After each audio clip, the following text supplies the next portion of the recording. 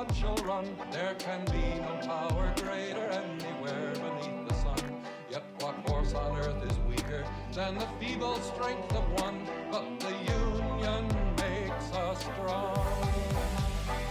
Solidarity forever. Solidarity forever.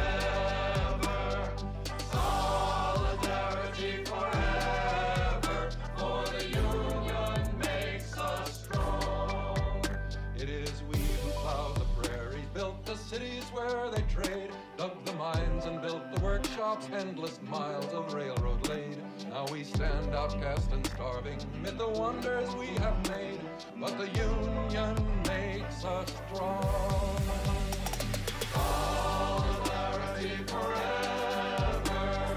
Solidarity forever. Solidarity forever. For the union makes us strong. They have taken untold millions that they never toiled to earn, but without our brain and muscle, not a single wheel can turn. We can break their haughty power, gain our freedom when we learn that the union makes us strong. Solidarity forever. Solidarity forever. Solidarity forever. For the union makes us strong. In our hands is placed a power greater than their hoarded gold, greater than the might of atoms, magnified 1,000-fold. We can bring to birth a new world from the ashes of the old, for the union makes us strong. Solidarity forever. Solidarity forever.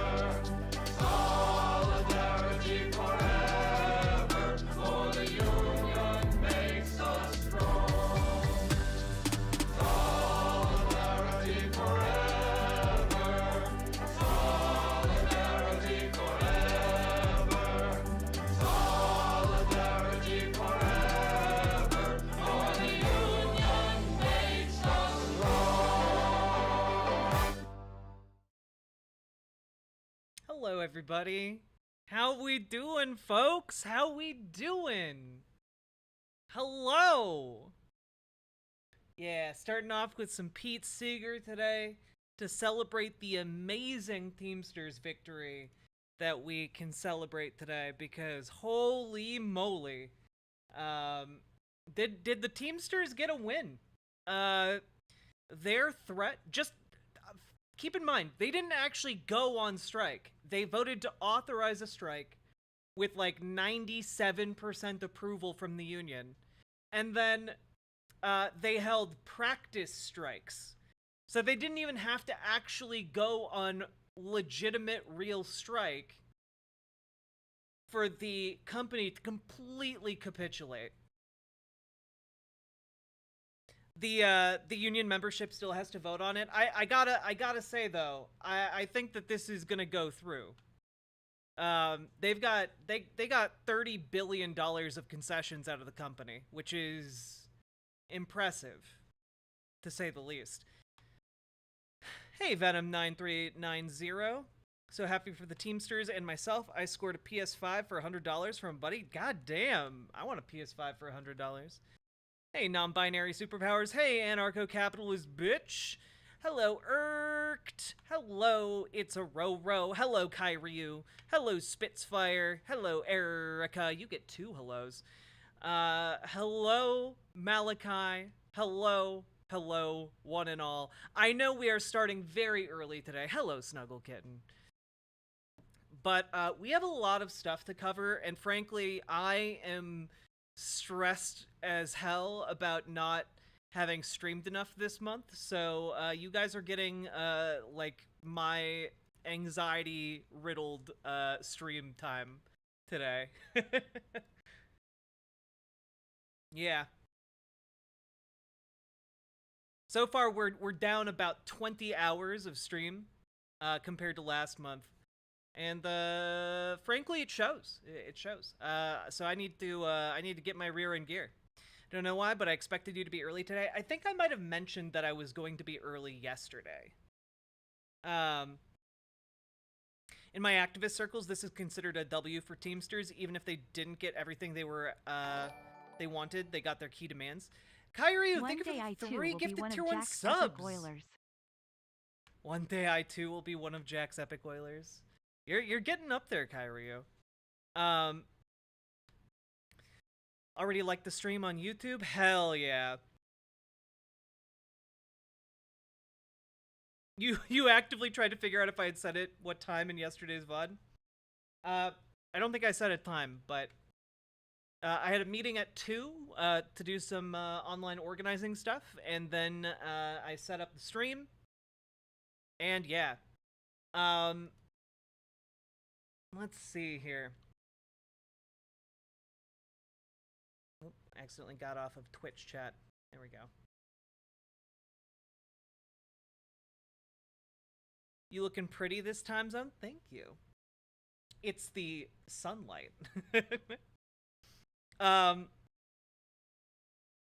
UAW currently making noise too, by the way. Yeah.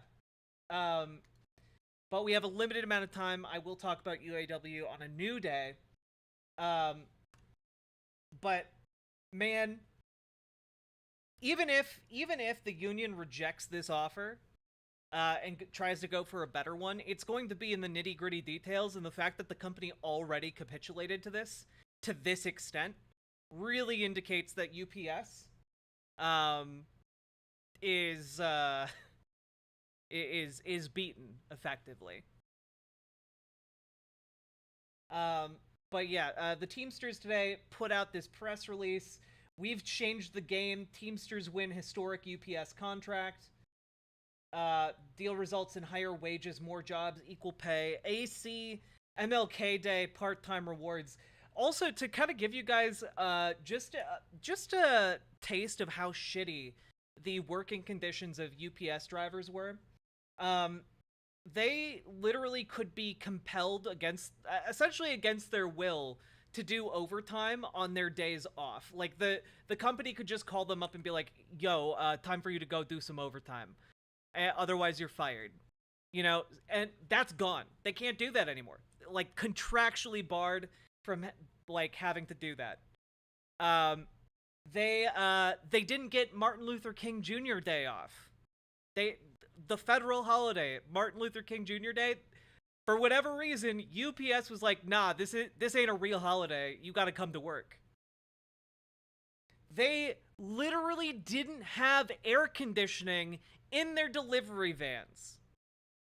Those guys were going around in triple-digit weather without air conditioning or even fans in their cars.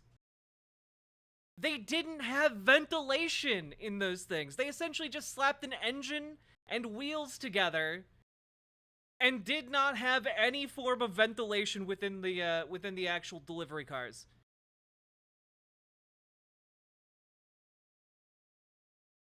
It's actually, like, insane. But there are even some bigger wins that have been made. There have been some bigger wins. So, for those of you who don't know, right? The UPS union, the Teamsters union, is one of the largest unions in the country. They have 340,000 Teamsters in UPS. And this contract is like what the offer that the company has made. Here is what the next 5 years, the tentative 2023 to 2028 UPS Teamsters National Master Agreement includes. Okay? We're just going to go over this point by point. And some of these are actually, like, insane. So, first off, historic wage increases. Existing full and part-time UPS Teamsters will get $2.75 more per hour in 2023, and $7.50 more per hour over the length of the contract. So, by the end of the contract, their pay is going up $7.50 per hour. Okay? And, like, immediately, they're getting pay raises as well. Existing part-timers will be raised up to no less than $21 per hour immediately, and part-time seniority workers earning more under a market rate adjustment would receive all new general wage increases. So, both part-time employees and part-time workers that have earned seniority are getting massive pay increases. Additionally, general wage increases for part-time workers will be double the amount obtained in the previous UPS Teamsters contract. Literally, the last Teamsters contract that UPS signed, they're doubling it. They're doubling those increases over the last one. Existing part-time workers will receive a 48% average total wage increase over the next 5 years. By the end of this 5-year contract, part-time workers will be making 50% more. 50% more. Minus 2%, so 48% more. Wage increases for full-timers will keep UPS Teamsters the highest paid delivery drivers in the nation, improving their average top rate to $49 per hour. So, to be clear, not every full-time employee will make $49 an hour, but at the top end of, senior, the people who've been driving for a long time, you can work your way through UPS and reach $49 an hour as a delivery driver. Like, you can actually live a life off of $49 an hour. Current UPS Teamsters working part-time would receive longevity wage increases of up to $1.50 per hour on top of new hourly raises, compounding their earnings. So, part-time workers who are currently working will be receiving an additional $1.50 per hour raise as well. New part-time hires at UPS would start at $21 per hour and advance to $23 per hour. All UPS Teamster drivers classified as 22.4s will be reclassified immediately as regular package car drivers and placed into seniority, ending the unfair two-tier wage system. Because previously, chat, UPS had two different classifications of drivers.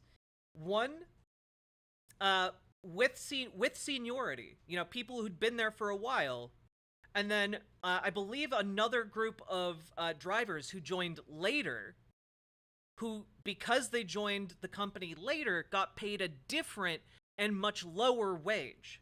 Now all of those employees are combined together, and their seniority counts, and they all make the same wages, creating parity within the workplace between people doing the same job. And that is wonderful. That is honestly one of the biggest wins, because one of the ways these companies keep unions from gaining traction is by playing the workplace against itself.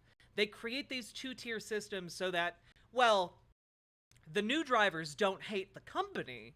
The new drivers hate the other workers who have seniority, who joined earlier.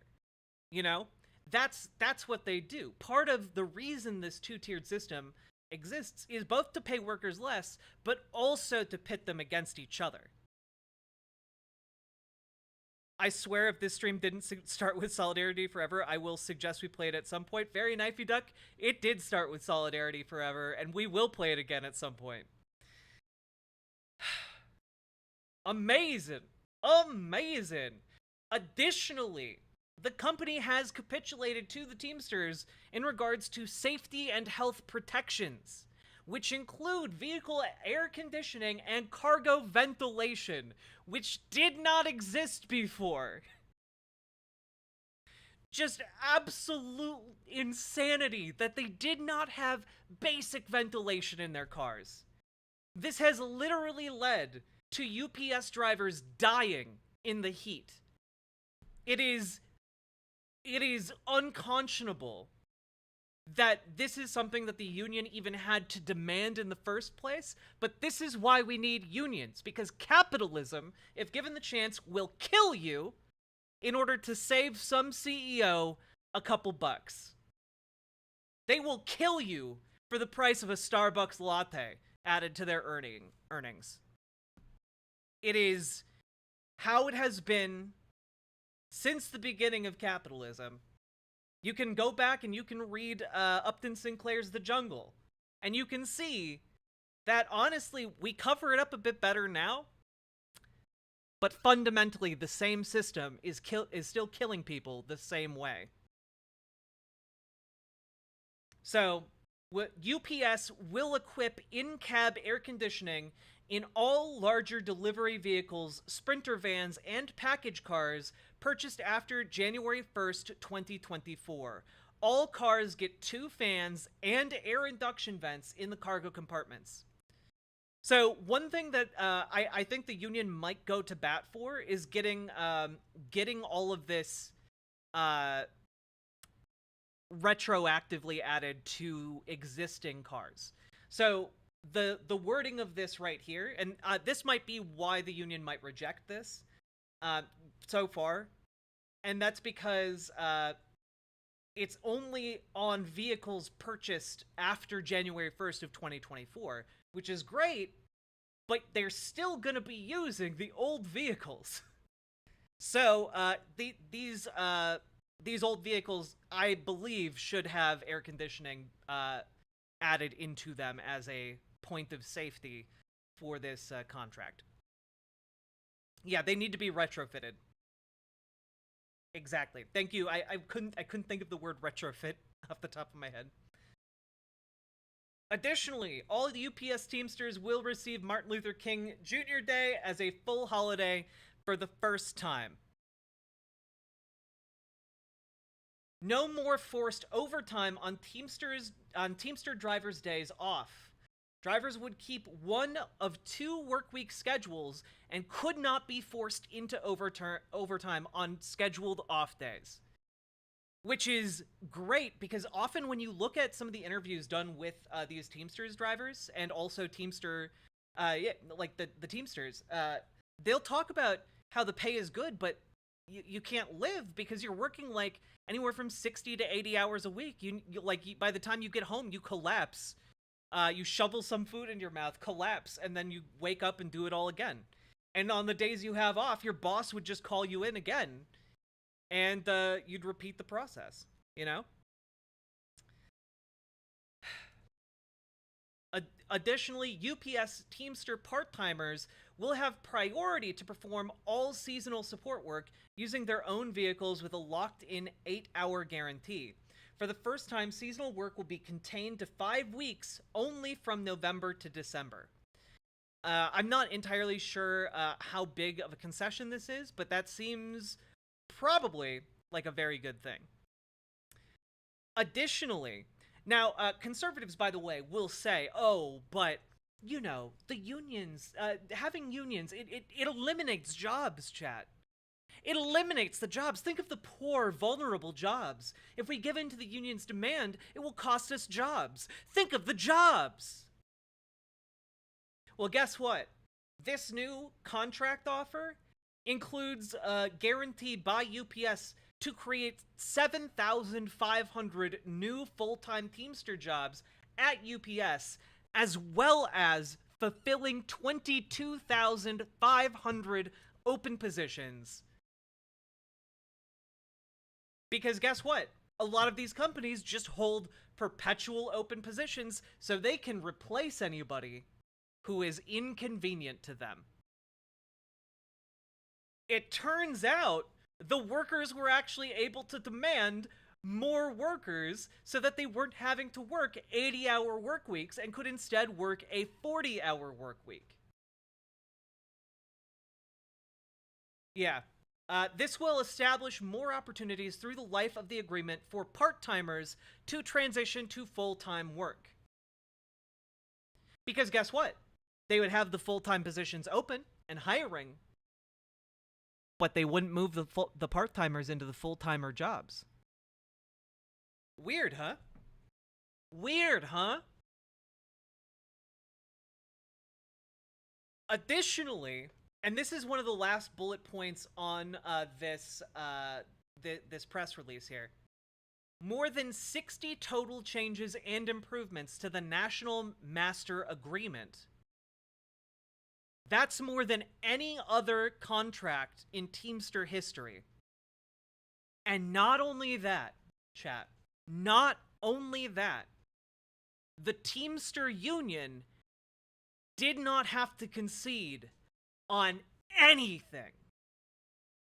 They gave UPS nothing except the solidarity between their fellow workers. And that solidarity was enough to cause this billion-dollar company to shudder, to have its knees buckle in terror at the prospect of a united workforce walking out. And they did not have to give that company anything else, because so far it has already taken far too much. So congratulations to the Teamster Union. If they do go to bat on making this contract a bit better, I think that they can take UPS for literally every single one of their demands. Especially, I think they can get a retrofit of all of their existing vehicles. That should, I think, be the one thing. If not, there might be more. You know, I'm not an expert. I'm not a Teamster. But of all of the things on here, every single one of these looks amazing. And they should go for a retrofit of all of their current vehicles to have air conditioning and basic ventilation systems so that no more of their drivers die in the heat. Hey, Paladin. Thanks for popping in and saying hi.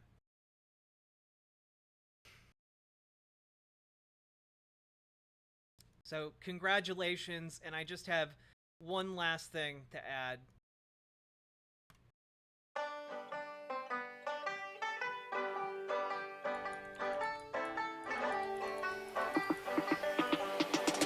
Solidarity forever. Solidarity forever. Solidarity forever. For the union makes us strong. When the union's inspiration through the Workers' blood shall run. There can be no power greater anywhere beneath the sun. Yet what force on earth is weaker than the feeble strength of one? But the union makes us strong. Solidarity forever. Solidarity forever. Solidarity forever. For the union makes us strong. It is we who plowed the prairies, built the cities where they trade, dug the mines and built the workshops, endless miles of railroad laid. Now we stand outcast and starving midst the wonders we have made, but the union makes us strong. Solidarity forever. Solidarity forever.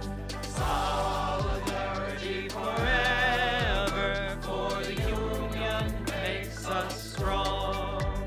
They have taken on gold millions that they never toiled to earn, but without our brain and muscle, not a single wheel can turn.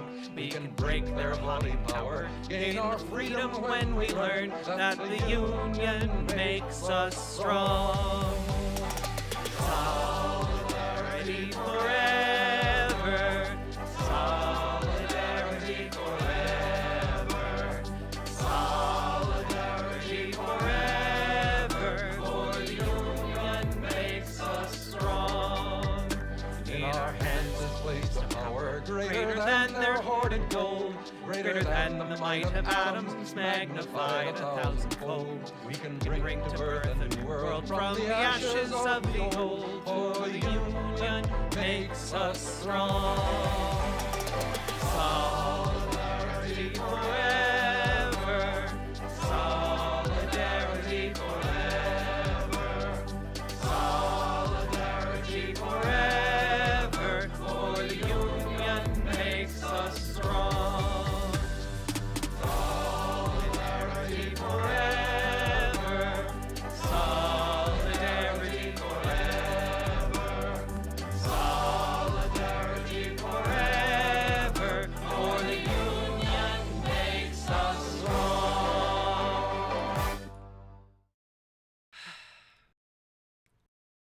Hell yeah. Why is AC just now an issue? Because people have been dying. It's been getting so hot that people are working themselves to death in the heat. Literally last year, a UPS driver who was 24 died due to heat stroke because A, they don't get breaks because they're on very tight delivery schedules, and B, they have no air conditioning or ability to cool off. This is not actually uncommon. And honestly, a lot of them are passing out due to heat stroke. And you know what you don't want to have happen, chat? You don't want someone who's behind the wheel of a car to pass out due to heat stroke, especially a car that's bigger than all of the other cars on the road, with the exception of semis. So, yeah, it's been an issue. It's just that UPS considers, you know, 1 or 2 workers dying every year and hundreds more succumbing to heat stroke, with more every year because the planet is getting hotter. Well, they don't consider that an issue because it saves them money to not have to add AC to their cars. Yeah. It's the cost of doing business. Exactly, GamerG. Exactly.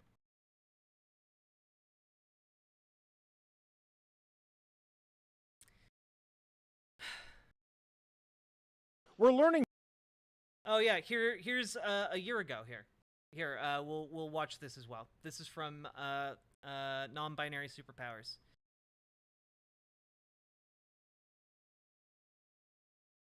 More about that alarming video of a UPS guy in distress from the extreme heat. He struggles to make it onto the front porch. Then he collapses, overwhelmed by the 110-degree temperature in Arizona. He has to lie down for a moment to recover. Slowly, he gets back up again and reaches for the doorbell before stumbling back to his truck. It's just a sickening feeling that you don't know what's going to happen to that guy if he goes to the next house or to his truck. Homeowner Brian Enriquez says he was shaken when he saw what his Ring camera had captured. You can see in the video, he's looking at his hands, shaking his hands. I mean, he could have a mini stroke or anything. You may be surprised to hear that UPS trucks have no air conditioning. It feels so freaking hot back here. Drivers are taking to social media to share their extreme working conditions. This guy is drenched in sweat. To get air through the truck, the best way is we always leave the doors open. We rented a UPS truck to experience what drivers endure. UPS drivers call these trucks the box, and there's a reason. They literally bake in the sun. This one's been parked for a while. Outside, we're registering 95 degrees, but inside, we're approaching 120. Yeah, they're dark brown trucks, chat. Meaning that they absorb a lot of heat into the frame of their vehicle. And also, they're just metal boxes. And I don't know how many of you have tried to sit in a metal box in the summer sun and in the summer heat. If you don't think this is a big deal, I suggest you go and try that. Go get yourself a big metal box and just go to a nearby field and sit in it for, I don't know, 20 minutes. UPS says the driver on that Arizona video is fine today. Yeah, no, exactly. Platinum sold. Literally, they used to torture people by leaving them in metal boxes in the summer for days. And it will kill you sometimes. That's the thing. It will kill you. Not every time, but definitely sometimes it will kill you. Like, it was I believe it was a thing that was done to, like, fugitive slaves. Often, like, people in the South, slave owners, would do that to, slaves. On purpose, to punish them and or kill them. Yeah. Let's finish up this, segment. Adding, our package delivery vehicles make frequent stops, making air conditioning ineffective. Across the nation, they Heat is on. We're talking about all-time records, like we have never in recorded history in centuries It's seen fine. this type of heat. Check out the forecast in Houston. We got triple digits in the forecast. Look at all those hundreds. It's going to feel like you're standing inside of a hairdryer. The extreme weather sparked severe thunderstorms and flooding in New York, where a massive sinkhole swallowed a van. It's going. In the United Kingdom, they're seeing temperatures of 100 degrees plus for the first time ever. They've literally never experienced this before in recorded history, going back 363 years. And only 5% of the homes there are air conditioned versus 90% of the homes here in the States. Look at Europe right now. I mean, they're on fire. London's forecast is 99. It goes from Paris all the way down into Spain. We spoke to AccuWeather meteorologist Christina Shalhoub. Just to put it in perspective for you, London at this time of year, the average high temperature is 71 degrees. So you're seeing a departure of about 33 degrees in just one day. In France, it's being called the heat apocalypse. One farmer in Spain was forced to flee, his clothes on fire. Terrifying signs of the times, and perhaps our future.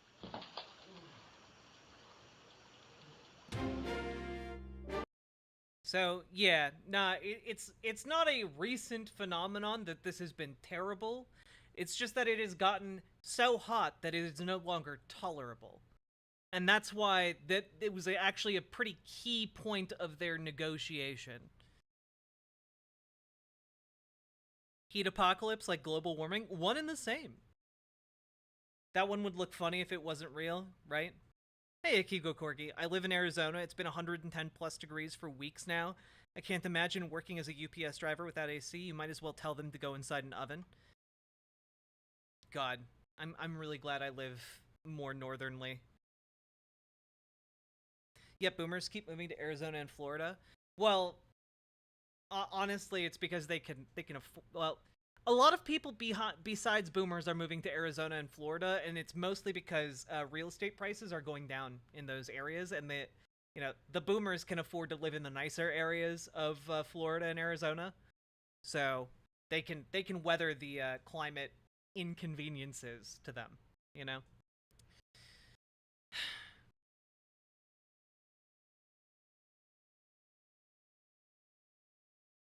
People who work in kitchens without AC, calling them amateurs. Honestly, though, like, people in kitchens should have adequate ventilation and AC too. We actually, like a week or so ago, we did a story about how new research came out that indicates that like ovens and like gas burning stoves, which are used predominantly in kitchens, create massive amounts of carcinogens. And oftentimes the ventilation from those ovens just gets circulated within the building and not outside, so you wind up just breathing in all of the carcinogens in the kitchen. It's wild. We don't get much summer here, so a lot of kitchens won't have AC. We had a tiny window. It's like 45 to 50 degrees Celsius. We'd take turns standing outside. Damn, dude. Florida has the highest rising prices in the country again. Jesus Christ. Wonder why they're going down? Yeah. We never would clean those vents above the fryer going across the wall. Yeah.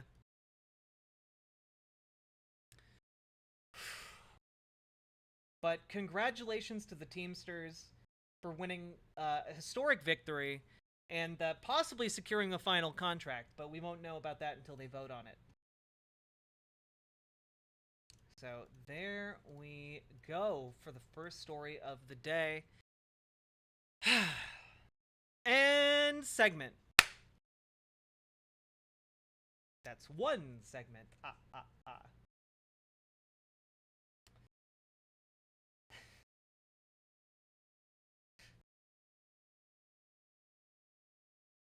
It's true. It's true. Nani dayu? All right.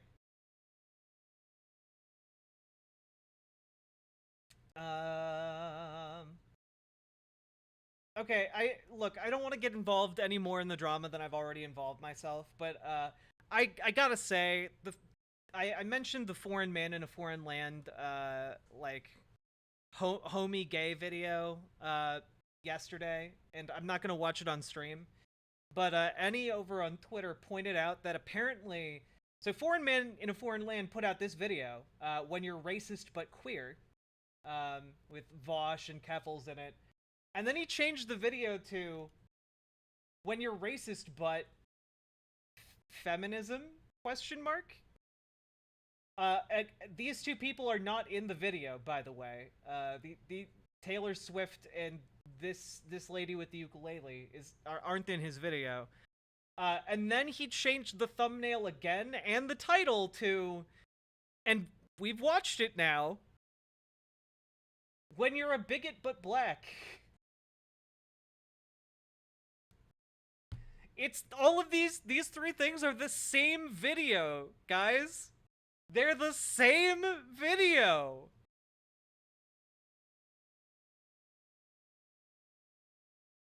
I don't know. It's almost like sussy behavior you'd expect from a guy who admitted in said video that he lied about being the victim of racism for clout. But you know, whatever. Whatever. He's trying to hack the algorithm.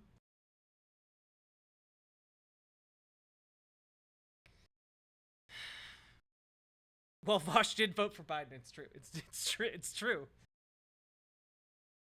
You know, actually, the guy on the left here is VAUSH. He just has to use a VTuber now, ever since voting for Biden. Why Andrew Tate? I don't know. Wait, what? What? I don't have any I don't have any other insightful commentary on this.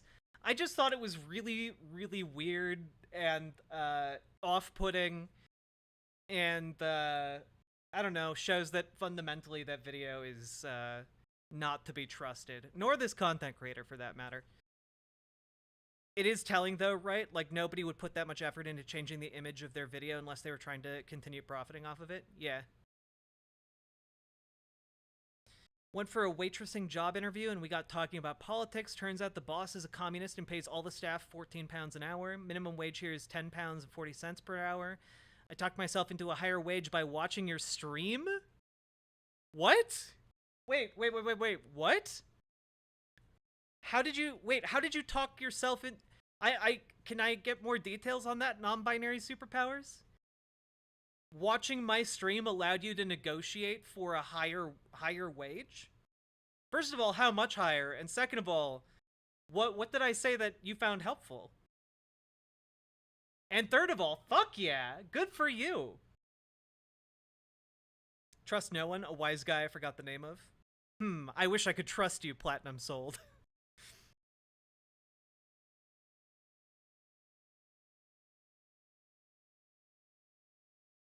Holy shit, that's a unicorn you found? Yeah. Unicorn.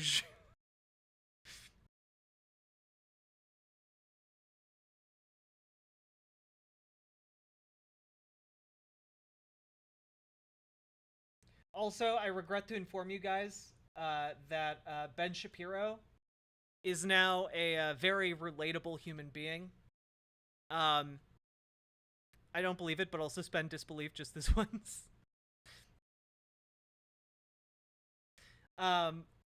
You gave me lots of great talking points. He talks to people lots, and if he likes them and they have skills and experience, they get a higher wage. That's wonderful. Wait, can I ask which talking points were helpful? Because maybe other people could keep them in mind and find them helpful as well. Maybe you should change it to X. I regret to inform you all that Ben Shapiro is actually somewhat relatable in one minor instance, and I just can't. I hate it. Let's say, hypothetically, that I am in fact a Barbie girl. Let's also say, for the sake of the argument, that I live in a Barbie world.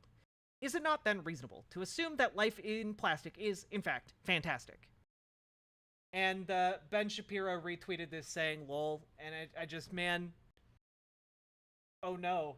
He enjoyed an actually good meme. Also, this blue check, who is a contributor to The Spectator,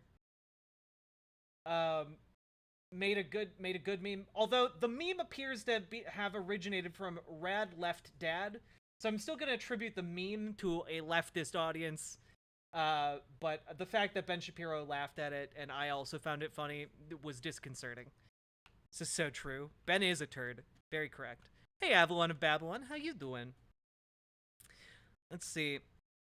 We talked about slavery and capitalism being harmful. I talked openly. Was odd, but it worked out. Hell yeah, non-binary superpowers.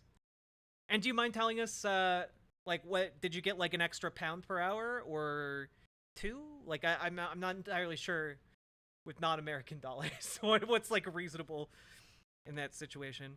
The meme with his 2.5 being a Ken doll is better. Yeah, but did he retweet that? You can brush my hair and dress me anywhere.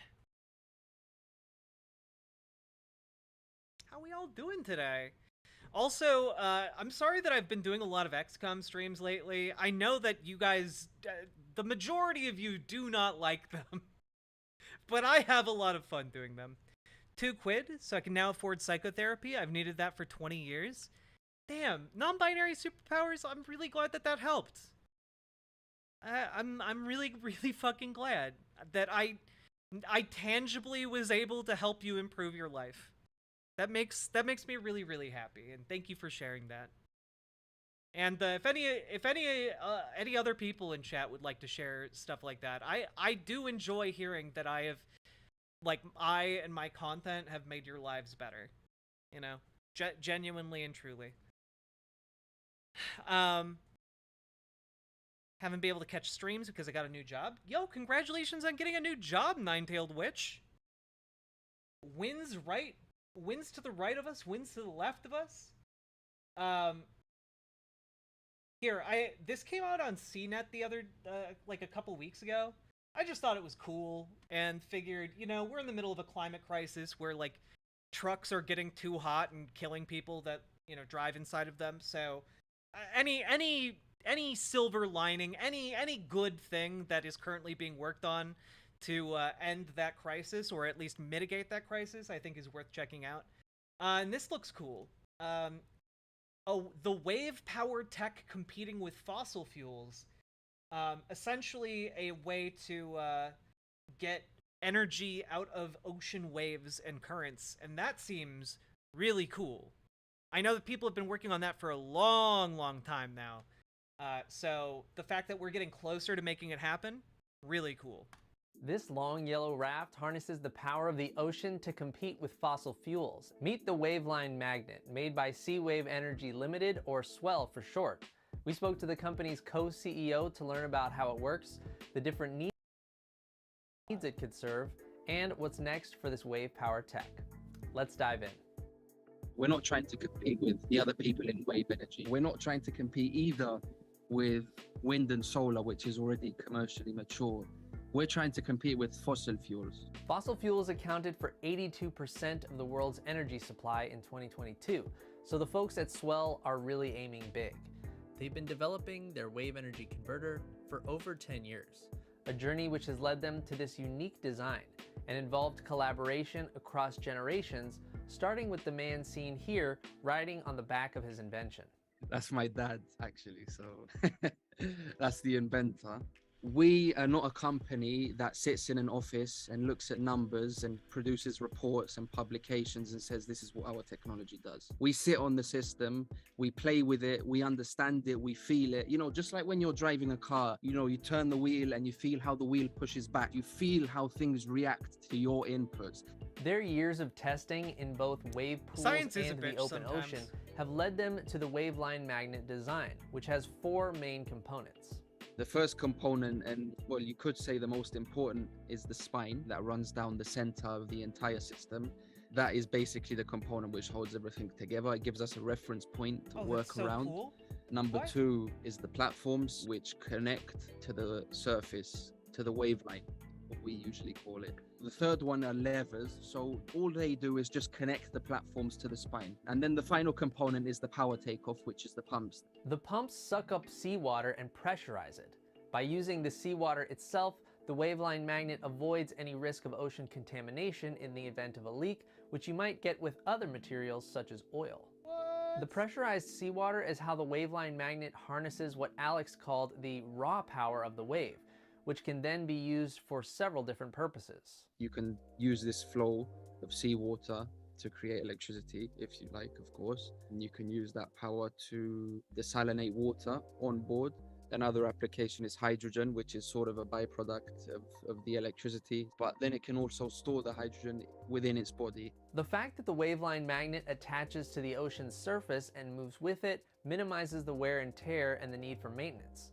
Swell also says its wave energy converter can be made from recyclable materials and is open to working with sustainability advocates and environmental regulators to ensure the final design protects ocean ecosystems. That's so cool. Depending on how the waveline magnet is configured, it could someday end up as a hydrogen fuel power station for passing boats, an energy lifeline to coastal communities, or a key source of fresh water via desalination. The amount of wave power one of these is able to harness depends on how large it is and the size of waves in the operating area. On the larger end, these waveline magnets can be about 24 meters wide and 600 meters long. Alex says that a case study prepared for one of these larger units operating off the coast of Scotland, where waves were an average of 3 meters tall, estimated 140 gigawatt hours of energy harnessed annually. You know, we're talking power station levels of production from a single system. The waveline magnet recently completed 2 rounds of testing and only has 1 more planned before it takes the next step towards commercialization. It's basically the last system that we're going to test before commercialization of our first, commercially available product. This pilot will most likely be here in Cyprus. It's just going to be down there in the sea. Alex says like 140 gigawatts is a fuck ton. Like an actual fuck. This video came out 3 weeks ago. Boiled Peanuts, thank you so much for the raid. Everyone, go support Boiled Peanuts. Shout out Boiled Peanuts TV.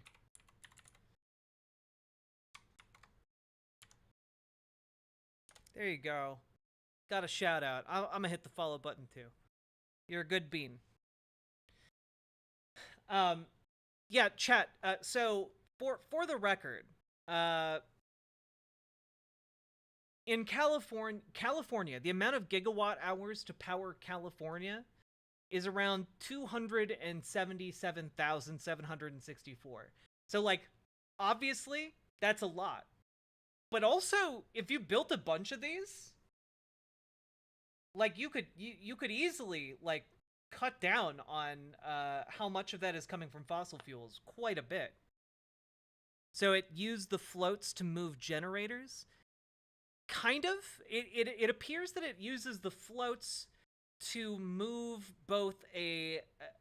I mean, it seems like it's pumping water using the waves, right? And that the pumping of the water then turns a generator. And that in turn is able to generate power. Was it something about magnets and pressurizing water? Yeah, so it pressurizes the water and is then able to, project it out or use it to turn like generators and stuff.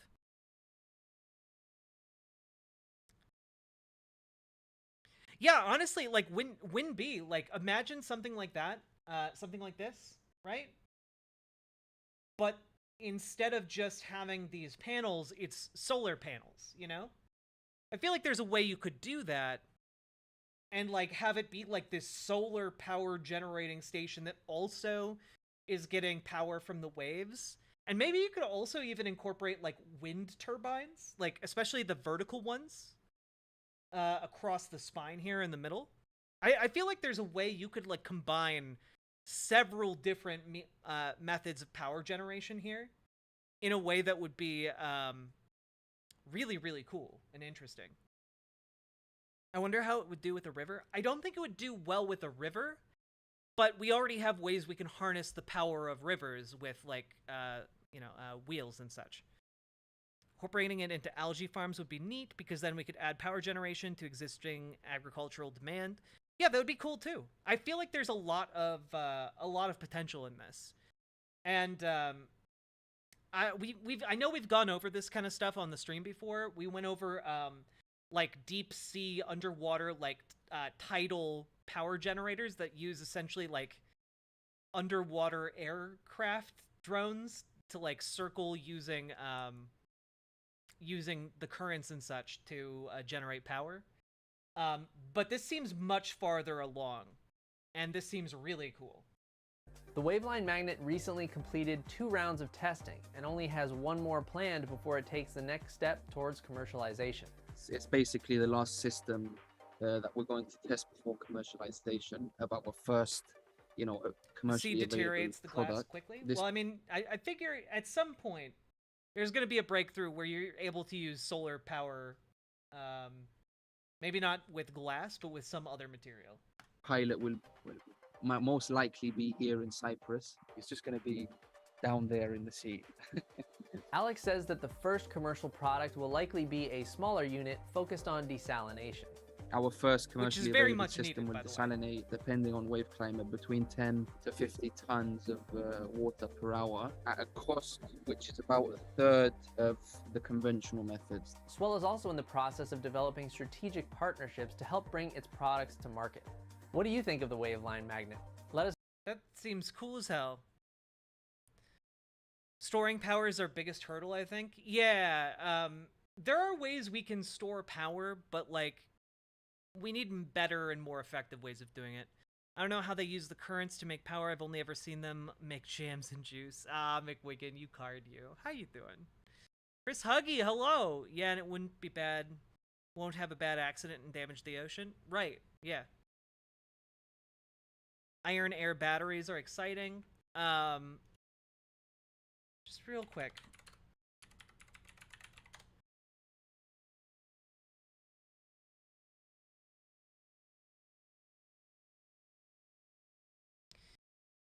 Yeah, they're currently working with sodium ion batteries, and sodium ion batteries, I believe, have the scalability that might allow them to be used for grid scale storage. Yeah, last year in December, there was a significant breakthrough regarding sea salt battery. And these sea salt batteries have 4 times the capacity of lithium, supposedly. So it really, there are a bunch of people working on really, really cutting edge battery tech right now, which is really exciting. How am I? I'm stressed because I missed so many days of streaming this month. So, yeah. Trying to make up for lost time. Saw this about saltwater batteries. If this video is it's undecided with Matt Farrell. We've watched it already, I guarantee it. But thank you for throwing it my way. Yes. Hello. Apparently, geothermal plants in 2 cities will cause air pollution and pollute groundwater reservoirs for some reason. Well,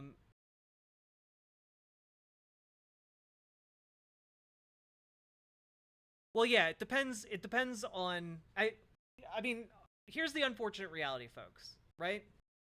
Any form of power generation is going to have pros and cons, right?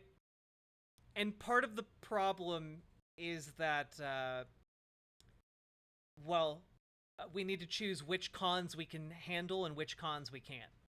Right now, we can't handle the cons of carbon dioxide in the atmosphere. You know, so we have to do anything and everything we can to mitigate that.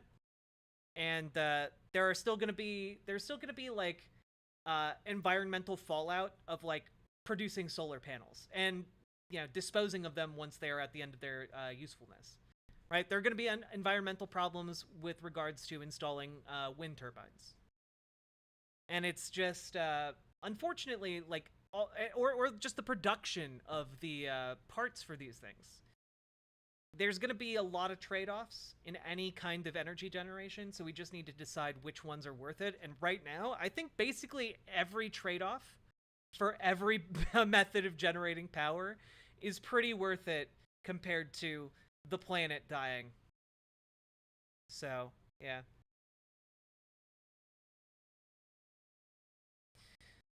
Given the Con for Nuclear is a fuck ton of waste we put in glass and store underground, I'd say this one sounds a lot better. I would agree. However, I think honestly, like, A, we have the ability to deal with a lot of that right now. One of the problems is that in the United States in particular, we don't recycle nuclear fuel. And we just immediately put it in the barrels and send it for disposal, right? And part of the problem with that is if we reused our nuclear fuel, we can effectively make it less radioactive over time, which you know, shortening the half-life from like millions of years to like, you know, 100 or so. It's actually insane how we don't do that in the United States. I think because there was some worry about it being able to be like stolen and weaponized, but I think that worry is long gone. You can't reuse can't you reuse nuclear fuel almost indefinitely? Not indefinitely, but like the nuclear waste we dispose of right now, like still has like 98% of its capacity to generate energy like within it, so like we could just keep reusing it for a long while. And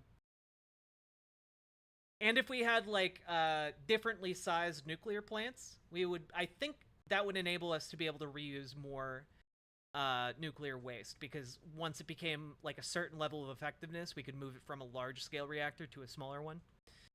But Ron DeSantis is planning to use nuclear waste to build roads in Florida. Well, that just sounds like a bad idea. And I'm pretty pro-nuclear. That just sounds like a bad idea.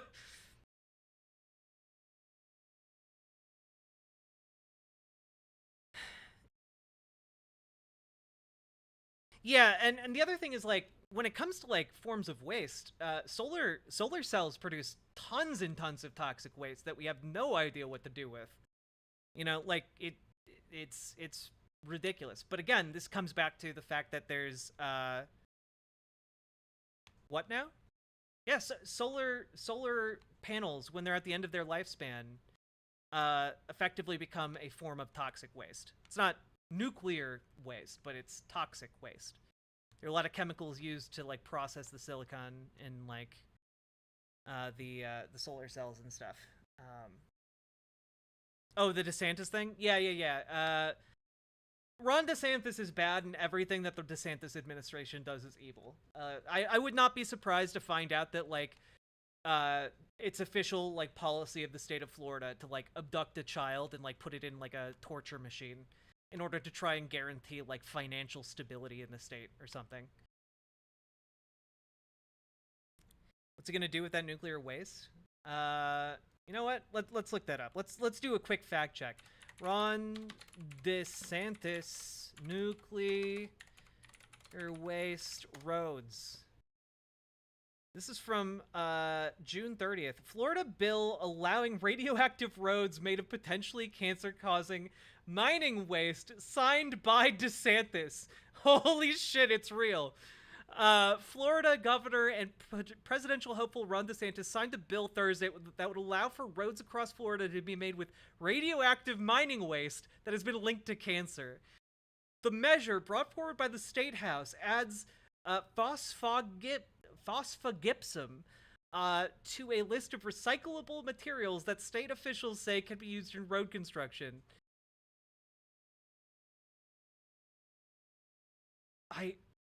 Man, dude, what? Unlike most of those products that are currently used in roads, phosphogypsum is not a material that is aggregated in landfills. It's the remains left behind from mining phosphate, which is described by the EPA as a radioactive material because it contains small amounts of uranium and radium. Holy shit, dude. It's federally required to be stored in gypstack systems, not landfills, in an attempt to prevent it from coming into contact with people and the environment. Oh my god.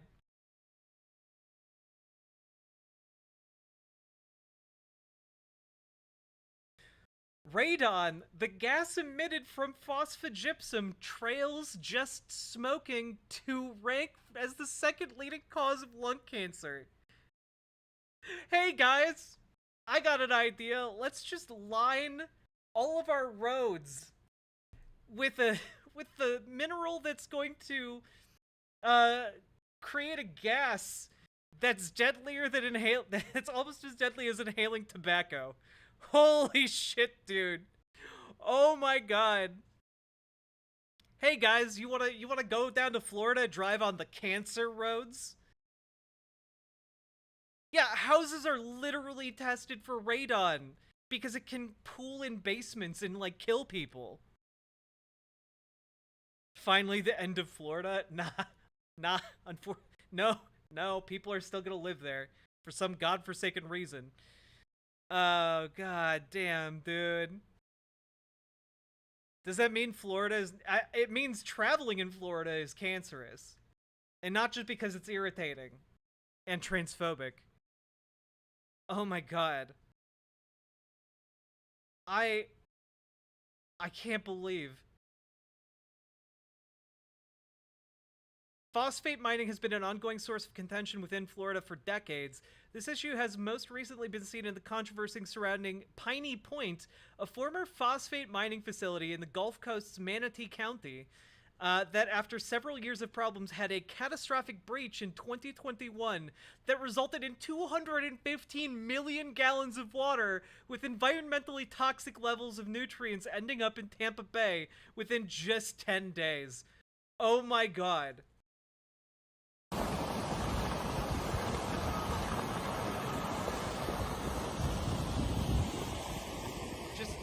Don't worry, guys. It's just the radioactive water.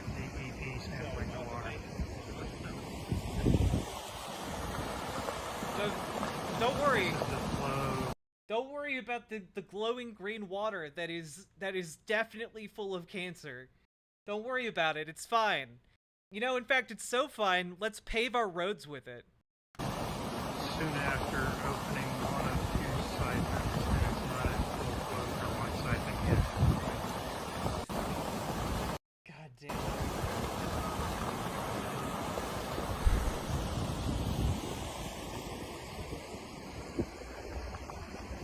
Got DEP sampling the water.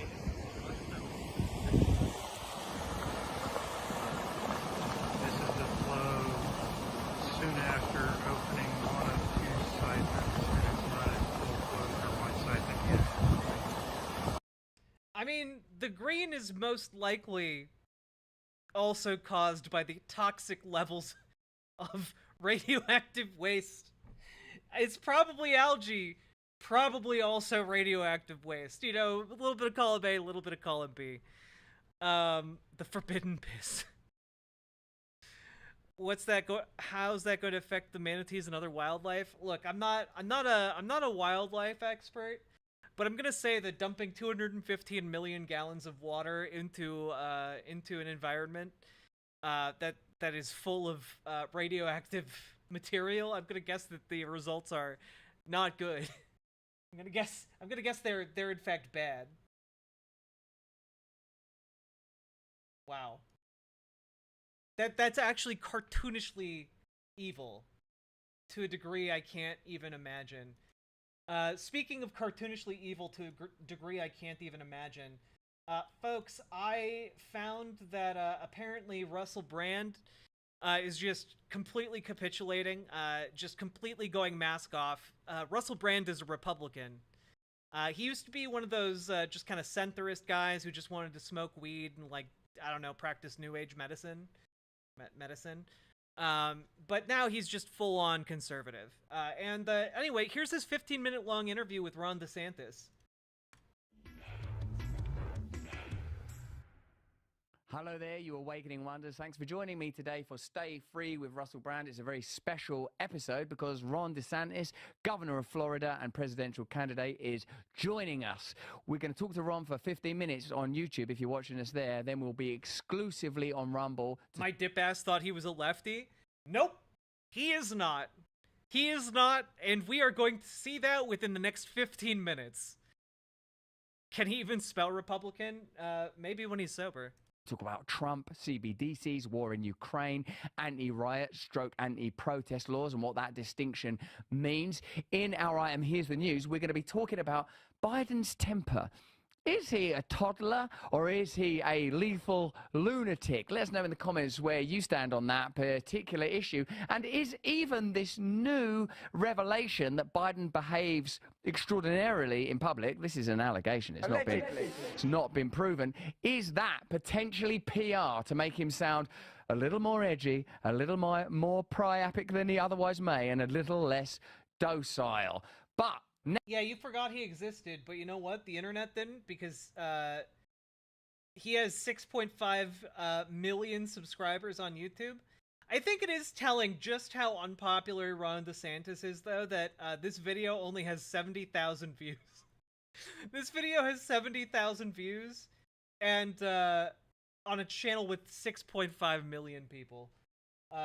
Goodness. Now, the reason that you've joined us, I'm sure, is because we have the great privilege of welcoming the governor of Florida and Republican presidential candidate for 2024, Ron DeSantis. And I've got a copy of The Courage to Be Free, Ron DeSantis' book, in my hand now to endorse it by proximity and contact. Ron, thank you so much for joining us on Stay Free with Russell Brand. Well, thanks for having me, and thanks for plugging the book. Not everyone does that. I didn't even ask you to do it, so appreciate it. We're very professional here, and we're very grateful to have you on the show. Thanks for... Ron DeSantis has negative riz, guys. Like, he's trying to smile right now. He looks uncomfortable as hell to be on camera. Bro, why are you even running to be president? Joining us. Thanks for supporting and endorsing Rumble, which of course has its home in the state that you are the governor of. Look, he's trying to smile, but he's like grimacing the entire time. That wasn't just, this isn't just like a bad frame. Like, look, it's his like expression for like the last 5 seconds. Rumble, which of course has its home in the state that you are the governor of. Ron, when I was in Florida recently, I was struck by the amount of... He's not moving his face muscles at all, dude.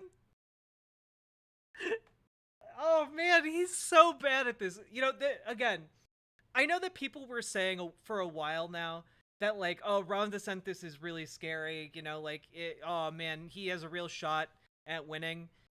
I told you guys, from the second he announced, man has negative charisma. He's the anti-Rizzler, all right? Say what you want about Donald Trump. Donald Trump actually has, like, a charisma that's kind of magnetic, especially for his supporters. Ron DeSantis has whatever the opposite of that is. He has absolutely get me out of here energy that radiates it off of him at all times.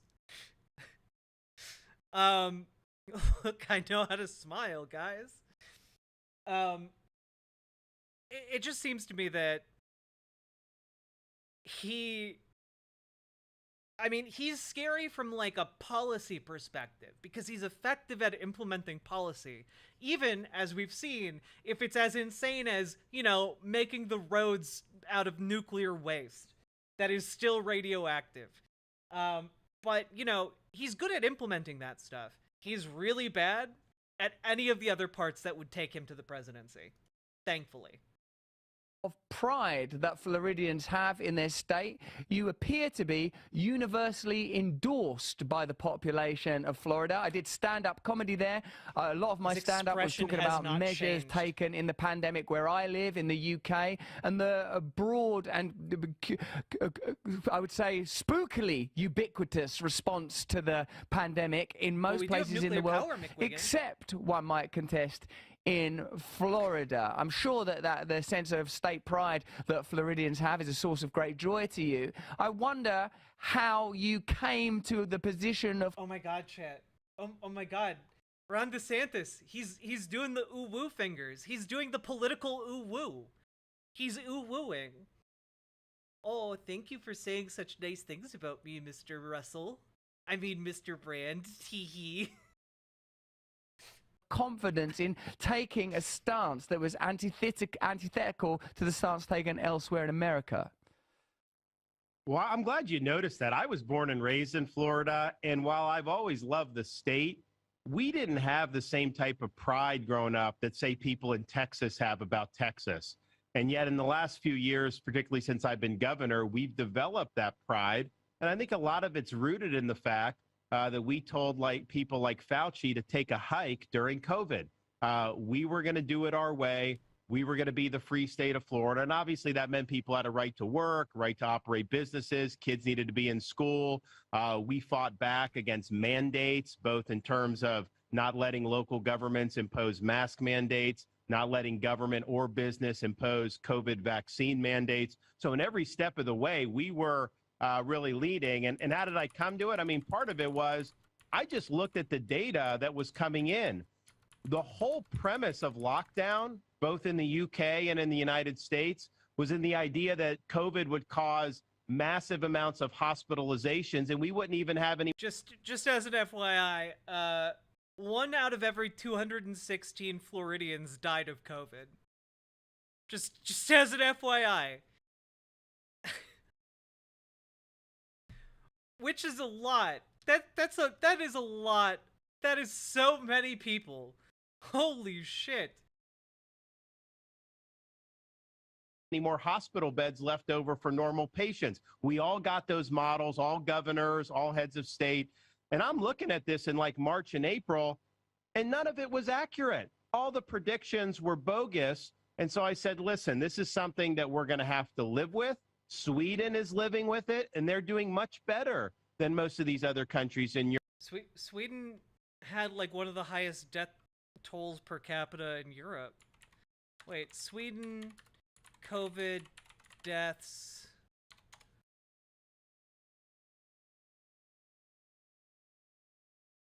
Do-do-do-do.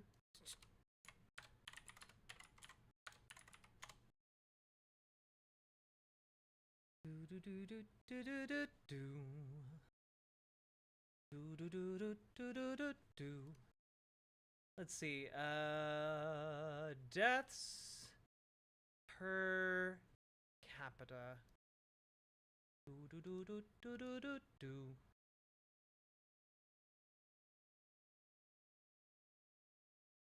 Well, this is not a very useful thing.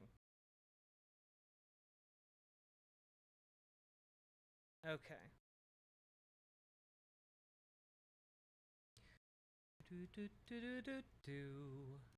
Man, it is really difficult to see. Yeah, out of 47 European countries, Sweden places 30th. Goodness gracious.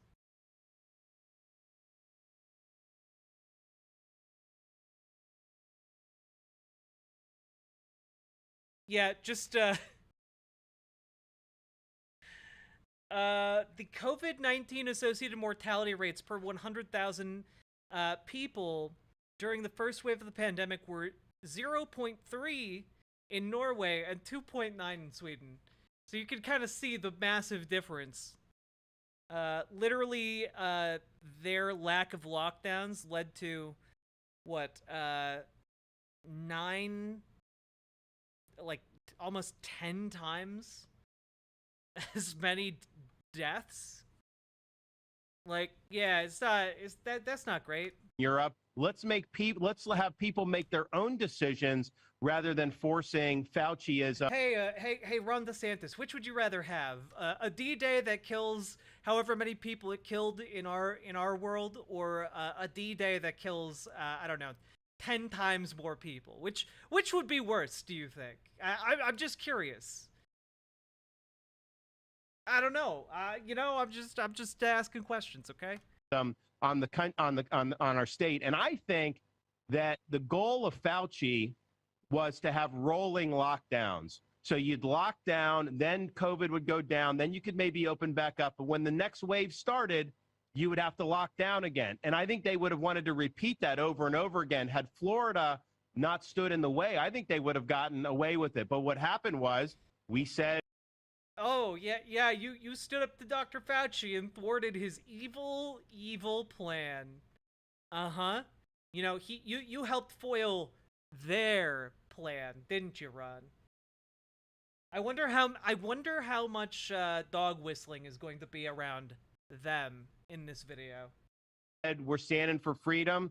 We remember we had a COVID wave summer of 2020. Everyone was telling me you've got to lock down Florida. Fauci was saying it, the White House, the press, the left, all these people. And I said, no. I said, I'm going to stand. A lot of people said your political career is over. And, you know, at the end of the day, so be it, right? A leader's got to do what he thinks is right. You got to stand up for your folks, protect their job. Ron, they're not electing you in Florida again. And it doesn't look like you're going to get the presidency. So I very much look forward to never hearing about you again because you're a lobbyist for, like, I don't know, giving cancer to babies.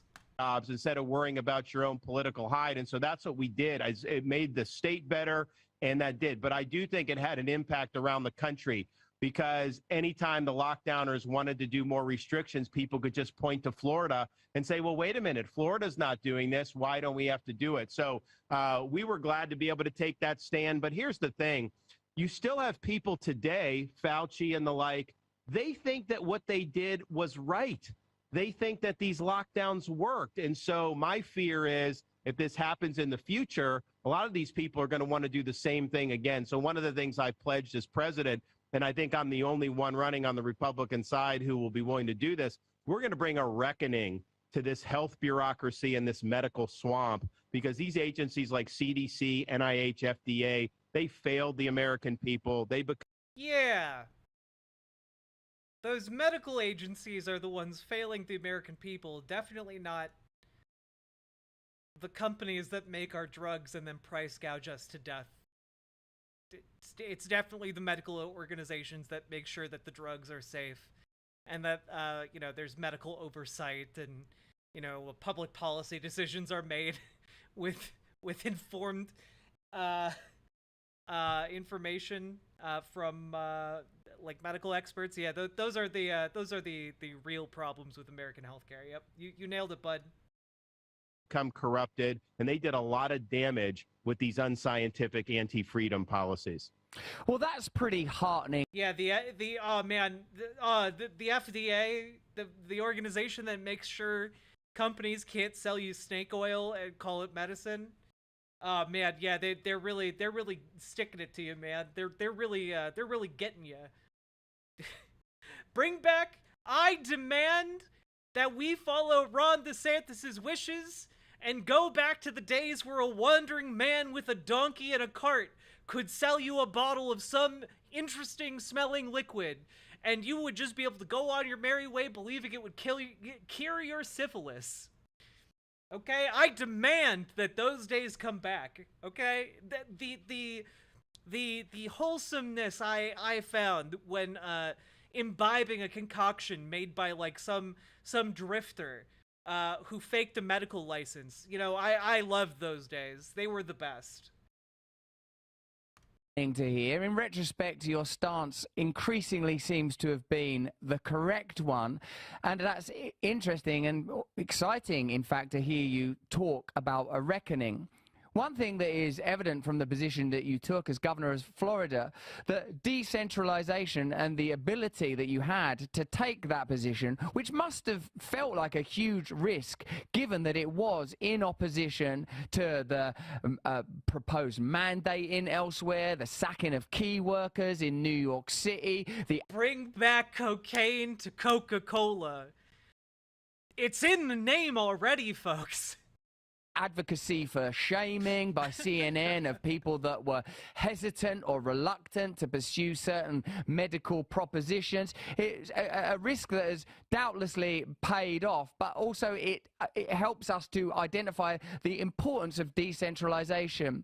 With this in mind, how do you feel that you would preside over the United States of America if you fundamentally believe in the rights of individual states to establish their own laws and govern in their own way.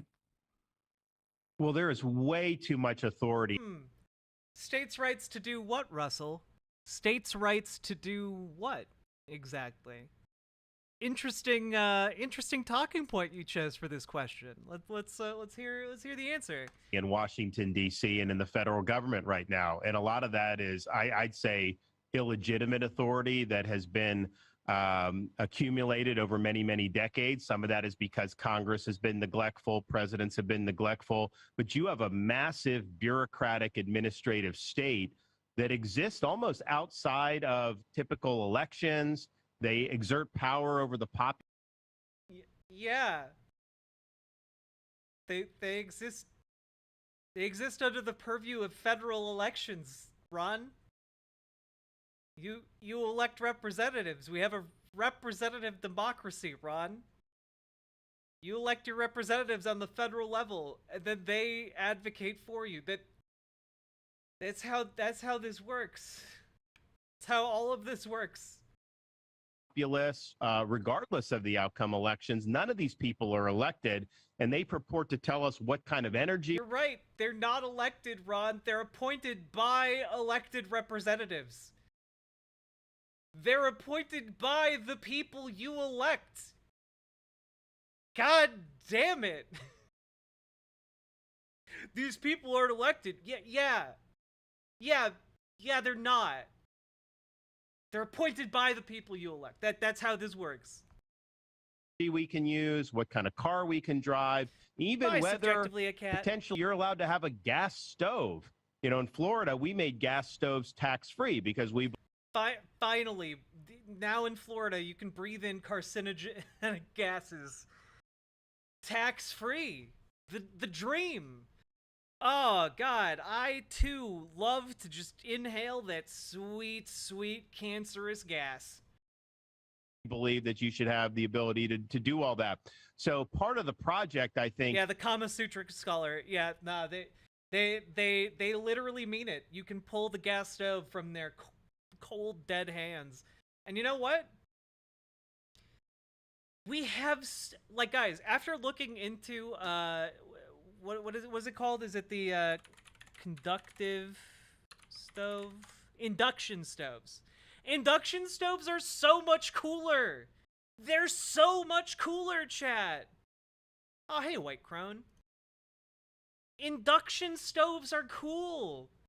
They cook things with magnets. You can literally, if one is on, you can literally just slap your hand on the burner and nothing will happen because your hand isn't reactive to the magnetism. And then you just put a pot that is reactive to the magnetism and it just heats up almost instantly. It's great. They're so cool. Yeah, it's like how you would cook if you were fucking Magneto. Exactly, VCC TV. Does he have any policy that isn't spite-based? The policies that... No, honestly, no. No, I reached into my mental thought bag and couldn't find anything. Take power out of Washington and send it back to the states, the localities, and individuals. That means we need a radical reduction of the federal bureaucracy. We're going to tell our cabinet secretaries that they have to reduce the number of employees that they have inside D.C. By 50%. And that's going to probably be the biggest reduction in power in Washington in modern American history. But we cannot go down the road of letting more and more power consolidate in Washington, D.C. Part of the reason is the founders never wanted to have consolidated power like that because they understood that's a threat to freedom. You also have another problem that the ruling class in D.C., they get almost every major issue wrong. And so these are the last people you would want to surrender judgment and freedom to. They're going to lead us down the road to ruin. So we've got a lot of work to do. But at the end of the day, part of the reason we've been successful in Florida is we fought back against the federal government. And for example, when the federal government tried to impose the COVID-19 vax mandates. Or, for example, when the federal government tried to abolish slavery, Florida bravely fought along. on the economy. You had one through the main economy, which we fought back and won. Then they did one on the medical personnel, nurses, who a lot of these nurses had COVID. They didn't want to take the vax. And so we called the special session of the legislature. We said, you don't have to do it in Florida. Federal government said, well, we're telling you you have to. And we said, go pound sand. We're not going to cooperate. So the federal government fined us $2 million. But you know what? We saved the jobs of tens of thousands of people throughout our state. And so there's a lot you can do when you just stand up to these people to do what's right. But there's no question that there's too much power in Washington, D.C. Presumably, this process of devolving power and breaking down centralized bureaucratic power in Washington, if undertaken in good faith... Oh, shit, guys. Oh, shit. That's it. Sam L. Crow over in YouTube chat gets it. We're all forgetting that the COVID shot gave us magnet powers. Okay? He's trying to protect Floridians from the evils of our dastardly magnet powers. Oh my god, it all makes sense. All the pieces are coming together. Oh my god. Russell is such a nut job. Russell isn't a nut job. He's just a conspiracy brain.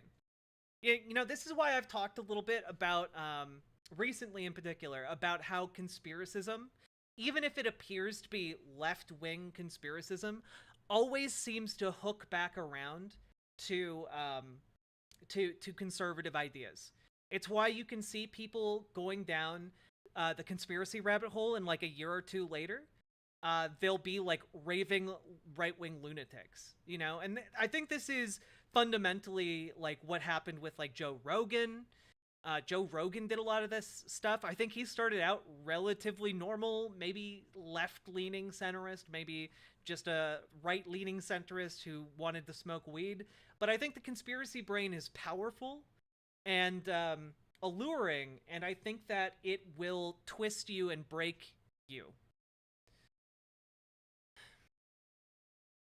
Conspiracy, what are you talking about? The vaccinations were 100% effective, or wait, the media said 80%, or wait, the media said 60%, or wait, and then how can people be so stupid not to realize when they're being lied to? There's money to be made and stupid people are being taken advantage of here.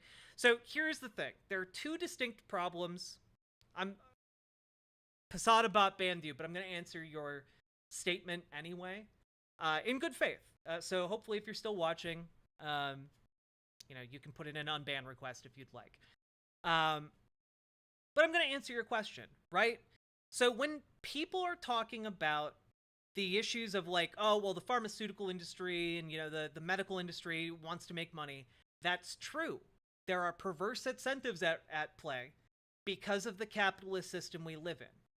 However, it is also true that vaccines are one of the most effective ways to deal with illnesses, right?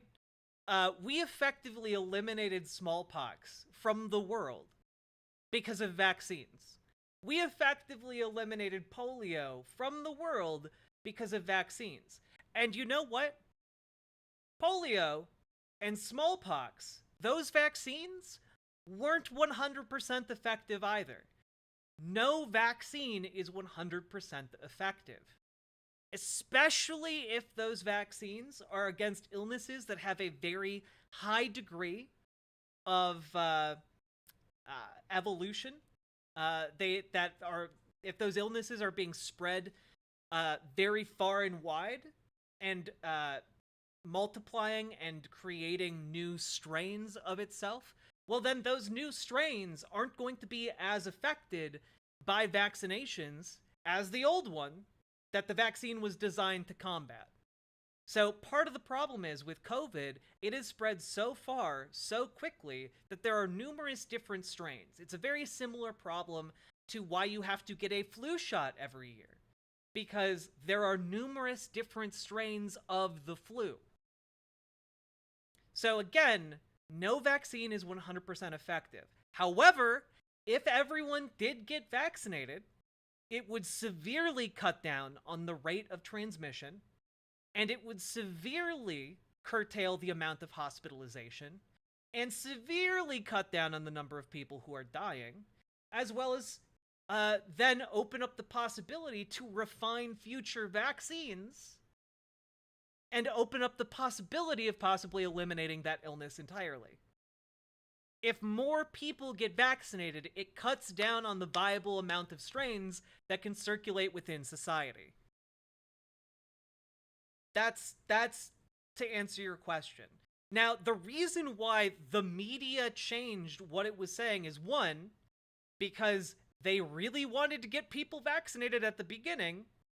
Two, they didn't have a ton of clinical trials to show how effective exactly it was at the beginning, because it was developed, you know, through Operation Warp Speed and cut a lot of corners in order to get it out into the general public as fast as possible. And three, over time, the effectiveness of the vaccine changes based on which strains are circulating around society. That's the gist of it. So it's not a conspiracy that these vaccines weren't as effective as first touted. The flu vaccine that they created 3 years ago for just the general flu, that's not as effective anymore either. There's a reason why you don't get that particular vaccination anymore. It's because they had to make a new one for all of the new flu strains. And every year they have to make an educated guess about which flu strains are going to be kind of the ones that rise to the top during flu season. So that there you go. That's the answer to your question. And the solution to your other problem that you're citing about capitalist and perverse incentives, the solution to that is to publicly fund drug creation, and take that out of the hands of pharmaceutical companies and cut down on the number of patents that are issued for medications and such, because that in turn creates a perverse incentive to elongate medical intervention. So instead of like getting a, I don't know, like some kind of shot that can cure your illness in like a couple weeks, instead you have take 2 of these every day, and that will alleviate your symptoms but not cure you entirely. There are instances of that happening, but this is not that. The thing you are linking to that problem is just part of what's inherent in creating vaccines, and that part is not a conspiracy. So this is why I say the conspiracy brain can infect you and bring you to an incredibly far-right conclusion that, like, medicine is ineffective and all doctors are lying to you.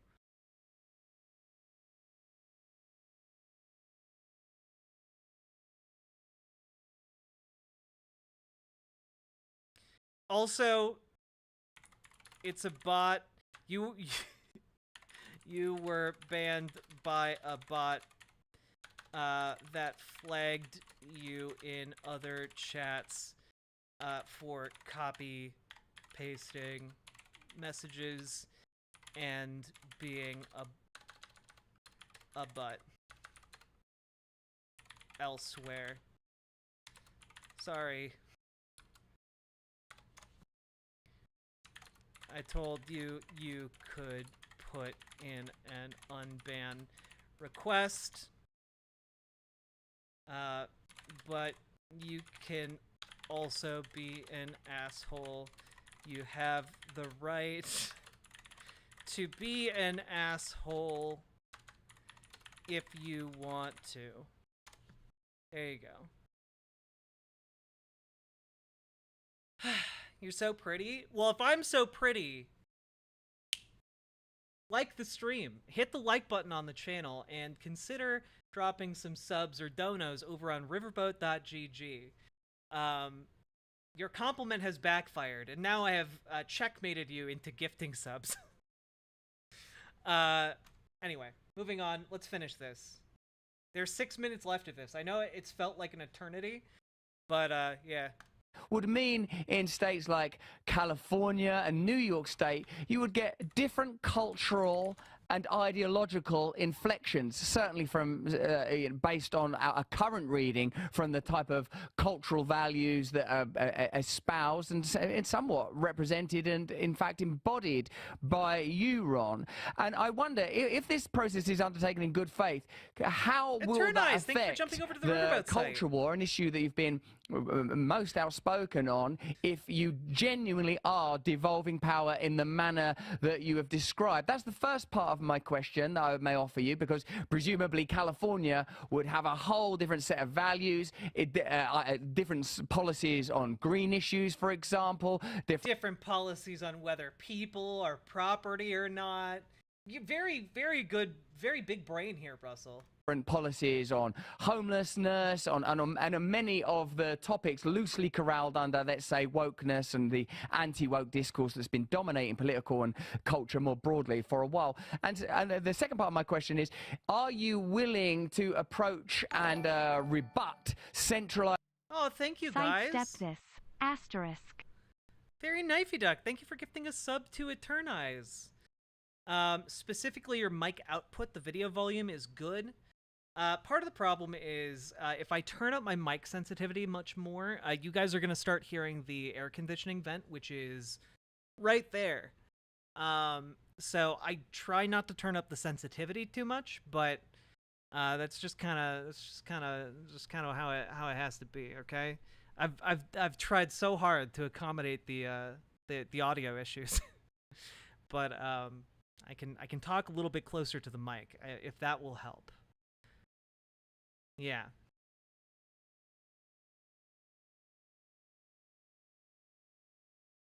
Power in its corporate and private form in the same way that you would confront it in the state form. I'm talking, of course, of giant monopolies and duopolies in the areas of big tech and even energy and media. Because, of course, one of the arguments that is advanced that is for pro-state power is that it gives us the ability to confront corporate power, even if that isn't happening anywhere in American politics at the moment. Well, no, I mean, I think it's a great issue, but I actually think it's just the opposite. I think what you've seen is a collusion between big government and big business. I mean, just take big tech.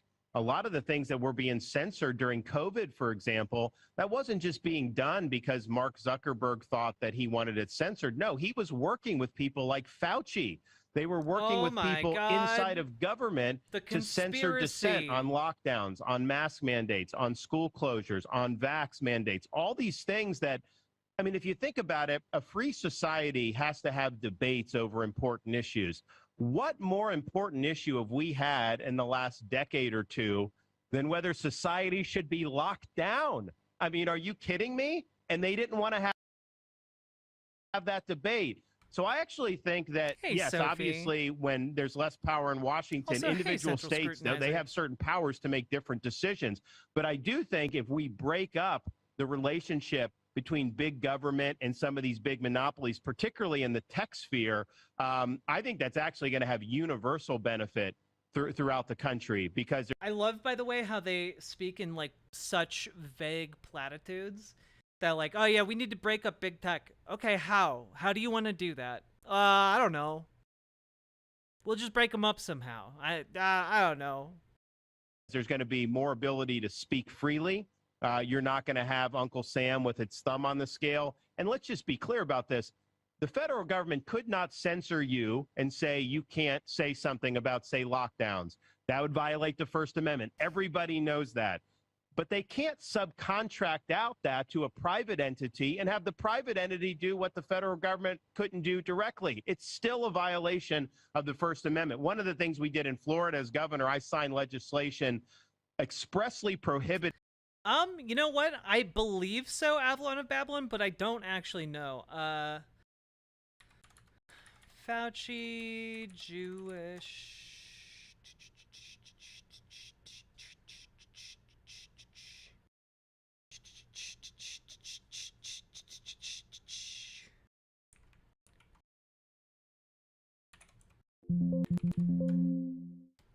I don't know if he's Jewish.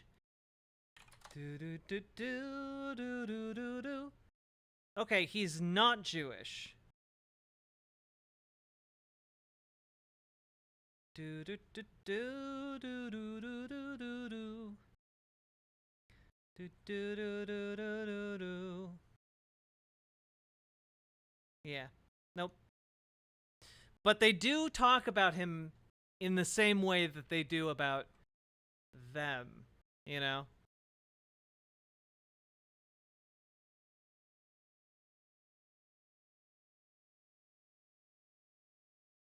Our state and local government employees from colluding with big tech for any type of speech censorship or to police, quote, misinformation or disinformation. They are not allowed to do that as a matter of law. As president, I'll issue an executive order basically barring federal employees from colluding with big tech like we've seen in the past. But I think this whole idea of freedom in our society has got to be viewed through the lens of, yes, we know big government it can be bad for freedom. There's no question about it. But we live in an era where a lot of these big private concentrations of power are exercising. Yeah, I'm sure Republicans are against big private concentrations of power. Uh-huh. Yeah, Republicans definitely against that. Yep, definitely against all of the businesses that are giant privately owned concentrations of power. Uh-huh, yep. Kind of government-like power. I mean, if you have Wall Street banks collude to deny funding for, say, gun shop owners, well, that's an indirect attack on the Second Amendment. When you have different types of tech companies colluding with government to censor certain subjects, that's an attack on the First Amendment. So you got to understand that freedom's under attack, not just from government power. There's also concentration of private power, which does threaten a free society. So far, so good, so presidential, and so many questions yet remaining. Of course, we have to follow up, Ron, on the aspect of my question that touched on the culture war, because freedom is a two-way street. And if we're going to grant freedom to people to express themselves culturally in the manner that is embodied by your success there in Florida, then what about the freedom of those opposed? But the next question that I'm going to ask Ron DeSantis... Wait, you didn't let him answer that question. You just said a question and then you're moving on to the next question. Okay. Would you pardon Trump on the charges around January 6th and the handling of classified documents? And if this man can speak so eloquently and appealingly, how is it that Trump is still soaring in the polls? To hear the answer to those questions, you are going to have to join us on Rumble. There's a link in the description right now. If you I'm good. I'm good with the 15-minute the 15-minute thing here. How long is this actual? It's an hour and a half. We're not watching the full thing. We're not. Or wait, maybe it's not an hour and a half? No, it is. Okay, it's an hour, I guess. We're not watching that full thing. When did Russell Brand creep into the political sphere? This is kind of cringe. Russell Brand has been, like, kind of talking around the edges of the political sphere for a while. He, like, and by a while, I mean, like, several years now. His show has mainly been dedicated to conspiracy theory, New Age medicine, you know, and, like, occasionally chiming in on political issues. But this election cycle, he's, like, very solidly going conservative. He's always been a wacko conspiracy guy, but again, I think he's a perfect embodiment of how this conspiracy brain rots you to your core and turns you conservative. I'm sorry, is this nonsense or am I just not paying attention? Well, that's the thing, right? People like Russell, like, bombard you with nonsense that sounds, if you're not really paying attention, like maybe someone smart is saying it. But, like, if you're actually tuned into what he's talking about, like, it's just ridiculous nonsense. It's meaningless drivel. And at best, by the way, meaningless drivel. At worst, it's meaningless drivel laced with, like, this carcinogenic conservatism. Libertarianism is just a gateway to fascist conservatism when you're not paying attention. True. Like Ben Carson with a siren voice. Yeah.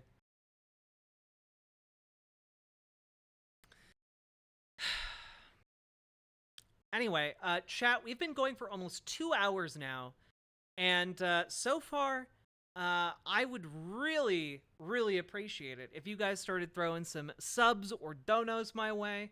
And if you're over on YouTube or over on twitch.tv, consider coming on over to riverboat.gg. It's where the on-screen chat is, so you can join a bunch of really cool people who are chatting on screen. You also get a bunch of emotes. And frankly, when you come on over here and gift subs or make donos or subscribe yourself, I get to keep 100% of the dono you're sending my way, which is huge, considering that on Twitch, I only get to keep 50% of the dono you're sending my way. If you're getting subs on Twitch, I only get 50% of that. I don't get the full $5 you're paying. So if you want to support me most effectively, come on over to riverboat.gg. If you're doing it on YouTube, I get to keep 70%, but it's not as good as 100%.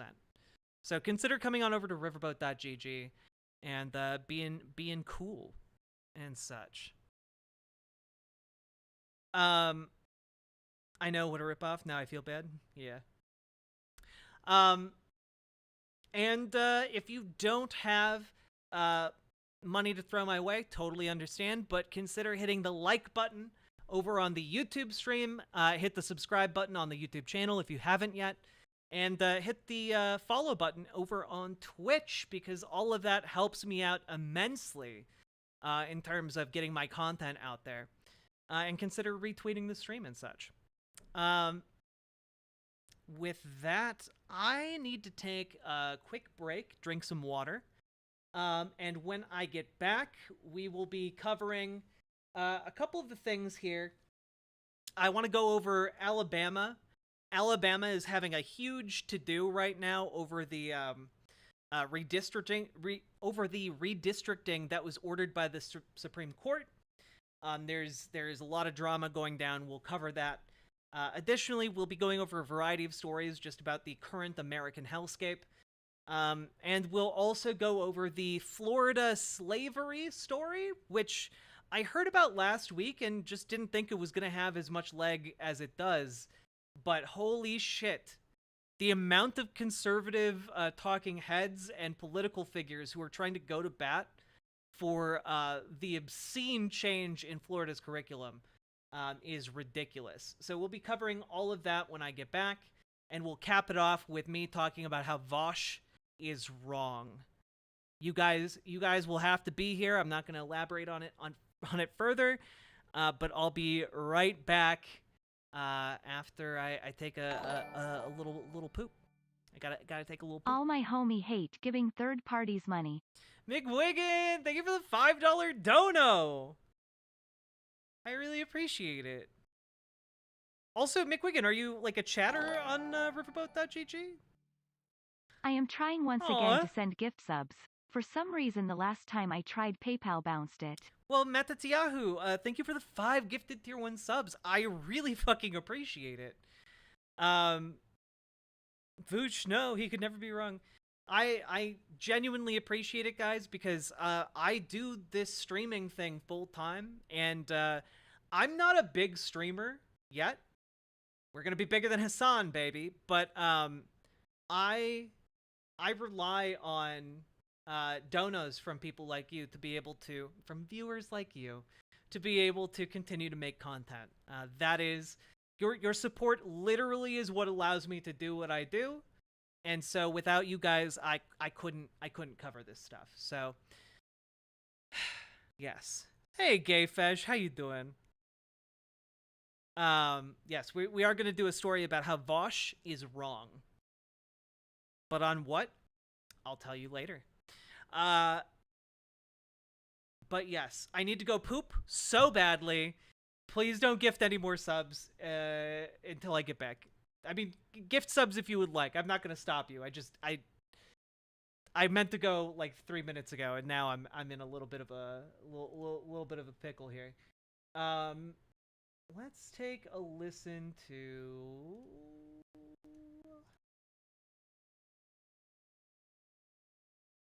Let's do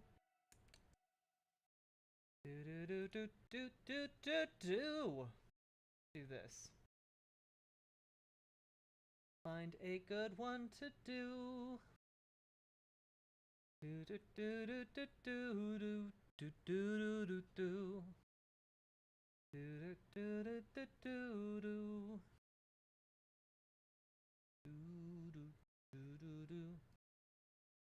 Yeah, we'll do this one.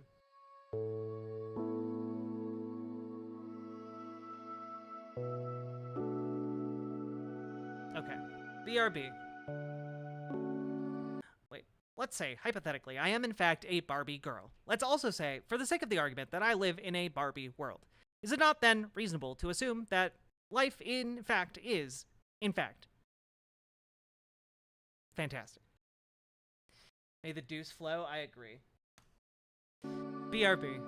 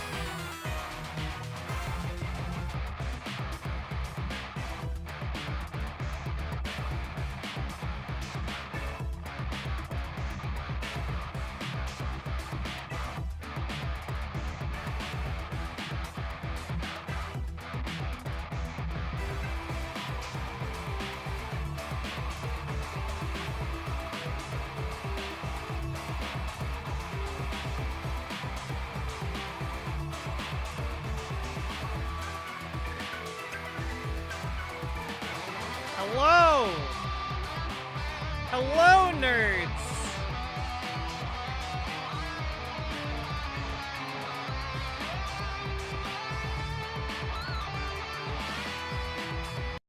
All right, I'm gonna pause that because this is another 9 minutes long. Hello! Hi, Nerd Mum. Hello. Also, Ariana Jasmine, thank you so much for the raid. Y'all should go follow Ariana Jasmine, by the way. Excellent, excellent content creator. Let's do a little shout out to Ariana Jasmine again. Ariana Jasmine, how was your stream? Welcome, folks. What'd you all talk about today? She'll be back. We're going into a segment. We are going into a segment. Hello, Fuzzy Chikun. Hello, Uhuru Warrior. Hi, how you doing? How we doing, folks? We just finished a segment on Ron DeSantis going on Russell Brand's show. And basically just spending 15 minutes or so ruthlessly mocking him for his lack of riz. Some chud was goobering about the West being a beacon. Uh-huh, okay. Hey. Hello, hey Gomez, how you doing? What's going on? I had to take a poop. It was a poop break. It was the evolution of pee break. How we doing? Hello, Kyryu. Hello, Boiled Peanuts. Very knifey duck. Yo, have fun doing grocery shopping. I usually do. And anyone who would like to help me do some grocery shopping, feel free to come on over to riverboat.gg and drop some subs and donos. Am I right? Let's go. How we doing, folks? Hey, Lefty McLefterson. Also, hello, Nomadic. Nice to see some action over in the YouTube chat. That's very nice. I saved a kitty today? How'd you save a kitty today?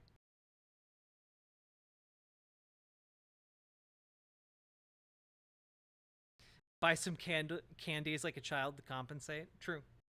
Or candles. Candles like an adult. Main topic was Shapiro's tantrum over the Barbie movie. Oh, I want to go over that so badly, but I want to see the movie first. And I guess I'm going to go see it tomorrow in the afternoon, and I'm very excited about it. Let's see.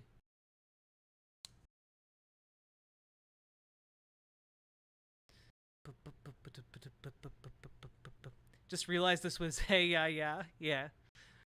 Kitty needed a good place to be instead of hanging in my backyard. She needs a good home and snuggles. Oh. I missed the story about the kitty.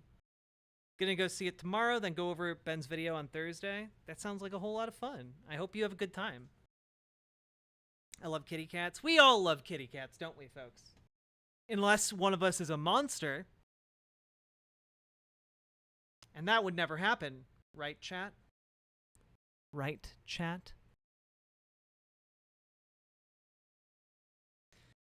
I miss talking with you guys. It's hard to not stream for a little bit. Let's see. So, our next story, we're going to jump into our next segment, folks. So, buckle yourselves in.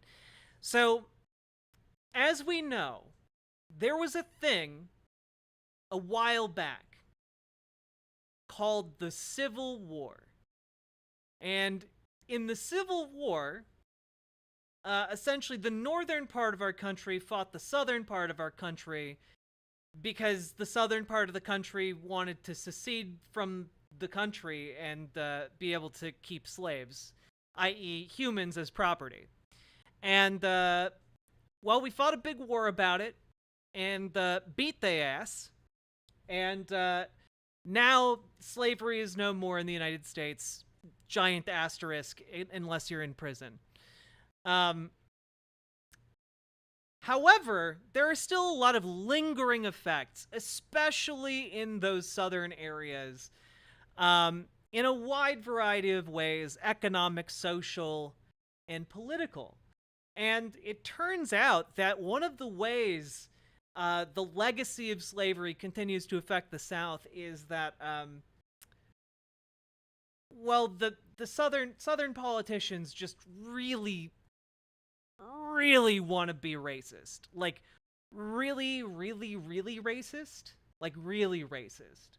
And one of the things that's been going on recently, we haven't talked about this a whole lot, the Supreme Court handed down a decision essentially saying, hey, Alabama, your voting districts are very, very racistly arranged to such a degree that actually you need to redraw your congressional map. And, well, in response to that, Alabama has essentially said, nuh-uh. U.S. Supreme Court faces outright defiance from Alabama. Now you might be like, but Jack, you know, maybe they just really care about the integrity of the original map they made. Maybe they just really, really care about that. Well, I think this first paragraph from the news story might give you some additional context. I'm just gonna read it directly. It was a legitimate surprise when the conservative-dominated U.S. Supreme Court ordered Alabama's conservative-dominated state government last month to redraw its congressional map and include either a second majority black congressional district or something quite close to it. Literally, the reason that Alabama is refusing to redraw its congressional map is because they don't want to have a second majority black district in the state.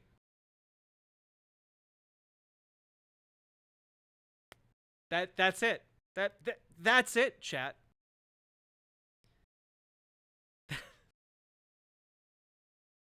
Like, I know it's obvious, but it's just so wild that in 2023, like, they're like, well, we can't have a black congressional we can't have a second black congressional seat. That would just be ridiculous. We must only have one majority black district.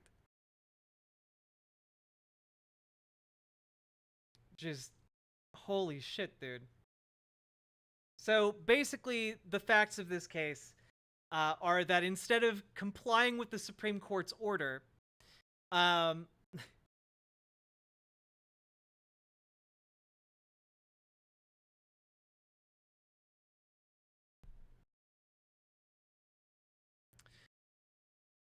instead of complying with the order, Alabama's legislature redrew the congressional map to lower the black voting age population in the existing district from 55% to a little over 50%, and then increase the second district's black population percentage to about 40%, which is not complying with the Supreme Court's order. So anyway, Alabama's legislature, in defiance of the Supreme Court of the United States, redrew the map, but like not the way that the Supreme Court told them to, and then the governor approved it. So that is now going to go back to the federal courts in August, and so obviously there's going to be a political legal clusterfuck as a result of this. Yeah. It's some wild stuff here. Here. Let's just watch this little bit of footage here.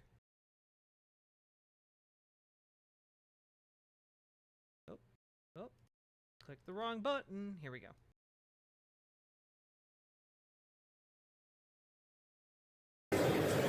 Tonight, Alabama lawmakers voting to move forward with a new congressional map after Republicans refused to include a second majority black district despite court orders. You all have basically dropped the F-bomb on the United States Supreme Court. The move comes after the U.S. Supreme Court and a federal court ruled that the state congressional map was violating black voters' rights, noting that while the state population is more than a quarter black, only 1 of 7 voting districts is predominantly black. The court ordered the state to redraw its maps to include 2 majority black seats or something quite close to it. But after a special session this week, the Republican-controlled legislature claiming they came to a compromise, maintaining a single majority black district and including a second one that's 40% black. This is what we call an opportunity district on results of the elections. If you have a candidate that's well-funded and well-organized, it is an opportunity district. Anybody can win it. Throughout the week, lawmakers considered two dueling maps. The House suggestion included a second district that is 42% black, while the Senate map included a district that is 38% black. But Democrats and voting rights advocates argued the map doesn't go far enough, and they say it ignores a Supreme Court ruling. They don't give all of Alabama's citizens a seat at the table for their voices to be heard. Alabama is proven to continue to be a very racist state. This statewide battle coming with huge national implications. Republican Speaker of the House Kevin McCarthy keeping a close eye on the debate. I've talked to a few to see if they're going to do something about it. We've watched that we have a couple redistrictings out through all the places. I'd like to know where they're going to go. NBC News confirming he has talked to Alabama legislators as they drew district lines with an eye towards maintaining his House majority. All eyes are now on Alabama as dozens of other redistricting battles plays out in states across the country. Jane Tim, NBC News. Armed with just a scrap of paper. Goodness. Yeah, that's kind of where we're at with that one. Absolute nonsense. There is very little to it other than there are two. I guess there are two main factors here. One is that they are incredibly racist. And two, they want to maintain Republican majorities. And one of the easiest ways for them to do that is to racially discriminate because African Americans overwhelmingly tend to vote Democratic.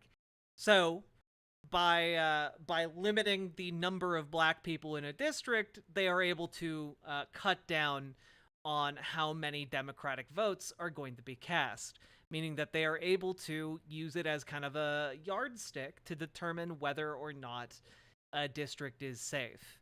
It's essentially using the racism that they have and hold deeply and personally in their hearts to further their own political ambitions. It's racism fueled by opportunity to be political scumfucks. That's the technical term for it. So, yeah, this Alabama story it's going to be big, especially going into 2024. So it's something we'll have to keep an eye on. It's going to become more and more of an issue. Golly whiz, they say. If only there was a way to be anti-democrat and anti-democratic and racist. If only there was... Hey, wait a minute. I have a way. And then they proceed to laugh until they shit themselves. It's true. That is the Republican playbook, by the way.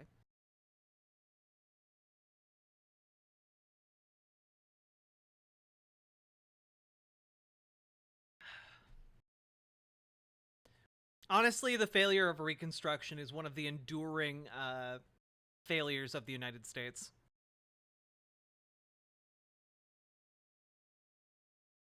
All right, let's learn about some things.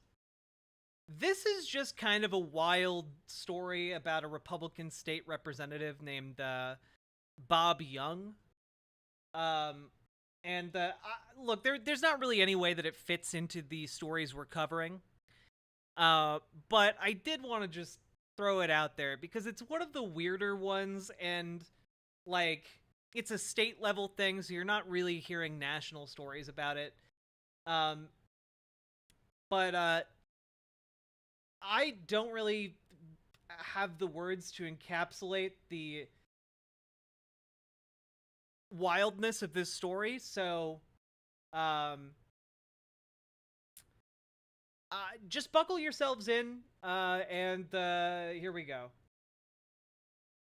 A state representative from North Canton was arrested after separate incidents last Friday involving his wife and his brother. And now Young is facing calls for his resignation from the State House. Our Columbus Bureau reporter worked. We might have to download this video and play it natively. I'm going to do that real quick. Trial is live with new details revealed today. Nope. I don't trust you, Twitter video player. You're so fucking broken. Let's open the Twitter video downloader. Here we go. Here we go. Here we go. Do do do do do do do.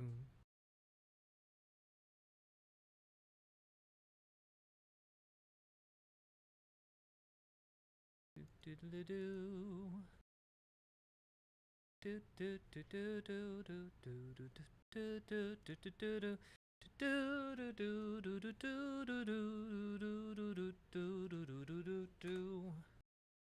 do. A state representative from North Canton was arrested after separate incidents last Friday involving his wife and his brother. And now Young is facing calls for his resignation from the State House. Our Columbus Bureau reporter working trial is live with new details revealed today. Morgan? Courtney DeLon, Rep. Young just told us today that he will not be resigning. And he tells us this as these new documents show us what led up to his charges.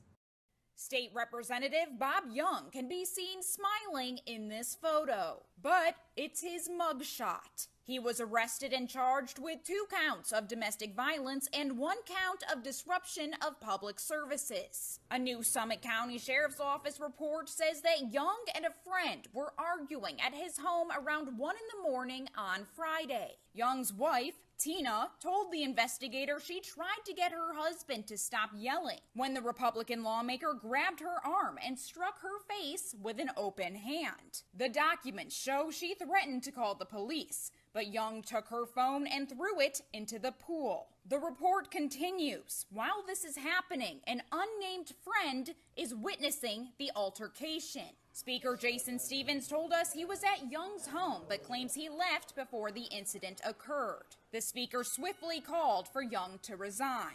The incident then continued. Tina Young took her kids to seek safe haven at her brother-in-law Michael's house. Then the representative showed up. Documents show that the brother came outside and told Young he was not welcome. It continues that Young then lowered his shoulder and charged in an attempt to enter. According to the docs, a fight ensued, with Michael defending himself and pushing Representative Young through a glass door. The report shares that both the wife and the brother completed a domestic violence written statement. Tina also requested a temporary protection order. And just now, Democratic lawmakers tell me that if Representative Young does not resign voluntarily, they will put forward a resolution that would expel him from the House. I mean, like, here's the sad state of, like, the conservative party at the moment. There is a decent chance, even with substantiated domestic violence allegations, with numerous witnesses, there's a substantial chance that in a Republican-controlled political environment that they are not going to, like, expel him from the body. There is, like, a very decent chance that instead they would just be like, well, we need him to show up for the votes, so, you know. I had no real analysis to offer after that one, just kind of like, holy shit. Holy shit. Not only did he do this, I don't think he's going to, like, I will be surprised. You know what? This was from like 12 days ago. Let's see if we have anything here. Have any updates? Do we have any updates? As of 2 weeks ago, he's saying he's not going to resign. All right. As of 5 days ago, however, let's take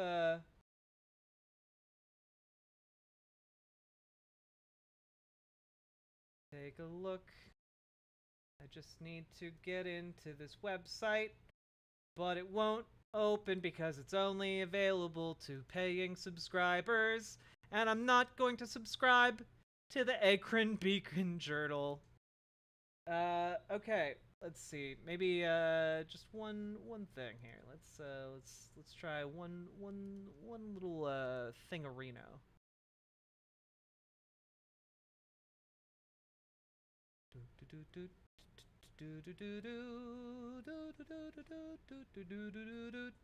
It did not work. Ah, well. Apparently there are videos showing the aftermath. Let's just see. Past week. Ah, here we go. Ohio Representative Bob Young indicted by a grand jury on domestic violence charges. Okay, well, you know, at least they're doing something. That's actually kind of surprising.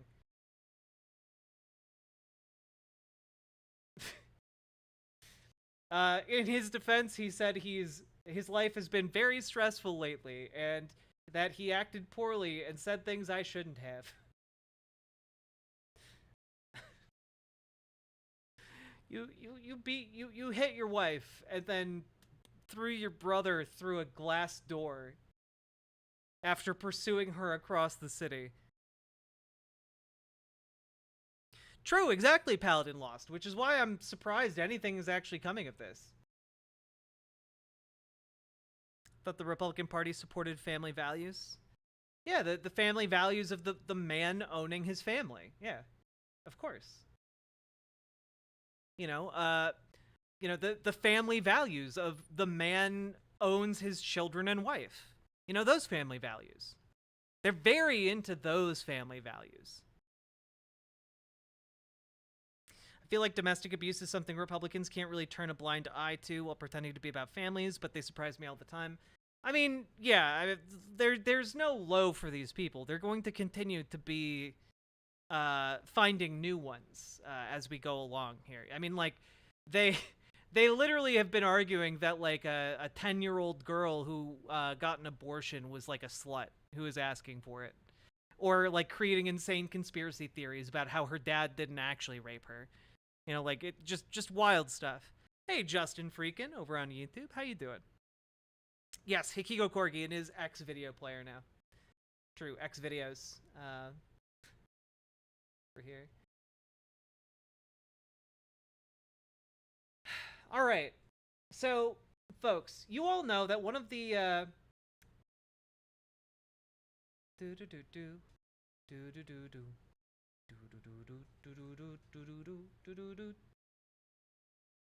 we're gonna skip that story. We're gonna move to this story. NBC News has actually been doing, like, interesting reporting when it comes to the struggles that working people are facing. And I think that's really interesting, especially because a lot of the news these days has been very rarefied. It's been highly, like, political, divorced kind of from the actual reality that people live day to day. And I think that NBC has been doing a good job trying to bring it back down to brass tacks. I have a couple videos from them, I believe, but this first one is just how much is a living wage? A reasonable question. Let's see what their answer is here.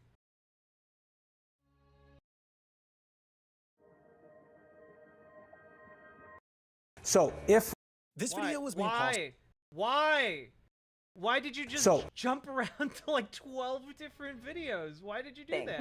Yeah. Okay, there we go. The awkward laughter, we nailed it. Goddamn. Technical difficulties.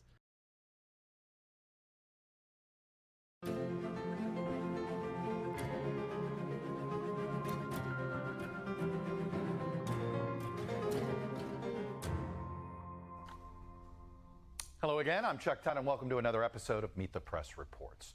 Today we are asking, what is a living wage in the United States? I just indirectly praised Chuck Todd. I don't know how I feel about that, chat. The answer depends quite a bit on where you live. Obviously, it's much less expensive to live in York, Pennsylvania than it is to live in New York City. And the minimum wage doesn't come close to the living wage just about anywhere. New York, or York. The way people feel about their own economic circumstances can also be a factor in how they vote. So we wanted to know, how are they feeling, and are they making ends meet? MSNBC's True, Lindsay no look Rice at Flash. and producer Andrew Basson set out to talk to people and ask that very question. What do they consider a living wage where they live? Well, Lindsay joins me now. Lindsay, what'd you find out? Well, Chuck, we went to 2 different states. We went to Ohio and Florida to hear from different families sharing similar struggles. A couple $100s of wiggle room, so saving, paying off debt, or investing, those are all out of the picture. And don't get me wrong, their lives are full, but they don't have a security cushion to... I do think it's very interesting here that, like, they're presenting this information like, yeah, you know, like, their lives are full. You know, they're not being lazy or anything, because their target demographic is not the people who are, you know, struggling with a couple $100s worth of wiggle room laying around in their lives. Their target is the rarefied, you know, upper middle class, upper class folk, you know?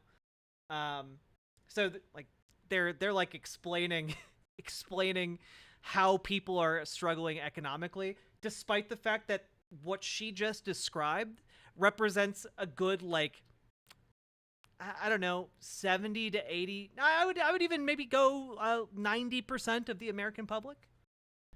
You know, a very, very large number of the American public fall into the category she just described. to deal with whatever comes their way, from a higher grocery bill to an oil change.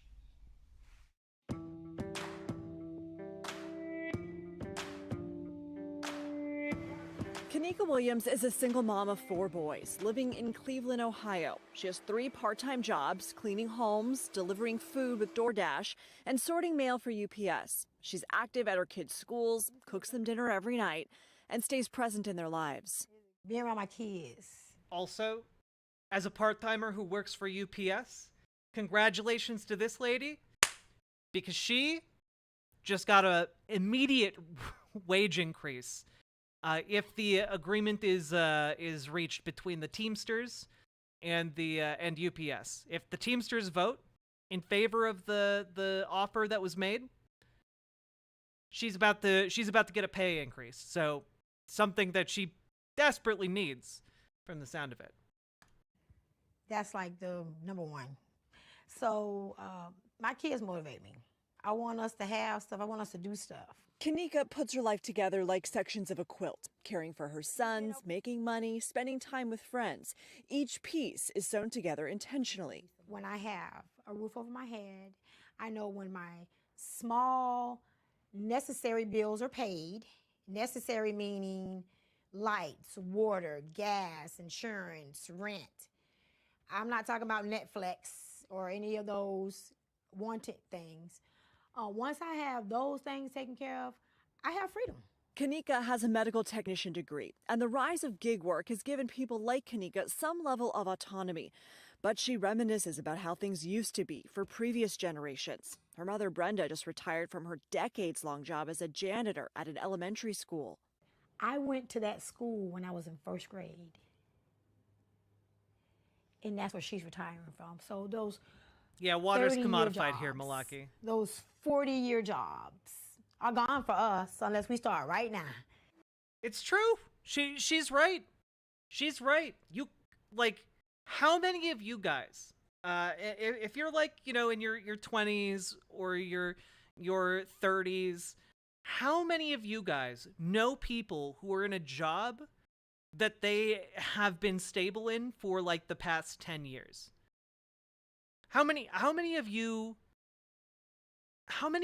know somebody who has been able in our generation to like hold steady to a job just in the time you've known of them? You know, like, I'm gonna guess the majority of you guys don't know that.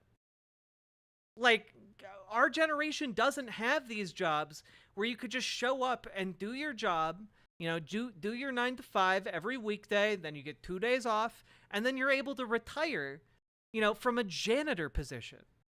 You know, those jobs are now contracted out. You're now a part-timer. You're not a full-timer. You don't get any of these benefits. You don't get any retirement from being a part-time worker. Same goes for me, by the way. I don't get a retirement based on my streaming career. I'm just kind of crossing my fingers and hoping that at some point I am doing well enough that I can like save up something for myself. And well, that's a bit tricky now, isn't it? So I feel this pinch. I feel the pinch of not having like a stable job that's gonna like pay into your retirement. I have one friend who had a lucrative upwardly mobile job at McDonald's for over 10 years, but I'm not American. Yeah, there are no lucrative upwardly mobile jobs at McDonald's in America. Like none. Maybe you'll reach franchise manager. Maybe. My plan is to just keep typing until I'm dead. My plan is to just pull my little raisin corpse onto screen every night, and hopefully you guys will continue to give me money. That's my retirement plan. I have a friend who's worked for UPS for a long time. Well, congratulations to that friend. Hope they're in the Teamsters. Companies no longer promote from within. Well, yeah, why would you promote from within and have to continue paying more and more benefits for a worker when you could just hire people from outside and then fire them before they like get lasting benefits? That's the issue. We've noticed Gruntcore. I can. Are you being a little sassy because I answered your last question genuinely? Are you being a little sassy? A little sassy sailor on the riverboat? Had my job for almost 5 years. Yeah. Best case scenario is that you get a job with 3 people doing a task, and after 10 years, you're the last person doing the work 3 people at that task. Honestly, quasi-spec, yeah, exactly.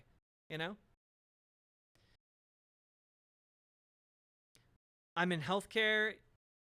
It's a shit show. I moved to traveling. Also, hey, Shanna Kinloch. Why would you not do anything, or why would you not do whatever the system permits that pushes working rights literally to the margin? Because it's at that equilibrium, the minimum you can get away with leaving workers with. That is where your maximum profitability is to be found. For the very reason that your profit depends on labor's pain. Exactly. It's almost like the system we're all operating in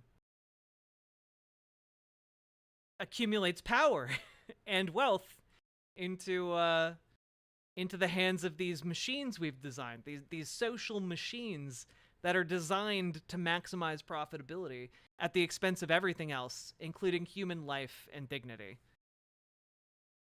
It's okay, Kyryu. Chill. It's okay.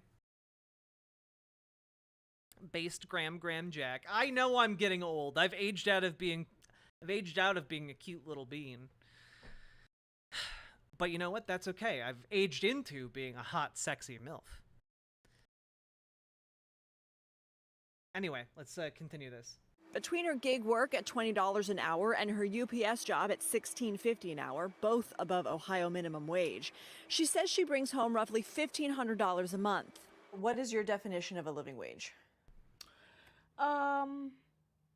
Being able to afford your bill, your monthly bills, being able to put a portion back for savings, and I think for me in my household, if I was to make $3,500 a month, what would that extra money? What would that get you? That'll get all bills paid, a little bit in the bank, and maybe that oil change I might need it. Union trouble. The debate over how much workers should get. Like, dude. You shouldn't be struggling to get an oil change in America. That shouldn't be something that you have to like break the bank to get. Old and busted equals Riverboat Jack. Old and busty, you mean? Get paid in America has a contentious history. It took decades of strikes, debates, and a Great Depression for Congress to pass a law in 1938 establishing a federal minimum wage. The federal minimum wage was last raised to $7.25 an hour in 2009, and wage growth has not kept pace with labor productivity. So workers are more efficient, but they have less to show for it, studies have found. Since 1980, most American workers have seen modest income growth, but income for the top 1% has grown much faster. It's almost like automation and technology advances have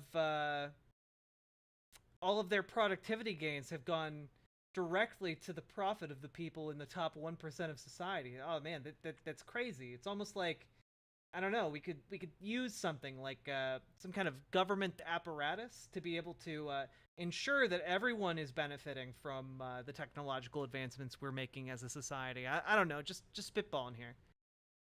Everybody who works for a living deserves to be paid a wage that honors the value of the work that they're doing and meets the cost of living.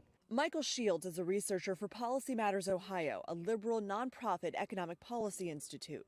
For the last several decades, there's been a real disconnect between how much wealth working people are producing and what's being reflected in their pay. What do you attribute that to? I think it comes down to power. Larger share of all of the wealth that's produced in our economy is being consolidated by the very wealthy and by corporations as well. Working people are being less successful than they have in the past in bargaining for their share of the. They can't make $3,500 a month? I mean, I think most months that I've ever worked, I've never made more than $3,500 a month. Historically, I've been lucky if I break $2K a month. So I mean, like it's a pretty common problem. The wealth that they make possible.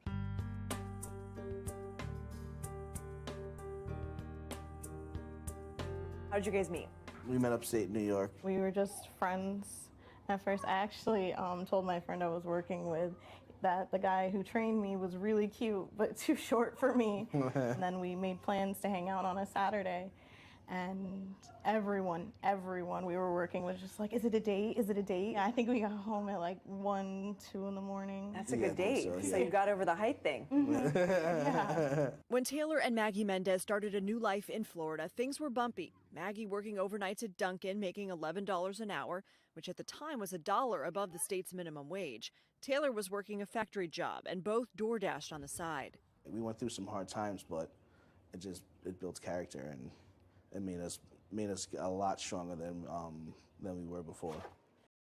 No, going through hard times doesn't build your character, bud. It doesn't. I'm sorry. How come they're mainly focusing on couples that have kids and not single couples or individuals with no kids? I'm pretty sure the first person they talked to was a single mom. Then Taylor got a job, a teller at TD Bank in Melbourne, Florida. A group called Family Promise helped them with emergency shelter and meals and taught them how to budget. Taylor's new boss helped them find housing. Once I got into banking, I knew that it was that the skies were the limit from there. But between his job, Maggie's overnight shift, and taking care of their 2 little ones, they never saw each other.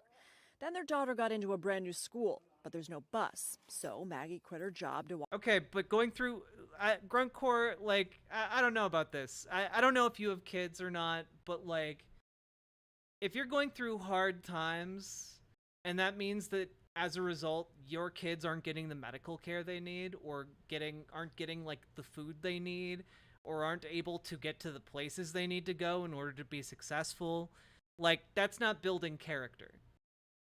Those are just walls being artificially erected around your family, and it's not building character. It's just separating them into the poor part of society. That's it. Do you believe that income taxes should be removed? No, I believe that income taxes should be more heavily weighted on the wealthy people in society. Maybe I'm wrong, but I don't see hard work as a virtue. I see hard work as a virtue. I don't see imposed hard work. I don't see like you being forced to do labor to be a virtue. You know? Holy shit! $3,000 this month. Bawahahaha. Bawahahaha. Bawahahaha. Paladin. Thank you for the $250 dono. Oh my, that is incredibly generous. That's blowing my mind. Thank you so goddamn much. We got an oiler here, everybody. Thank you so fucking much. I literally thought that was like a typo when it popped up. Like there, I was just reading it wrong, but nope. Holy fuck, dude. Thank you. That's what I mean, and BWA to Paladin Lost. BWA indeed. BWA forever. BWA crew for life. I need to make, I've been so fucking busy, chat. I need to like sit down and have a day where I make merch. More merch for the store. We have a few shirts and sweatshirts, and like obviously we have the mug. But I need to like actually like sit down and just be like, okay, time to design like a BWA shirt or something, you know? I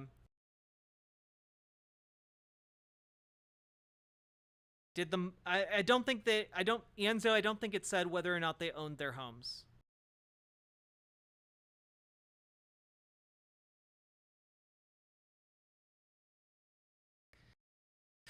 Thank you so much, Paladin.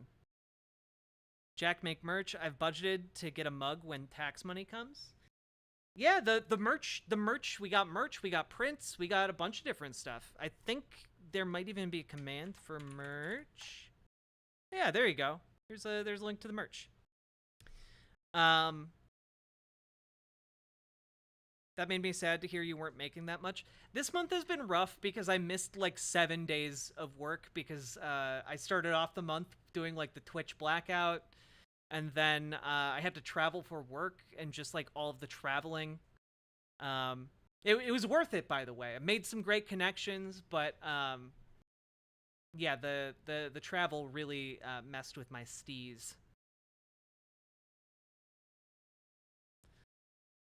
I'd get a print if my landlord wasn't insane about stuff on the walls. Oh, I'm sorry. Holy fuck, Paladin. Thank you.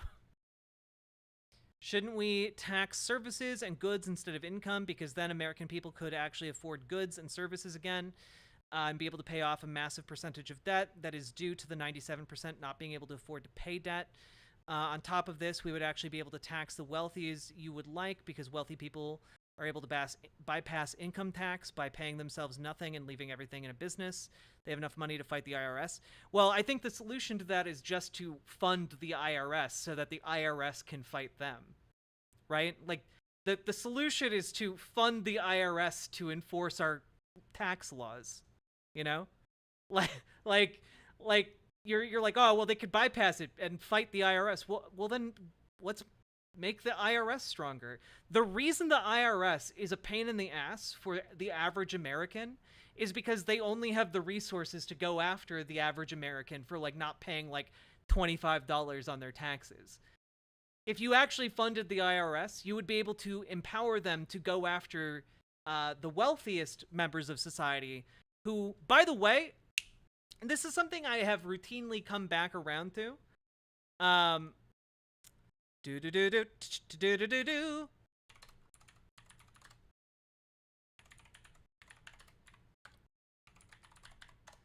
Let's see. Ah, yes. This is from 2021. Just gonna throw this up on screen. Richest 5% of Americans choose not to pay $307 billion in taxes each year, according to the Treasury. Man, that's wild. It's almost like we should fund the IRS so that they can spend their time getting that $307 billion from the wealthiest people who are defrauding the US government and putting more of the tax burden on the working people of America. Man, it's almost like you should fund the IRS to go after people who are willfully breaking the law and costing the average taxpayer. There is no reason this family that is struggling should be paying a higher percentage of their income in taxes than people who are dodging out on spending, on giving on paying their $307 billion tax debt every year. I'm sorry. This is an issue that makes me mad. But there's no stability currently in the US dollar because we are not able to pay our debt currently. What the fuck are you talking about? We're paying our debt right now. The US dollar is stable. The reason it wasn't stable was because of political grandstanding by Republicans. The political grandstanding around the US debt by Republicans and the debt ceiling was what caused the US dollar to, like, fumble around like crazy. The issue around the US currency is entirely self-inflicted by conservatives who are trying to protect the wealthiest people in America. And just by happenstance, the people proposing this abolishing of income tax laws and the people, advocating for taxation on goods and services instead to replace that, are conservatives. The conservatives who are deliberately inflicting the instability on the dollar, the conservatives who are deliberately defunding the IRS so the IRS can't get taxes out of the wealthy, the people who are deliberately keeping those tax loopholes open, are the people proposing the plan that you are proposing.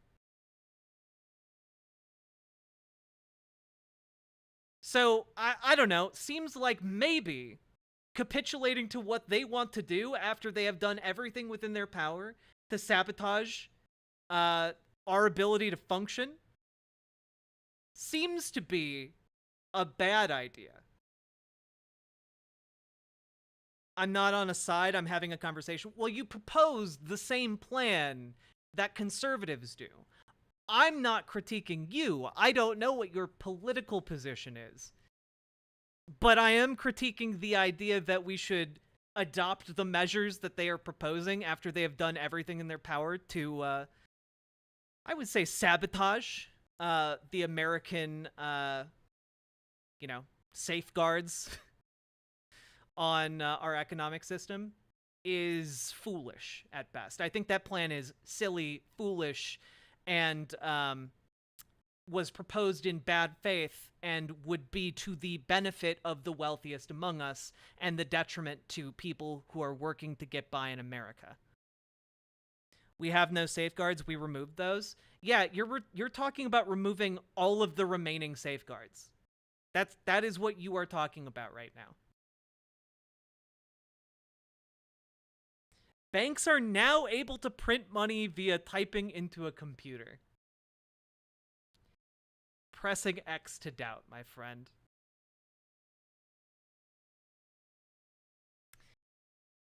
I don't think that is actually the case.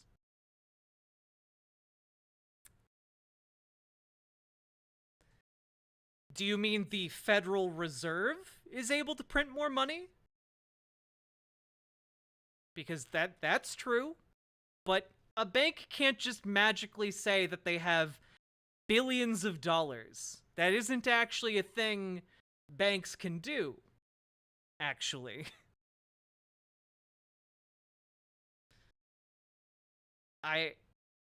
Man, sometimes we get a live one, don't we? I just think it's silly to look at a problem like, oh, billionaires aren't paying their taxes and just be like, well, instead of just taxing billionaires and enforcing tax laws on billionaires, I think we should just change our entire tax system. That just seems silly to me. You know, that seems like foolishness to me. Hannah Reloaded, thank you very much for the raid. Welcome, Raiders. We're having a discussion about the current situation of the American hellscape. And once we make it through all of our content today, folks, we will be going through the Monument Mythos, which will be kind of a fun treat. And if none of you have heard of the Monument Mythos, buckle in. It's a fun time. Welcome, Hannah. Thank you so much for the raid. I hope you had a great stream, and welcome, Raiders. How you doing? Hope you all had a good time. Hey, Clearcat. Also, NB Chaos 1999, thank you for the follow. I really appreciate when you guys hit that follow button, by the way, so thank you very much. For those of you who don't know who I am, my name's Riverboat Jack. I am a trans woman. I am lefty political streamer. I talk about the news and politics, and sometimes I play video games and, you know, do fun things like go over analog horror stuff. Astral Storm, thank you for subscribing, and you've been subscribed to me for 20 months now. Y'all are amazing. Clearcat, thank you for the follow. Irvin UK, thank you for the follow as well. Hello, everybody. I'm here for the VAUSH bad. We will be talking about why VAUSH is wrong about a given subject. Who doesn't know the Riverboat Jack? Get on the riverboat, gang. Get on the riverboat. We going boating today. Public Loser, thank you for subscribing over on Twitch. Since I can push a button here, hell yeah.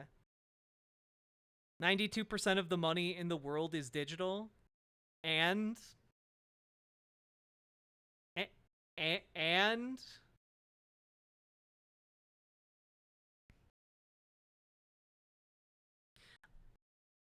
okay. Well, I have to work. I wish you the best of luck in typing into your computer to print money. I wish you very, very good luck in your new business endeavor of just manifesting money out of your smartphone's ass.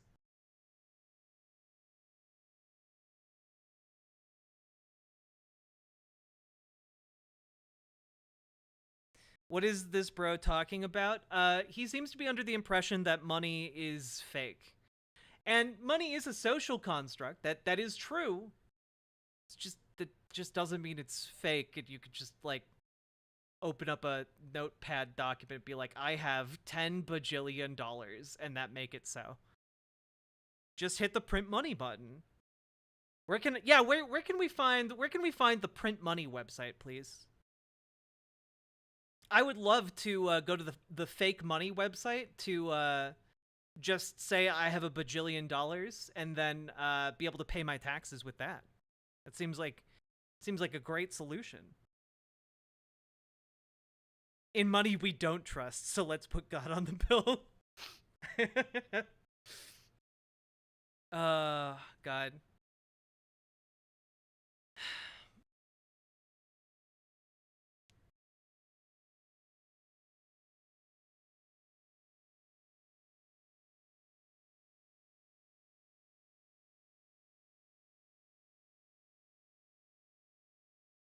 Uh-huh. Yeah. Uh-huh. So, yep. The Treasury Department's Bureau of Engraving and Printing prints the money. Yep. I don't even know what you're trying to talk about anymore, dude. Like, you've gone so far off the rails from, like, should we tax goods and services instead of income tax? And now you're just, like, going on about how money doesn't actually exist. And, you know, I am working towards a future where money doesn't exist. That is true. But it's probably not going to be so for several hundred years at least. No, Fuzzy Chicoon. Lending excess reserves. That's fake. All money is fake. That's the solution here. Goods and services are already taxed. Well, Avalon of Babylon, the Republican and conservative plan around eliminating income tax in favor of taxing goods and services is that you would eliminate income tax and then just jack up taxes on goods and services by like 40%. And I don't feel like I have to articulate why that would be a fucking stupid idea. I don't feel like I have to unless one of you proves me wrong on that one. A Difficult Truth, thank you for the raid. Hello.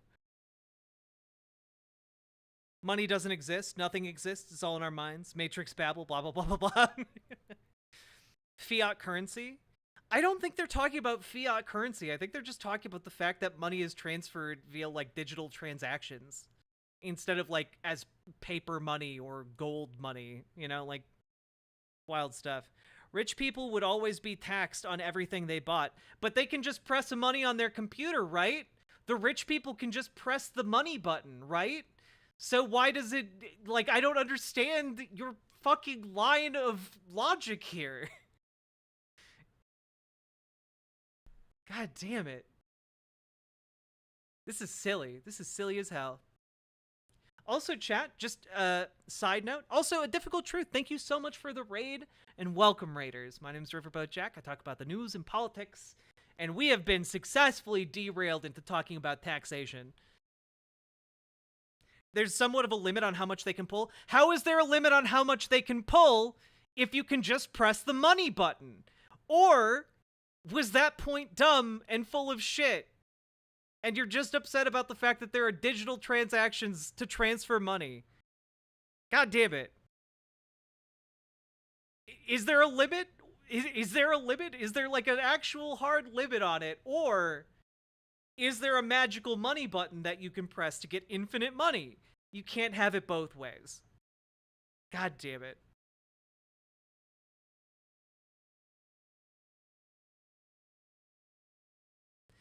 Oh, Avalon of Babylon. No. You see, income tax would not be applied to goods and services. Everyone would just pay the same tax on goods and services. So just everyone would be paying a 40% tax on all goods and services. That's the Republican plan to replace income tax. That's it. That's their genius plan to remove income tax. You wouldn't have to provide proof of income. You would just get fucked by a 40% tax on everything that you consume. It is literally baby-brained horse shit in order to try and leverage the tax burden off of the wealthy almost entirely onto the working class.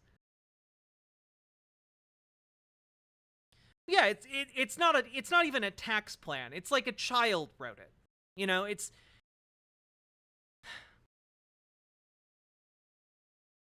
yeah, exactly, Fuzzy Chikun. Exactly it. Who feels the 50-cent tax on a loaf of bread? The single mom from the video or Bill Gates? Who feels that tax more? To build like what could a banana cost, Michael? $10? The wealthy do not care if average things have a 40% tax on it. People at the lower end of the income spectrum, though, the people who pay, like, I don't know, a paltry sum on their income taxes every year because they don't make that much income, that 40% tax gonna fuck them up. Oh, God.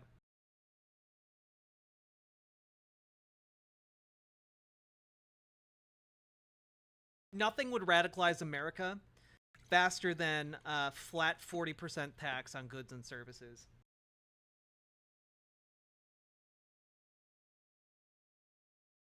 This is silly. See you later. See ya.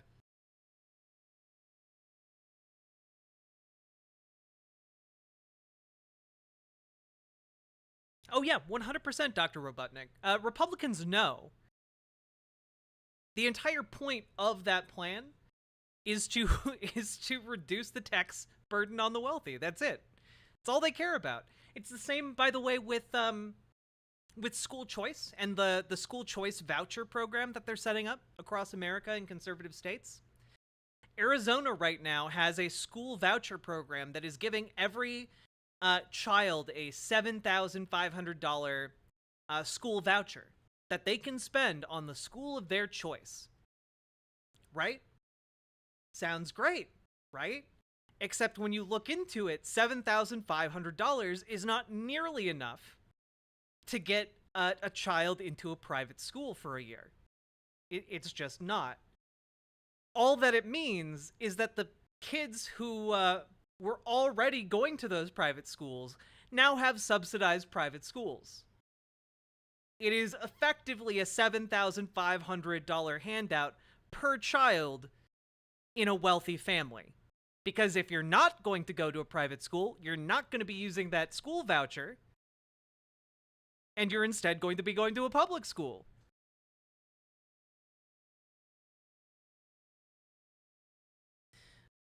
And yeah, private schools that are run for profit can hike their rates by that much. Or by, I'm going to assume probably a little bit less than that much because, well, you want it to feel like a tax break for the people going there, but also you want to kick over some of that money to the predominantly religious schools that are receiving those vouchers. It is unconscionable. The amount of money that they throw at the wealthiest members of society, the amount of tax breaks they send to the wealthiest people among us, is sickening.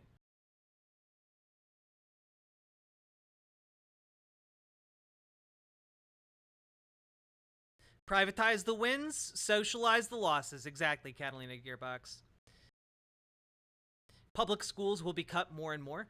Yeah, and like a lot of people who are advocates for the school voucher programs will say, well, no, schools will still get the same amount of money, but they don't, because school funding is based on the number of kids that go to public school. So if less kids are going to that school, that means they get less funding. And if fewer kids go to the school, that doesn't magically shrink the school.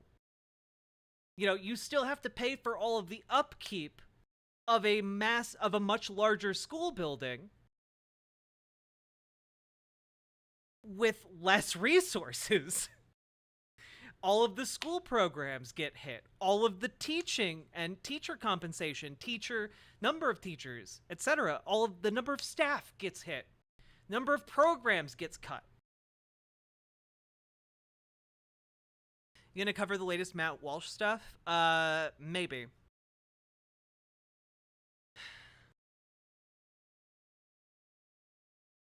Isn't this what virtue signaling actually is? You're making it look like you did something virtuous, what you've done when you've done the complete opposite.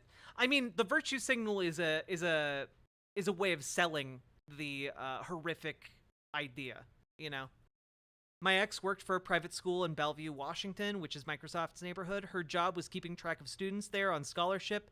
It's amazing as well the shenanigans the wealthy pull. Yeah, no, like, yeah. It's wild. Okay, we have been thoroughly derailed. Let's finish this video. How much is a living wage? Watch the kids and drive their daughter to and from school every day. Have a good day, sweetheart.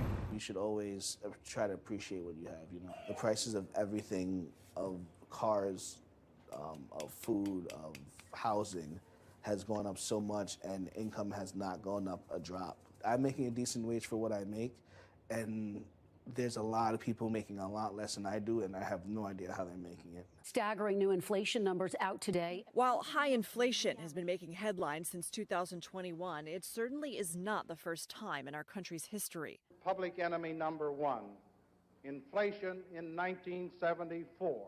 Inflation has risen steadily since 2005, reaching a 40-year high in 2022, the U.S. Bureau of Labor Statistics says. At the same time, real wages adjusted for inflation have only risen slightly. That's led to a growing call.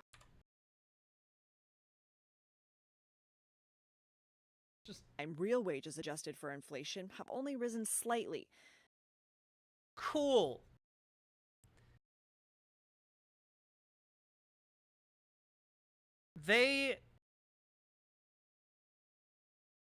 And again, the inflation costs are borne by the people on the bottom. You know?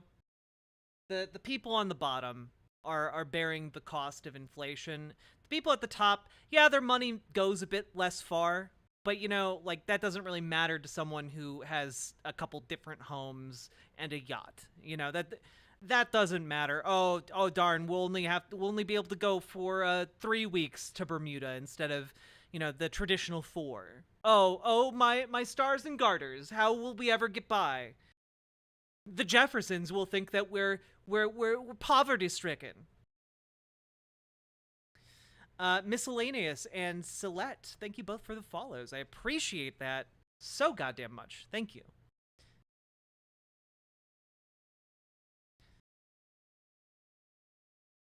That's led to a growing call to raise the minimum wage from $7.25 to $15 an hour. Congress has debated the issue, with proponents arguing it will lift people out of poverty. No one should... It literally will, but also keep in mind that we have been fighting for a $15 minimum wage since like 2010.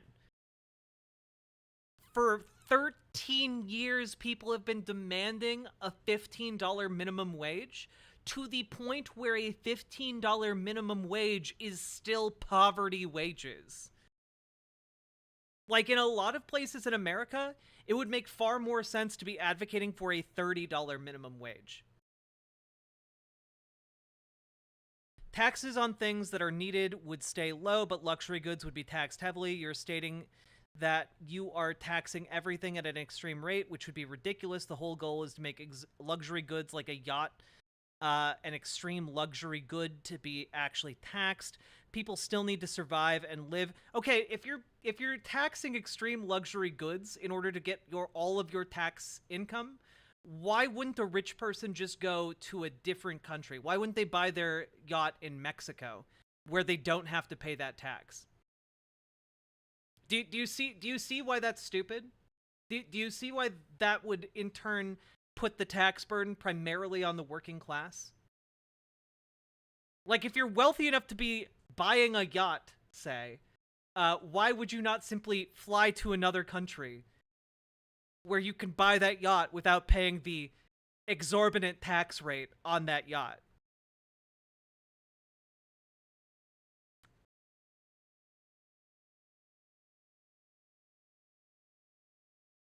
All I'm saying is, it's a stupid idea, and we have a solution to that idea already, and it's called funding the IRS, because we know, historically, and from studies done on it, that every dollar that is given to the IRS results in 10 more dollars being given to the US government, reclaimed by the IRS from people who are dodging their taxes. And if the IRS can go after billionaires, well then, they can make sure that billionaires are paying their taxes.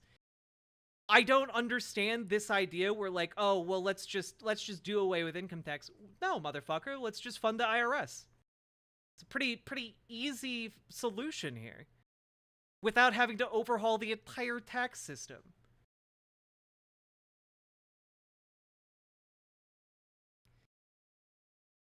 Let's use other items, like housing, for example. Oh yeah, make housing exponentially more unaffordable for people. I'm sure that will work out well. God damn, dude.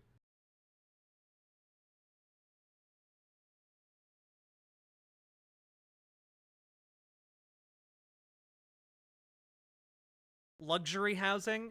Yeah, I'm sure Republicans will make a clear delineation between what luxury housing is and what poverty housing is. I'm sure the luxury housing will be something sumptuous like a mansion, and not, say, like a 1-bedroom apartment instead of a studio.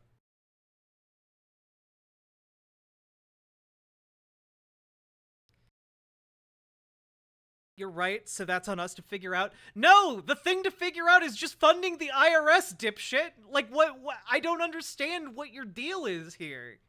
Just fund the IRS, and it fixes our problem. Goodness. That's why we have these convos? It's not a conversation, bud. You're just like, well, what if the moon was made of cheese, though? That's the equivalent of your side of this conversation. And I'm here like, well, the moon isn't made out of cheese. You're like, okay, but what if we sent like a sommelier up to the moon and opened it up for tourism? Wouldn't that make it better? It's like, but it's not made of cheese though. We could just I don't know, open a mining refinery on the moon. That would make way more sense. And you're just like, okay, but what if we had the sommelier and, like, I don't know, set up like a cheese tasting station on the moon? Like, that's like the equivalent of what you're advocating here.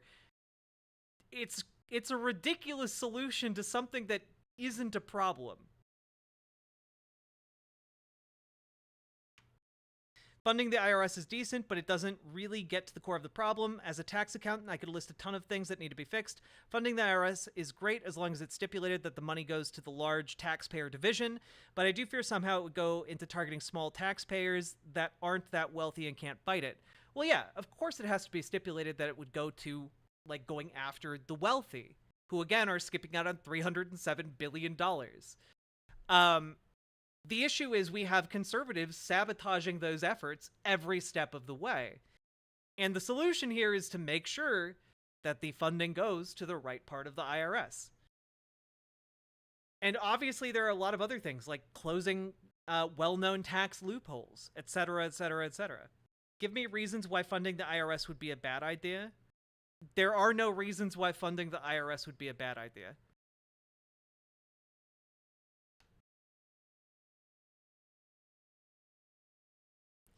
I honestly, I think that you need to bleed those motherfuckers dry. If they want to fight in court about not paying their taxes, then bleed them dry. Okay? They can fucking waste their money in court, and we will recoup those losses in court. We will take them for everything that they wasted on the litigation. When they lose, we will fleece them for all of the cost to the American public, and that cost will be put on them. So you want to fight in court, motherfucker? Okay, fight the IRS in court. See how well it does for you. Okay? You take the IRS to court, and if you lose, you got to pay those court fees. That should be real fun for you, shouldn't it?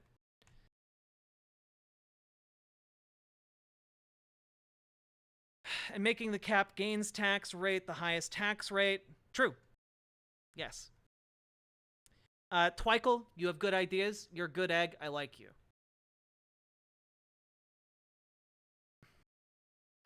Catalina Gearbox, thank you for the $5 dono. I know, let's make a sub out of carbon fiber and give billionaires tours to the center of the earth. Not a bad idea. Work as millions are doing today, 40 hours a week at a job, and still live below the poverty line. And critics saying it will cost jobs. If there is too much. Well, you can't, if you are, wait. I'm sorry, you can't deduct it as a loss as a business if you are personally fighting the IRS in court. That's not something you can deduct as like a business expense. That's a personal expense. If the IRS is going after you, you can't deduct that as a business expense. Of an increase too rapidly, they will be forced to shrink their workforces. 30 states and 4 territories have already increased the minimum wage above federal law. New York is one of those states, and lawmakers have gone a step further, tying future increases to inflation. Yep, as a business, you can fight the IRS in court, unless the IRS is coming at you, an individual, and not your business. Does that make sense? Do you understand the distinction between an individual and a business? Because the IRS would be coming after you, an individual. Scuffery. I'm so sorry to hear about your case of dumbassery. I hear it's terminal. I wish you the best.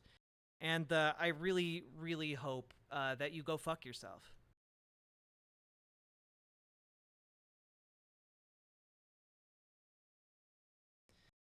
They have to go for your business?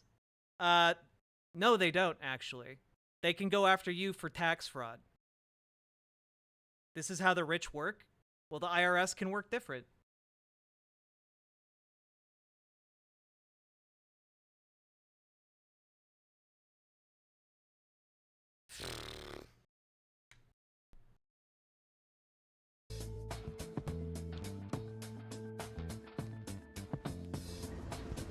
Howard Potter owns A&P Master Images, a design and printing company in Utica, New York. He didn't have an easy upbringing. Raised by a single mom, he bounced from home to home until he became a ward of the state. As a person that lived in poverty at certain points, knows what it's like to go to food pantries, grow up in group homes, I didn't have someone hold my hand to tell.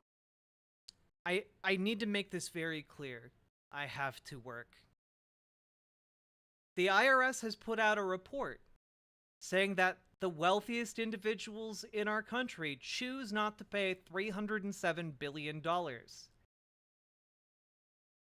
Those are wealthy individuals, not their companies. So you're creating a hypothetical that is irrelevant to the problem that the solution to is clearly just funding the IRS. You're just like, but what if I was a business, though? What if I just put everything into my business? Well, what if I committed tax fraud by saying that I put all of my money into my business? Well, guess what? The IRS can come after me for committing tax fraud by saying I put all my money into my business when I didn't actually do that. No. Gravix, 307 billion. Not 3 billion, 307 billion.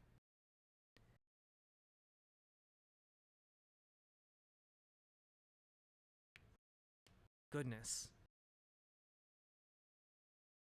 Tell me how to make something of myself. After college, he says he was making good money at a factory, but he had a side hustle and a dream. So when he was 25, he kept...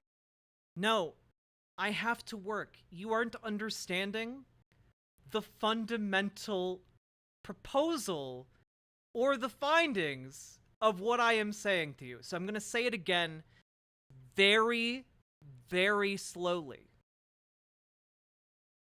Individuals in this country with billions of dollars at their disposal underreport their income and cost the American taxpayers $307 billion. It's not that they are putting it into their companies and saying, oh, I only made $30,000. It's not that they're making deductions and saying, oh, I'm a billionaire, but I had like $1.7 billion of deductions. It's not that. It's not any of the things you're proposing. It's that they are underreporting their income. And if you are underreporting your income, that's something the IRS can go after you for. That is the research that they have done and has been verified by other sources. And then the IRS can come in and audit the fuck out of you. What's the article? My God. You know what? I have to work. You can Google it yourself. You can Google IRS report $307 billion. You can Google that yourself. I have wasted far too much time on you already. You've derailed this stream so thoroughly. That's a lot of money. It is. It is indeed a lot of money. Goddamn, dude.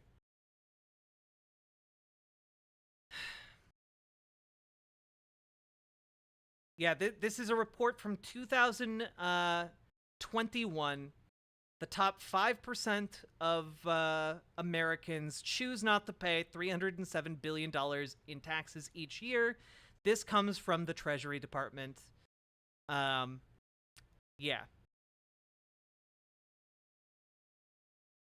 I have to work, clearly not living up to their name when it comes to trying to figure out how all of this functions or where to get sources for this. Yeah. Oh, additional facts from the report. This comes from Forbes, by the way. The top 1% of taxpayers ranked by income failed to pay about $163 billion in taxes last year, making up about 28% of total unpaid taxes. While the top 5% evaded $307 billion, or nearly 53% of the overall sum.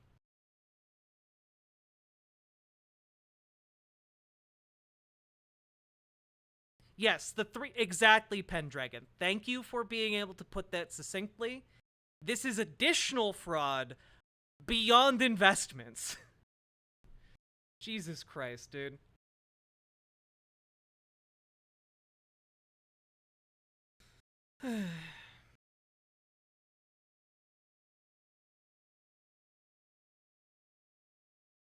But what if they did something that wasn't tax evasion, though? Okay, but that's not the case. They're doing tax evasion.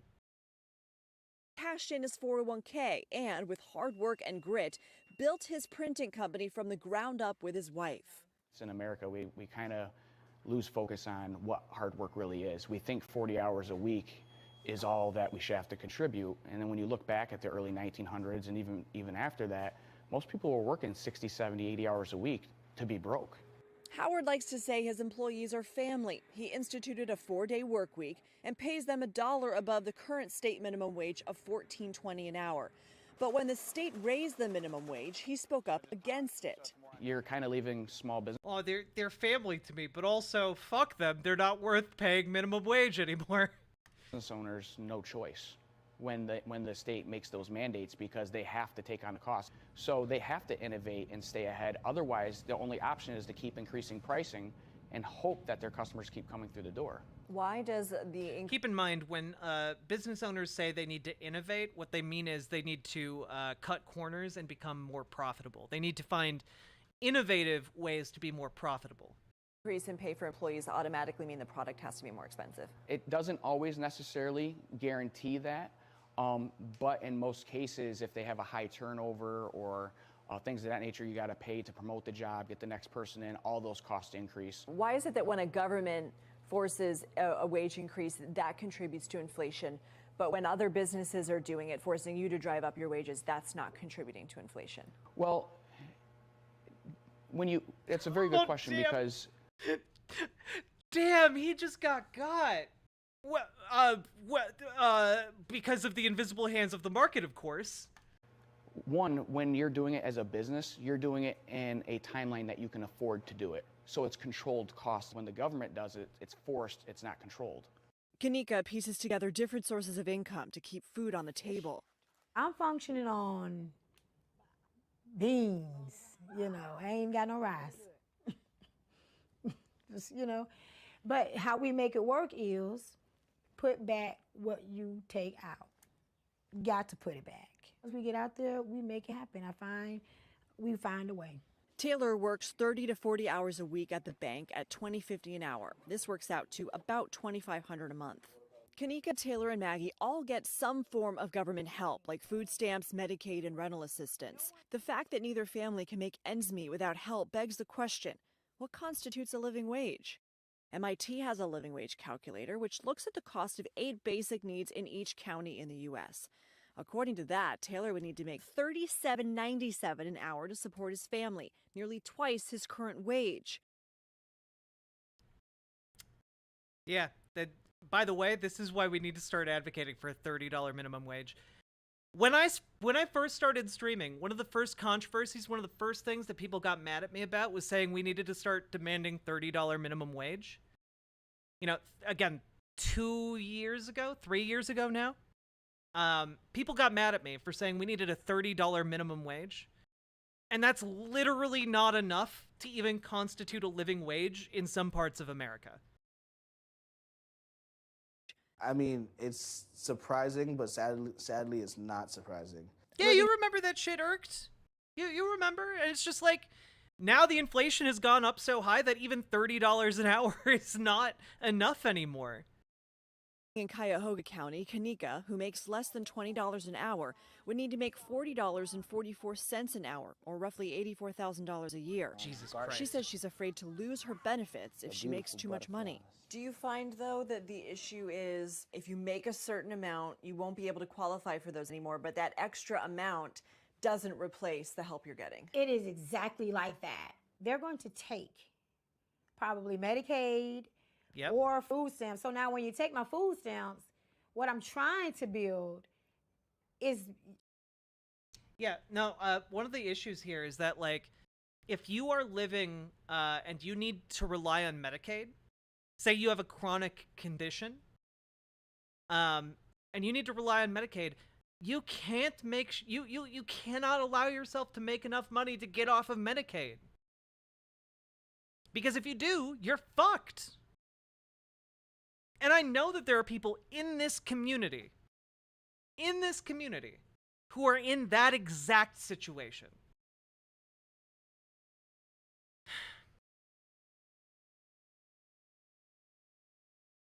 We need, first of all, I mean, this goes without saying, but like Medicare for all, we need it yesterday.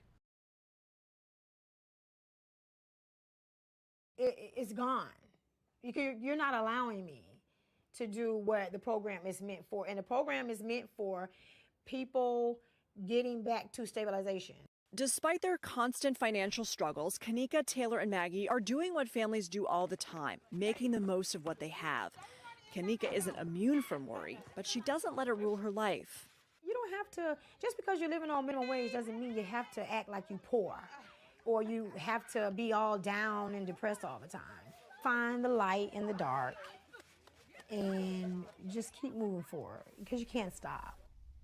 All right, so remember that medical technician degree that I talked about Kanika having? Well, the reason why she pieces together these part-time jobs is because she has a felony on her record. She rented a car for 2 weeks past its due date. She thought it was paid for on a credit card. The rental company declared it stolen. And so now that felony is a red flag for employers. And that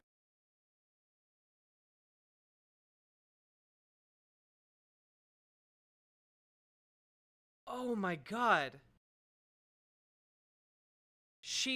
She thought that her rental car was covered for 2 weeks beyond when she was supposed to return it, and she now has a fucking felony on her record?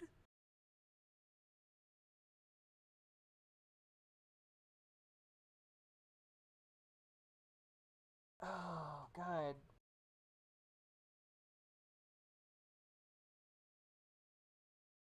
Why didn't they call her? Yeah, no kidding. Why didn't they call her? Why didn't they do any due diligence there? Holy fuck, dude. And because of that, she can't use her degree? Oh my God. That's just a whole nother level. There's a lot of people that they've paid their debt to society, but society doesn't really let them come back. She can't pay for an attorney to expunge her record. That says a lot. I want to focus in on the issue of government. Put her GoFundMe on the screen. Do it. Like, holy shit, dude. Assistance. It's there, but it's complicated. So so there's like a solution available to her, but she can't afford the attorney fees to get it undone. Holy moly. Talked about it a little bit there, where Kamika, if she makes too much money, she loses something that then unravels the very carefully constructed financial life that she's put together. I talked to some of her friends. They're amazed at all of the different programs that she's been able to find, and she qualifies for all of them. But the idea here is, okay, I'm never going to get ahead then if you take away some of these benefits for me. For Taylor and Maggie, they're a little less savvy, I would say. I mean, they've basically, that Family Promise organization is what pointed them to all these benefits, but they're really worried, for example, about losing their house. If they don't get the help that they're getting right now, those subsidies, they'll have to move. What do they want government to do for them, basically? Do they have like a specific ask? Like if they had, you know, their congressman right there, do they have something, hey, can you do this for me? This would allow me to get back on my feet faster. I asked both of them that, and neither of them had anything concrete. I mean, they're not expecting anybody to do anything for them. They're picking themselves up by the bootstraps, and they're working hard. I will say, both of them have student loan debt, and now neither of them are going to get any kind of forgiveness from those plans. That is something Kanika specifically was hoping for, which obviously now with the Supreme Court ruling, we know won't happen. Lindsay, this was a terrific piece, and it really was interesting. The small business owner was fascinating. I mean, he really, I think, reflected the tension that a small business owner has when it comes to paying a living wage. And he and his wife, after 3 years, just gave themselves a modest raise. So he's like, it's not like I'm, you know, out here living a grand life either. All right. I wonder if he's giving his workers a modest raise after 3 years. Probably not. Yeah, of course he's not. Yeah, no, of course he's not. He didn't even want to pay his workers the moderately raised minimum wage. 10 cents across the board. Yeah.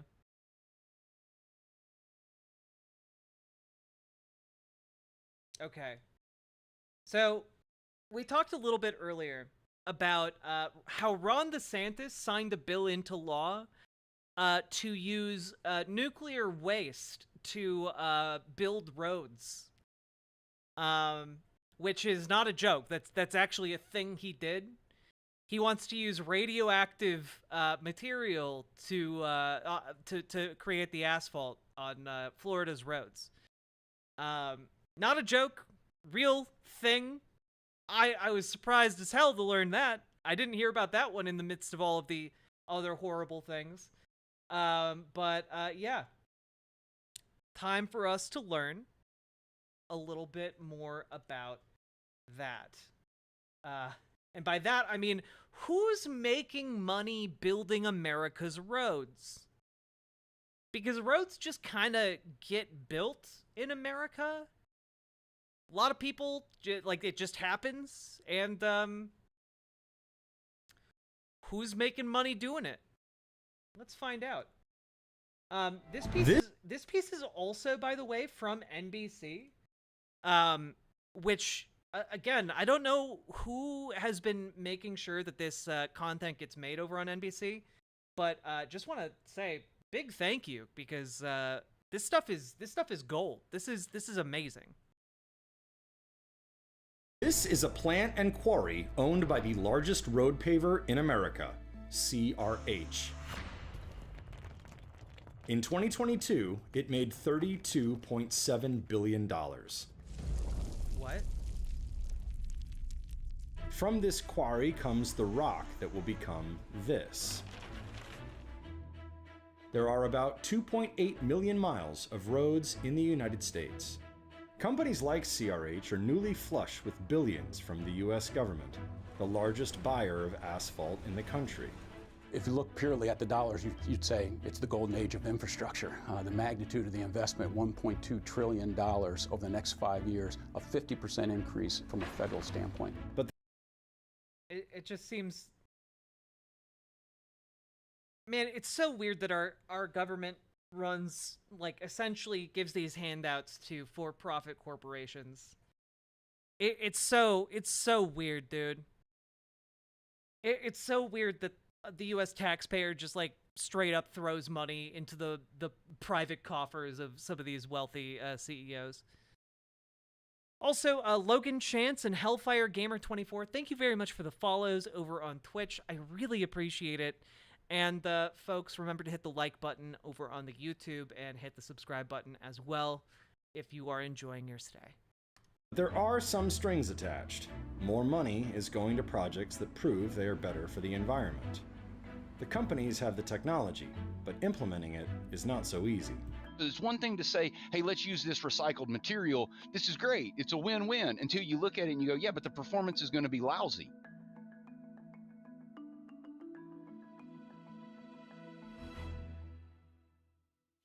Of the nearly 3 million roads in the US, 94% are surfaced with asphalt. Asphalt is a mixture of aggregate and a petroleum-based binder. The small percentage of surfaces not paved with asphalt are made of concrete, a more rigid material that is better for vertical structures, bridges, overpasses, even buildings. Its rigidity makes it more prone to cracking. When concrete needs to be replaced, the whole structure needs to be removed. Asphalt, on the other hand, is more flexible. It is applied in layers. A crew can resurface an asphalt road by shaving off and replacing the top layer. And more importantly, a piece of a road, a single lane on a freeway, can be ripped up and replaced without disturbing the rest. So what am I looking at here? So this is our broken up asphalt. Depending on where you are, you're going to have something different. So asphalt isn't just the same everywhere. No. It really varies. No. About 30% of America's urban roads are in poor condition. They carry 70% of the 3.2 trillion miles driven annually in the country. And the reason for that is because we killed we killed the ability to navigate America on train. That's the reason. There is more and heavier traffic than ever. A 2019 report from the Transportation Research Board, requested by Congress, showed that much of the country's interstate highway system is built on foundations that are 50 to 60 years old. Paving over aging foundations is producing diminishing returns. Most of the system would need to be reconstructed from the ground up, and that would require nearly doubling the investment in the long term to make those improvements. Damn. If you took every lane mile owned by TxDOT, you could drive around the Earth's circumference 8 times. Almost 200,000 lane miles of roadway. That doesn't include county roads and city streets. And so if you think about the scale of the network that we have, it's huge. And so financing that network and maintaining it is a really big deal. At the federal level, most of the money to repair roads comes from the Highway Trust Fund, which historically has been funded mostly through taxes on gasoline and diesel. Those taxes haven't been raised in decades. The fund has had to rely on transfers from general federal revenues to stay afloat. Every few years, it is not on a regular schedule, Congress passes big bills to authorize spending on highways and transportation. Hence the Infrastructure Investment and Jobs Act. Signed into law in November 2021, it was a historic investment set to boost federal highway spending by 50% over 5 years. The magnitude is what's really significant here. When we look at the magnitude of that opportunity, we're encouraged because I think we play in the markets where much of that dollar will flow.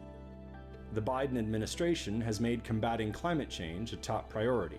Purchasing materials that can demonstrate lower carbon emissions throughout their life cycle is an integral part of that.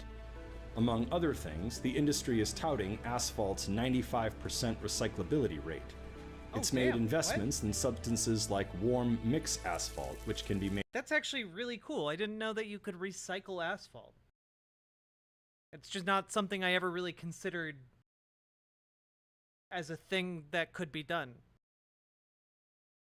Thank you, Fox of Fate.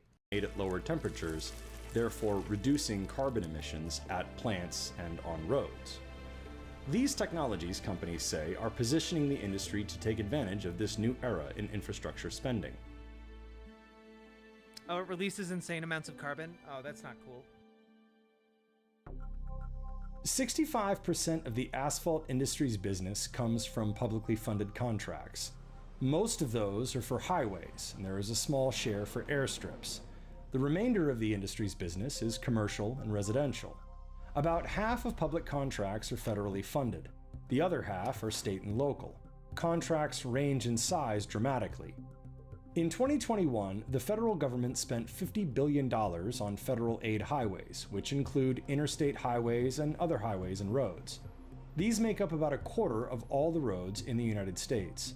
Roughly 60% of that money goes toward pavements. In 2022, that rose to $70 billion because of the Infrastructure Investment and Jobs Act. The infrastructure bill passed by Congress and signed by President Biden in 2021. The Consolidated Appropriations Act, passed in late 2022, added another $70 billion. Federal funding for road and bridge construction is expected to total $360 billion over the 5 years from the date the bill was signed into law in November 2021 through 2026. This facility belongs to Tilcon, an asphalt company in the Northeast United States. It is a subsidiary of one of the largest asphalt companies in the world, CRH. CRH sells a lot of other building materials too, somewhat unusual among competitors. The company also builds with what it sells. At one point we sold asphalt and aggregate and ready-mix concrete. Now to our end customers we sell a road and main. Also, Illocorb. Interesting that you say that because I actually have a fun piece of fusion, a fun fusion story that's coming up that is actually really, really fucking cool. Maintain that surface, which is a big evolution for the business. Of the $32.7 billion CRH made in 2022, $20.5 billion came from North America. You have a company which has been... You know what's really durable? Metal train tracks. Those are pretty durable. Man, what if we just made really fast, I don't know, trains that float using magnets or something? I don't know. I'm spitballing here. Generating, particularly over the last number of years, very attractive returns on the assets that they're operating. They have shown very strong levels of margin resilience, particularly as the cost backdrop has been quite volatile. Its road paving business made up half of its North American revenue. That business has 830 locations across 41 states and 2 in Canada. construction is a 50-mile radius around any one of our plants. It's the weight of I the know, product Japan itself. already has them. We can Heavy do it construction too. materials only travel so far. Otherwise, they become economically unviable. So it's important to have a network of plants and reserves in key strategic areas. As of May 26th, share prices had increased by 25% since the beginning of 2023. A shareholder who bought the stock when the group was formed would have an annual return of 14.8%. They'd have a bit less if they'd bought it in 2013. A group of US peers has had a slightly higher overall return in that time. But CRH has outperformed global peers. We've done a lot of analysis on their returns on invested capital. They generate a premium to the rest of the sector. We think that those returns are defensible. We think that they can reinvest the excess capital that they generate in the business into expanding the business. In 2023, it plans to distribute $960 billion in dividends and Oh my god. Oh my god. We're giving them so much fucking money. And then they just turn around and give that to their investors.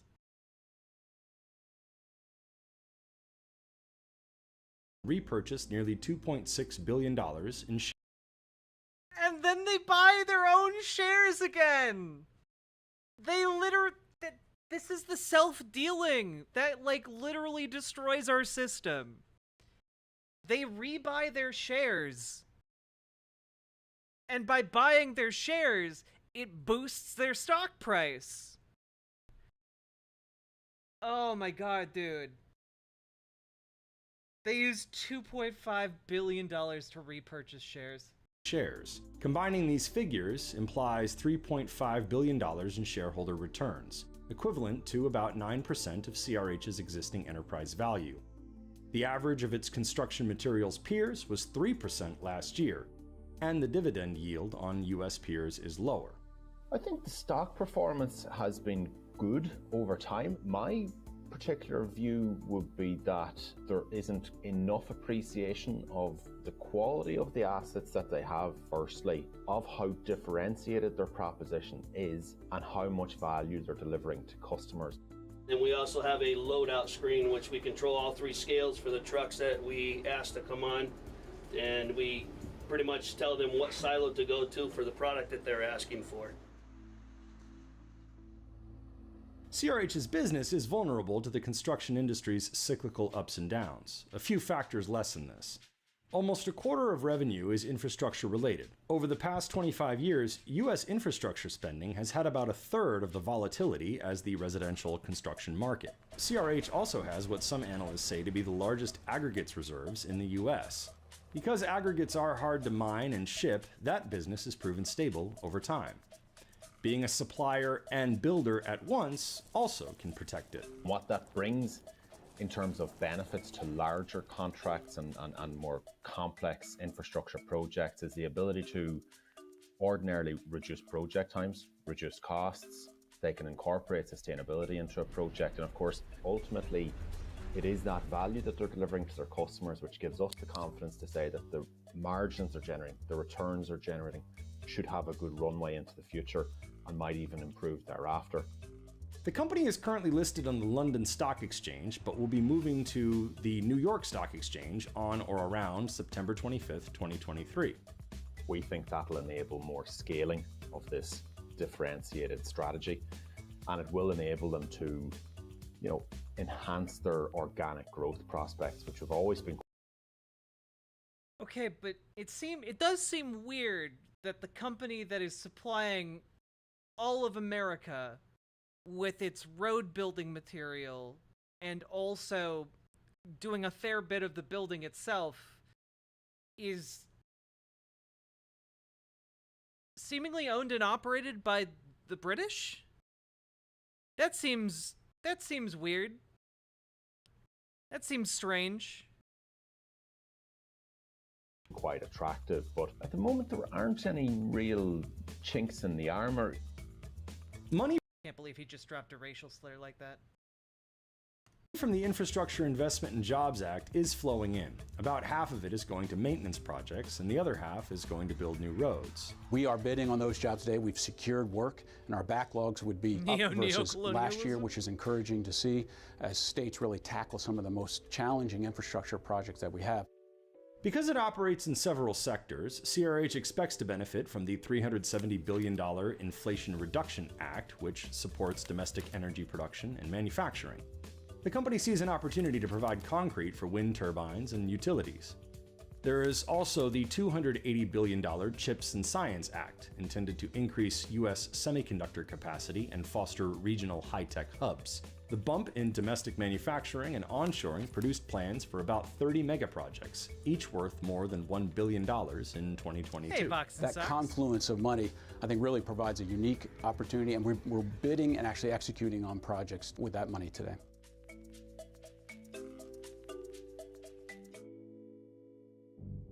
While the overall outlook appears quite bullish, there are challenges. First, the IIJA might not be helping as much as it seems. While it has boosted funding by about 50%, inflation has driven up highway construction costs by nearly 30%. It's a challenge for our customer, and so if we're customer-focused, it becomes a challenge for us as well. Two tools CRH says it can use to reduce contract costs: design and circularity. So I think that's why it's very important, especially in infrastructure, to work early on in the construction design phase to really find out exactly the needs of that specific project. When you build a road, not any road is the same. It requires different aggregate, different asphalt, different longevity in terms of the outcome of that roadway. So working early on could help mitigate the kind of the cost inflation. CRH says recycled pavements can lower costs. At the moment, about 25% of every mile of pavement it lays down is made of recycled materials. That's a benefit to the taxpayer. It keeps the cost down in terms of the overall product for ourselves, but also, more importantly, for our customers. That allows a State Department of Transportation to take on more projects than they would typically do because of that leading focus on sustainability and circularity. Recycled asphalt pavement, or RAP, is what it sounds like. Asphalt that has been pulled up off the road, ground up, and used again. More than 95% of existing asphalt is recycled, but nationwide, only about 20% of the new roads laid down are made of recycled asphalt. What is the rest? That is an average. Some states use much more. Michigan allows up to 50%, and CRH has test projects in aggregate-poor Florida, which are using up to 70%. The industry is trying to increase the allowable share of recycled asphalt to 50%. As of 2023, many states cap the percentage of recycled asphalt in any given mix, primarily over fears it won't perform as well as virgin pavement. Again, one of asphalt's strengths is that it's flexible. It can hold heavy loads without cracking as easily as concrete. The ideal asphalt mixture is one that flexes just enough, without cracking and without forming the kinds of ruts you might see on an old unrepaired road. But asphalt ages in the field, and when it does, it gets stiffer. When RAP was first introduced in the 1980s, there were failures. Those experiences have contributed to the caps. I'm finding this very fascinating. I'm sorry if this is boring to you guys, chat, but this is like my Jimmy Jam. I love infrastructure. I'm not saying that we have it completely figured out, but we're a lot farther along than we were 15 years ago. And I think you're going to start to see the performance of a lot of your pavements improve because of that, and improve with a more recycled footprint in them. Asphalt laboratories, often at universities, are exploring a wide range of research. This includes testing different mixes of aggregate to see how well they perform over the long term. They are exploring higher performing binders and testing both recycled asphalt as well as other materials, such as ground up tires or recycled plastics. One of our biggest challenges comes in how do we take what we learn in the lab and predict what's going to happen in the field? Because in the field, you're building it under traffic, you're building it with heavy equipment that, spans out 20 foot wide. You're rolling it with 7-foot wide rollers. It's cooling at different temperatures, right? So what happens in the lab and what happens in the field, two very different things. And so ton of research going into what do our tests in the lab tell us about what's going to happen in the field, so that we can make better decisions on what materials to put into our mixes to get the type of performance we want. And researchers like Gerganis say one of the best sustainability and long-term cost-saving measures is building roads that last longer. How do we rebuild these roadways under traffic in such a way that we'll get another 60 years out of them? Because there's not a light switch. You can't just turn these roadways off. People use them, commerce uses them. How are we going to rebuild these things under traffic? How are we going to do it fast without sacrificing quality? It's a huge challenge. Okay, but also, maybe these companies aren't super interested in making long-lived roads. I'm just gonna go out on a limb and say that the company that provides like the most asphalt for use in building roads in America is not super interested in creating long-lived roads. True! Very knifey duck. We could reduce our reliance on roads with, I don't know, something like a train or something. You really do have some of my favorite emotes on Twitch. Well, I'm glad you love them, boiled peanuts. One day I want to have like something a bit more personalized to me, but I love the silly one. I love that little Peepo guy. He's so nice. Hello, Nindreen. My good she's, he's, and theys. How we doing, folks?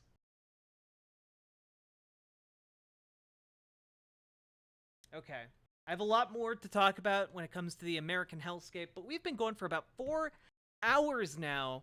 And chat, if you've been enjoying the show, please hit the follow button over on Twitch.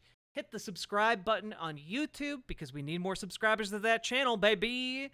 And make sure you hit the like button on the stream. It helps out so much. And consider coming on over, especially if you're over on YouTube or over on Twitch. Consider coming over to riverboat.gg. That's where you can find the on-screen chat. You get a lot of fun emotes that are unique to the riverboat.gg experience. And you can also drop subs or donos, and those help me out so goddamn much. And if any of you would like to support me in that way, I would very, very much appreciate it, because I do this for a living. This is what I do for my income, and I hope you all are enjoying it very, very much. I'm gonna take a quick break, but I will be back, and when I come back, we will cover the Florida slavery story, which is wild, by the way, and we'll cover VAUSH being wrong. What is VAUSH wrong about? Wait and see. The answer may surprise you.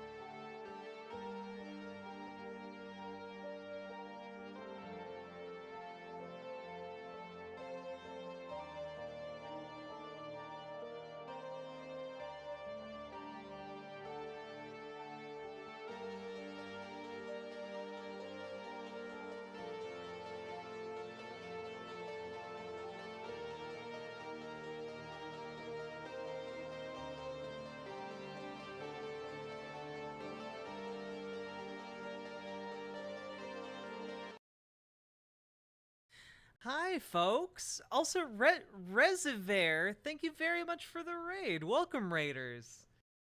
For those of you who don't know who I am, my name's Riverboat Jack. I talk about the news and politics. I'm a lefty. I'm a trans lady. If you guys got questions about socialism or transgenders, feel free to ask. It's a safe spot to ask questions unless you insist on stupid positions and make me mad. In which case I will call you a silly Billy. I swear music from Amy Waters makes me wish I was playing an NES game with her soundtracks. Right? Axial Gradiometer, I would love if Amy like made like a full like soundtrack to a game and like that I could mod it into said game, you know? Hello, everybody! How are you doing? Trout with Clout, hello! Nindreen, hello! VCC TV, hello! Hello, Natalie Lush! Hello, everybody! Was that from FTL? It was from FTL. And then the last song that started playing was Final Hours from Majora's Mask. Hey, Omnipotent Rift, hello. I have a question. How long after you started HRT did you notice physical changes? How about mental and emotional changes? Okay, after I started HRT, probably about a week, I noticed that my my chest was sore, because the budding process begins. You know, the breast growth begins. And the soreness is an indication that you are going through the breast growth. Mental and emotional changes kind of happened like within the first couple weeks. A lot of wonkiness with how you're feeling, because on the one hand you're finally getting the medical intervention that you need, and that can be really thrilling. And also, at the same token, like your hormones are massively shifting in your body, and that can be a whole lot of emotion to deal with and a whole lot of crying. Well, like, it doesn't happen all at once, you know? Like, it takes time for that to kind of settle into your system and become the norm. So, like, there wasn't, like, a hard date, but, like, in retrospect, like, over the course of, like, a couple weeks, it was, like, a lot to deal with.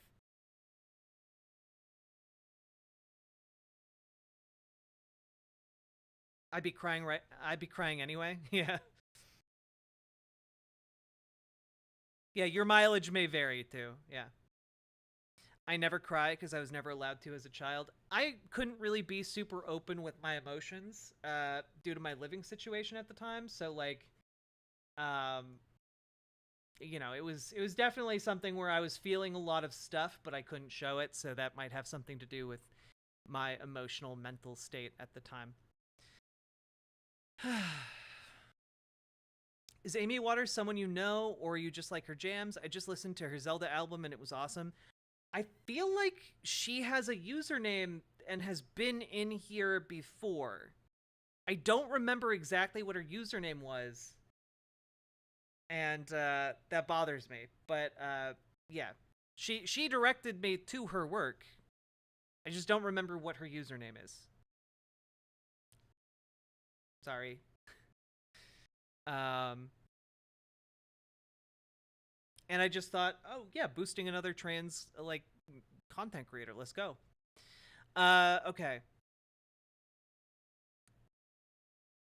Let's talk about Florida and slavery.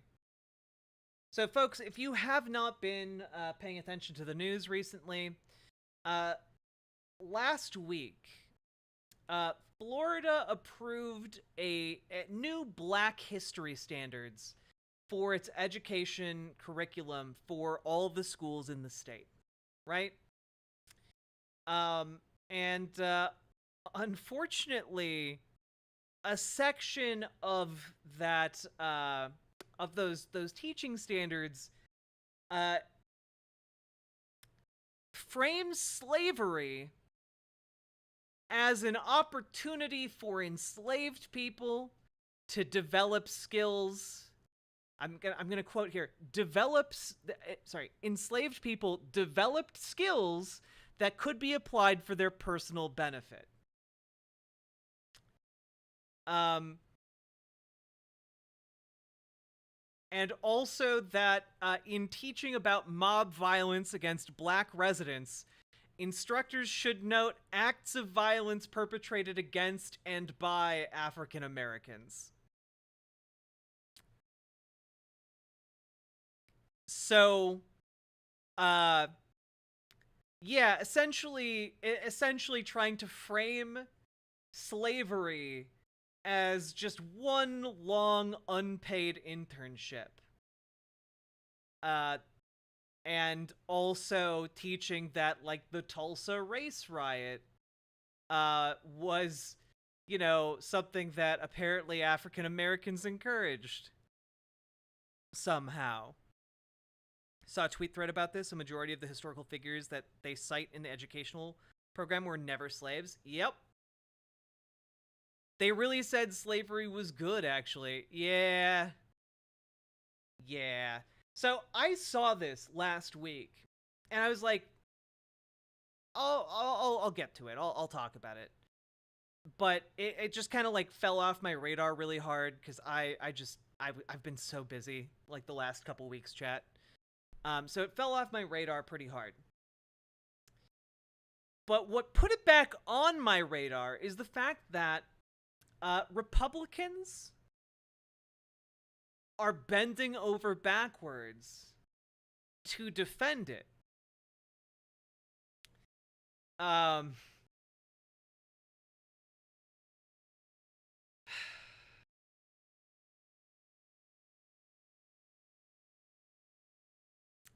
So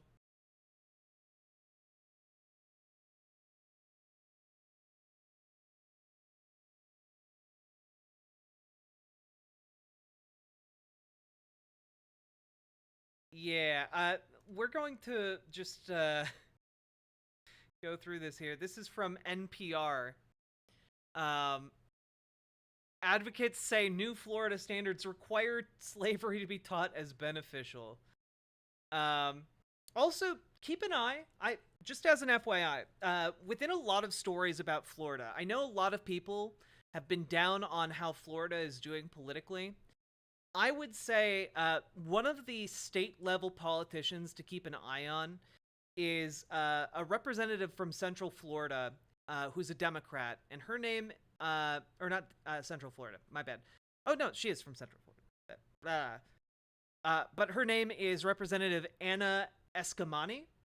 She's been doing amazing work on the ground in Florida for, you know, the left-leaning causes. You know, she put out a statement saying, especially some of the notions that enslaved people benefited from being enslaved is inaccurate and a scary standard for us to establish in our educational curriculum.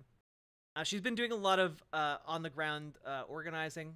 Definitely someone to keep an eye on. Central Florida Democratic Representative Rita Harris echoed her concerns. My husband is black. My daughter is black. And the thought that slavery benefited them. How could that be taught? How could someone look at a child with a straight face and say that slavery benefited black people? The Florida Department of Education, however, says that the new standards don't teach that slavery was beneficial. However, NPR looked into this and found one of the benchmarks, which you can find in, I believe it's called the Social Studies Standards for Florida State Academic Standards, states students will be taught, and this is a direct quote, how slaves developed skills which, in some instances, could be applied for their personal benefit. So, literally, the teaching standards do say that students need to be taught how slavery instilled within some slaves, in some circumstances, skills for their personal benefit. It's wild, dude. Additionally, let's just take a look here, okay?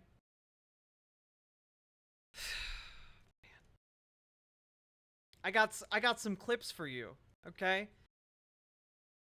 Here is Ron DeSantis trying to talk about how these new standards came into being.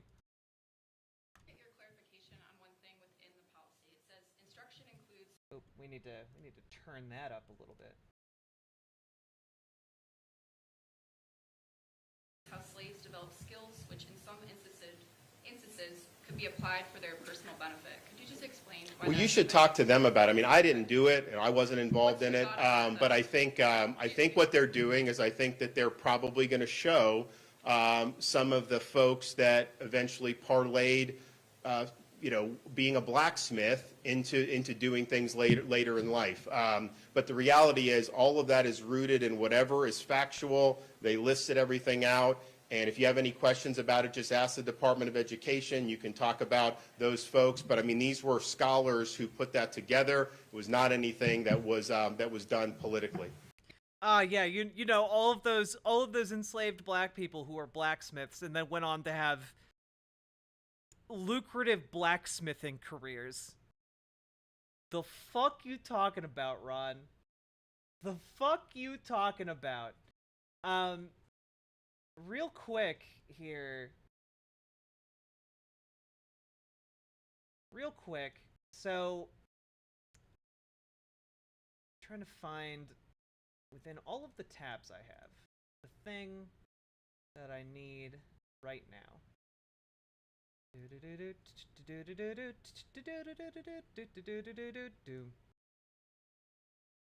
Okay.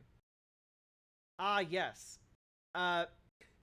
So you might have noticed that in that clip, Ron DeSantis says something along the lines of, "Well, wasn't me. I didn't do it." Except that he did. He did though. Turns out that the reason Florida's new education standards were changed is because Ron DeSantis signed the Stop Woke Act last year. This is directly downstream of him signing that into law. So it's not so much that he didn't do it, and much more so that he did do it. I didn't kill that guy. I just cut this very convenient cable. And sure, that caused a giant weight to be dropped in the form of a piano on top of that passerby's head, but I didn't kill them.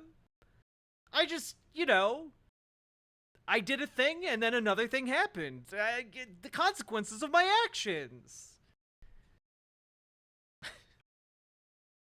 God damn it.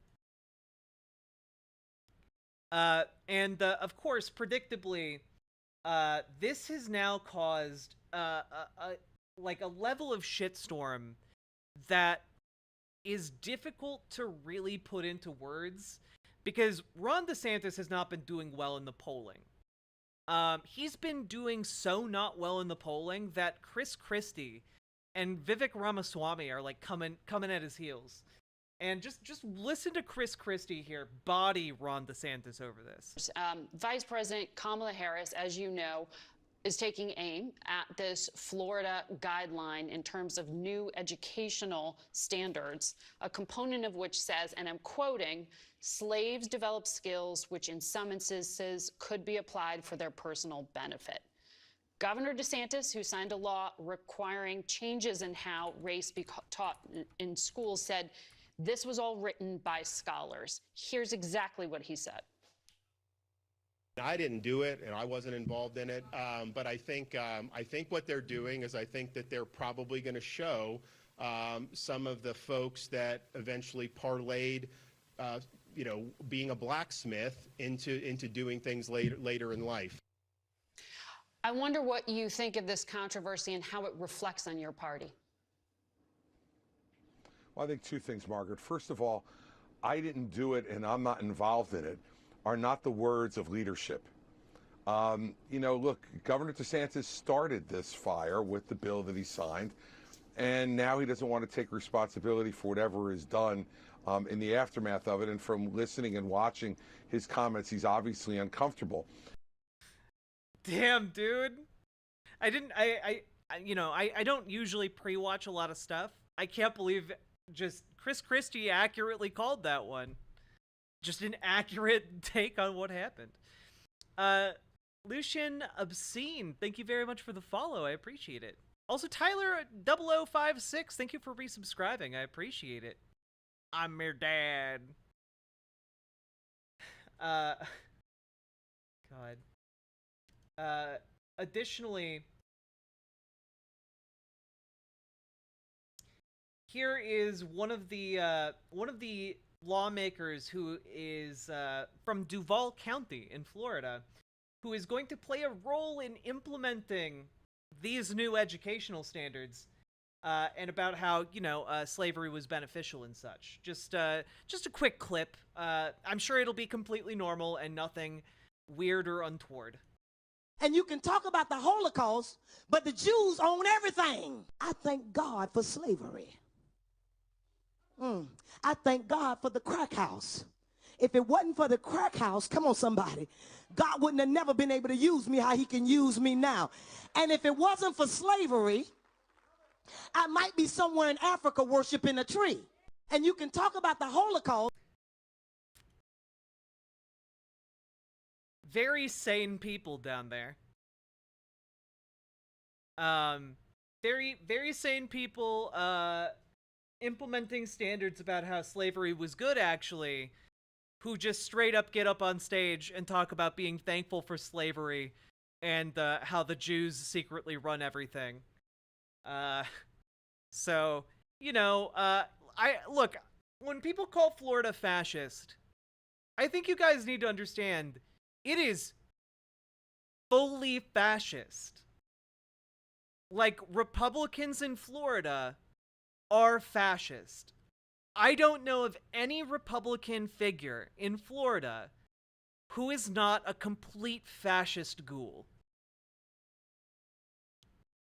They are the ones running the state, they are the ones implementing the policy, and they are the ones going out in public saying stuff like this.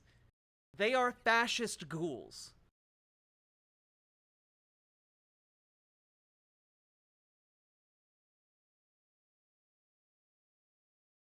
I gotta say, Kamala Harris, based on the polling, is one of the least popular political figures in the entire country. And Kamala Harris is coming out of this looking good. Because she stood up and she said something that I think rings true with the vast majority of the American public.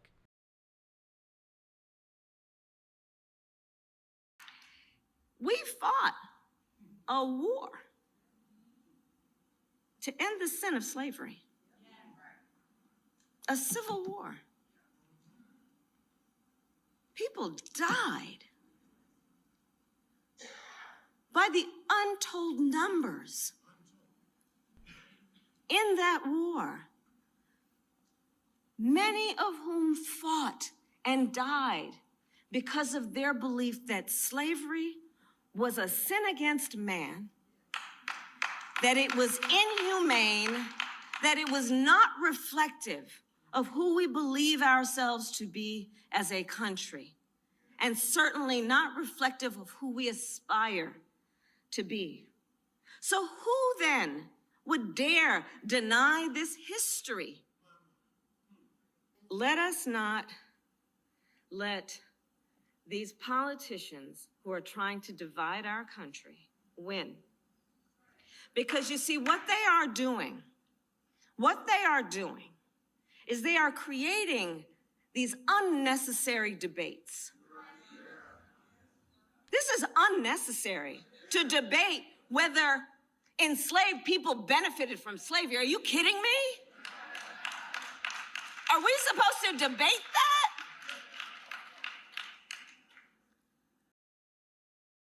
Like, she's right though. She's absolutely right. And I think her reaction there towards the end is very genuine. It's coming from a real place, which is unusual to see on a politician. But of course, Fox News has been going into overdrive to try and defend this, and man, oh man.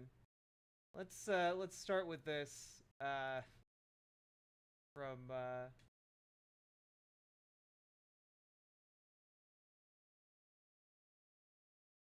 okay, we won't start with that. Start with this. Book banning, it's about slavery. Remember when the left accused Florida of not teaching slavery in schools? Now they're saying Florida is teaching slavery, but they're teaching that slaves benefited from slavery. The Vice President of the United States, Kamala Harris, is the tip of the spear for this hoax.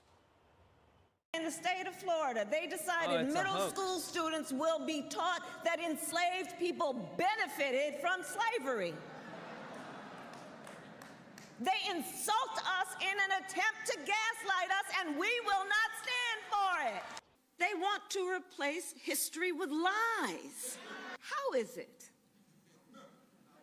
that anyone could suggest that in the midst of these atrocities, that there was any benefit to being subjected to this level of dehumanization? That's what I wanted.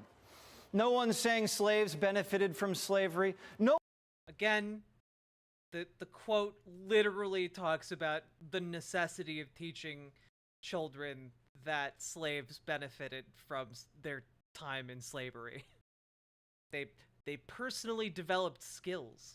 No one's saying that slaves benefited from being torn out of their continent, stuffed into deadly slave ships, and brutalized by their masters. No one's saying that. Anyone who read the curriculum knows that. Primetime read it. But it's a rich, thorough, and rigorous curriculum which covers over 400 years of the black experience with slavery. Now, one element in this year-long course covers how, quote, slaves developed skills which, in some instances, could be applied for their personal benefit. I am genuinely shocked that they showed this on screen. I am genuinely shocked that they showed the actual quote on screen. Instruction includes trades performed by slaves, blacksmithing, carpentry, agricultural work, that through their resilience and aptitude were able to develop under horrific conditions, and then by their freedom are also used to benefit their families once they're free.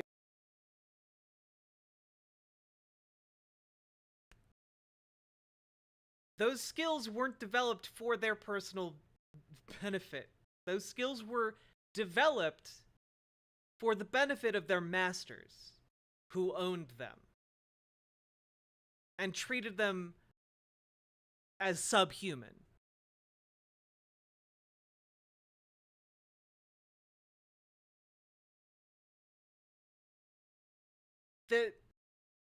Those skills were also not used to benefit the slave or their family, often because their family was separated from them. If you were a slave, you did not get to live with your family. Often, families were deliberately broken up. You know, one of them would be sold down the river, was the saying.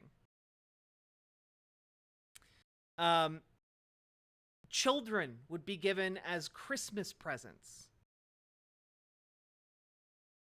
or birthday gifts.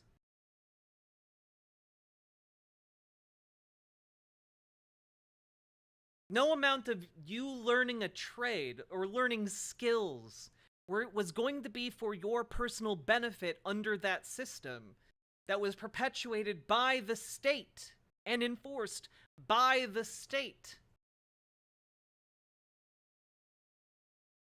They were forced to breed like cattle. Oh, but it was for their personal benefit. Yeah, man, it was just one long unpaid internship.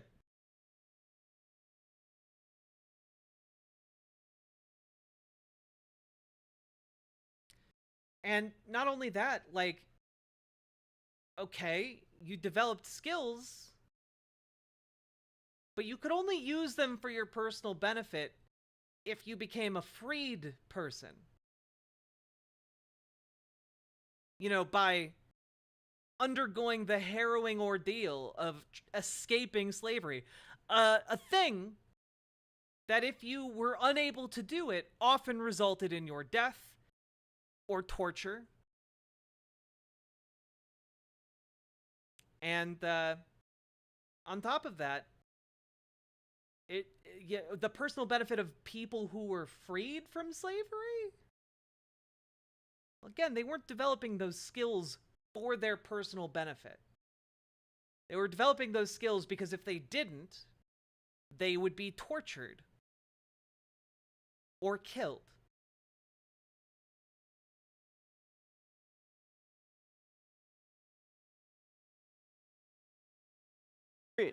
Now, there's nothing controversial about that. That's historical fact. Even CNN says Kamala's lying. Well, it's amazing to me that how little Kamala Harris apparently has to do, that she can read something on Twitter. Even CNN says that she's lying. Proceeds to play a clip with the personal advisor of the Turtle Man. What's the Turtle guy called? You guys know. Mitch McConnell. There we go. This guy is like Mitch McConnell's spin guy, going on CNN. CNN saying that she's lying. Yeah, no, it's not CNN, dipshit. It's Mitch McConnell's spin guy. Twitter one day and be on an airplane the next to make something literally out of nothing. This is a completely made-up deal. I looked at the standards. Yeah, former special assistant to President George W. Bush as well. I even looked at an analysis of the standards in every instance where the word slavery or slave was used. I even read the statement of the African-American scholars that wrote the standards, not Ron DeSantis. Former advisor, Senate Minority Leader Mitch McConnell. But the scholars, everybody involved in this says this is completely a fabricated issue. And yet, look how quickly Kamala Harris jumped on it. ABC News, which is owned by Disney and is out to get Ron DeSantis, spoke to one of the academics who created the curriculum. He said this. It is the case that Africans proved resourceful, resilient, and adaptive, and were able to develop skills and aptitudes which served to their benefit, both while enslaved and after enslavement. But what ABC didn't air was this. Only criticism I've encountered so far is a single one that was articulated by the vice president, and which was an error. As I stated in my response to the vice president, it was categorically false. It was never said that slavery was beneficial to Africans. What was said, and anyone who reads this will see this with clarity, it is the case that Africans proved resourceful, resilient, and adaptive, and were able to develop skills and aptitudes which served to their benefit, both while enslaved and after enslavement. Well, I wonder if you could say that about anyone in a horrific situation. I wonder. Hold this moment in your brains as we go forward, chat, because it gets a lot worse. One of the authors of the Florida curriculum, Dr. William Allen, joins me now. So, Dr. Allen, why do you think Kamala Harris is being dishonest about what's being taught about slavery?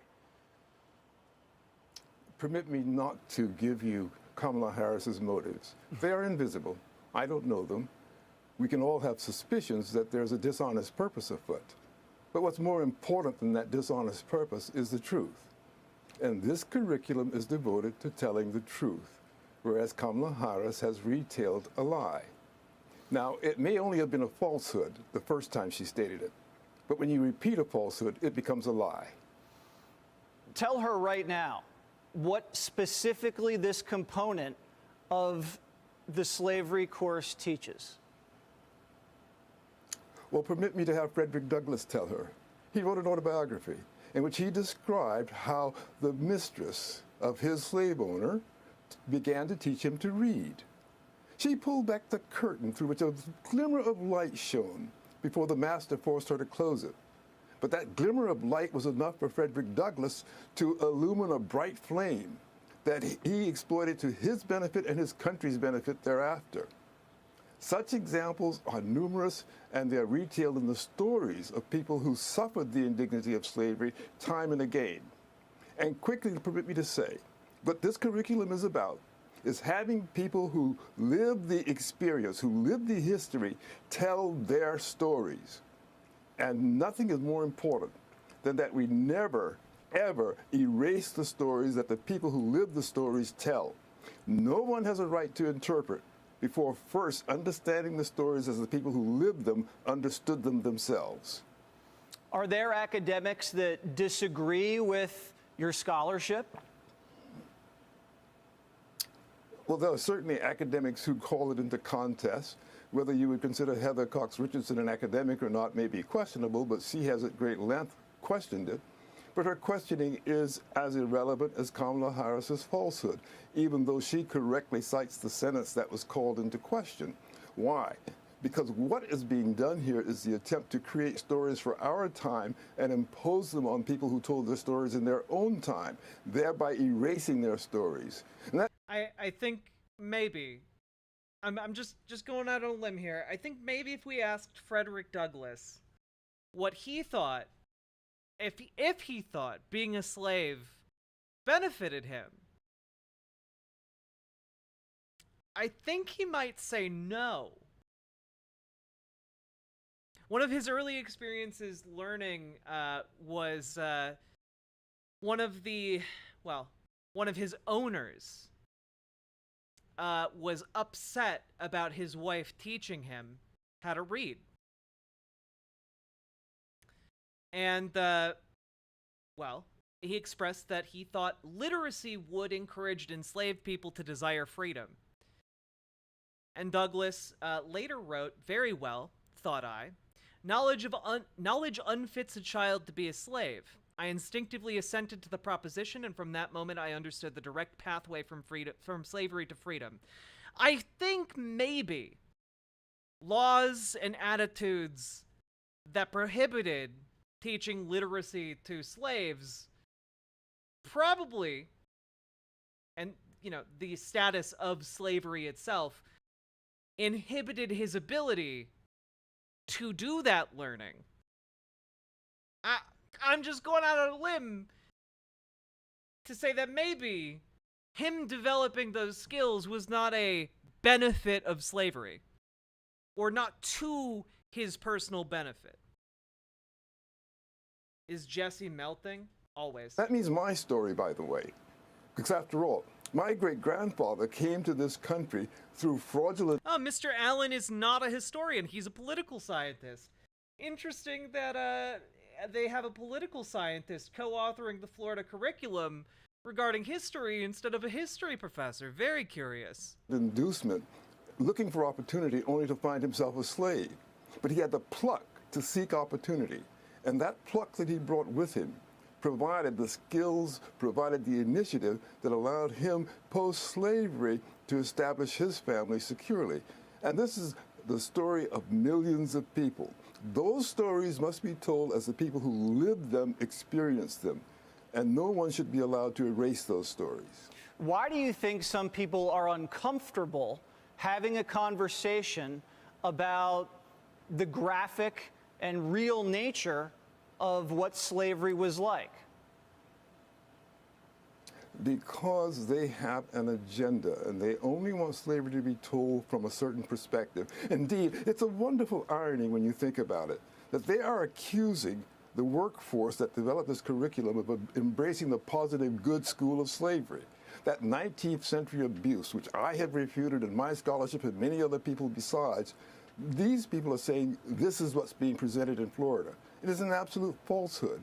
If anybody is presenting the positive good school of slavery, it's the heirs of people like Calhoun and Taney and Woodrow Wilson, who continue to propagate the false picture that the birth of the nation was nothing but slavery. I can point out quickly enough that Frederick Douglass and Ida B. Wells in 1893 demonstrated in protesting the exclusion of blacks from the World Fair of 1893 amidst thousands of lynchings that the accomplishments of black people post-slavery were the accomplishments not just of black Americans, but the accomplishments of American principles.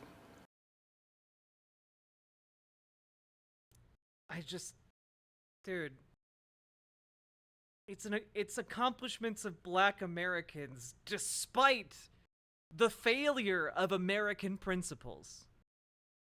Oh my God, dude. And that is the truth that people seek to deny by erasing the stories of the people who lived through the histories. They were literally not considered Americans because they were slaves. They were considered property. They weren't considered citizens. They were property. They weren't even fully counted in the census because they were property. This is an insane position to have. Alan, thank you for seeking the truth. I wish more people could have this honest conversation about our... I wish more political scientists would design curriculums for history instead of actual historians. Oh boy. Well, if you thought that was bad, chat, well, I got one more sucker punch. I got one more punch to the gut for you, okay? Specifically a punch to the gut felled. So get ready to hear and see some shit. Do you think that she read the whole thing and just decided to cherry pick something? I do think that she read the whole thing, and I think that it's an incredibly complex piece. When you look at 191 passages, you have some good, and frankly, I'm just fundamentally uncomfortable with the sentence that blacks benefited at all from this. And, you know, it made me think, as someone, obviously I'm not black, but I'm Jewish. Would someone say about the Holocaust, for instance, that there were some benefits for Jews, right, while they were hanging out in concentration? Yes. Would someone say that? Camps, you learned a strong work ethic, right? Maybe you learned a new skill. Did you ever read Man's Search for Meaning? Vic Frankl talks about how you had to survive in a concentration camp by having skills. You had to be useful. Utility kept you alive. We're also talking about...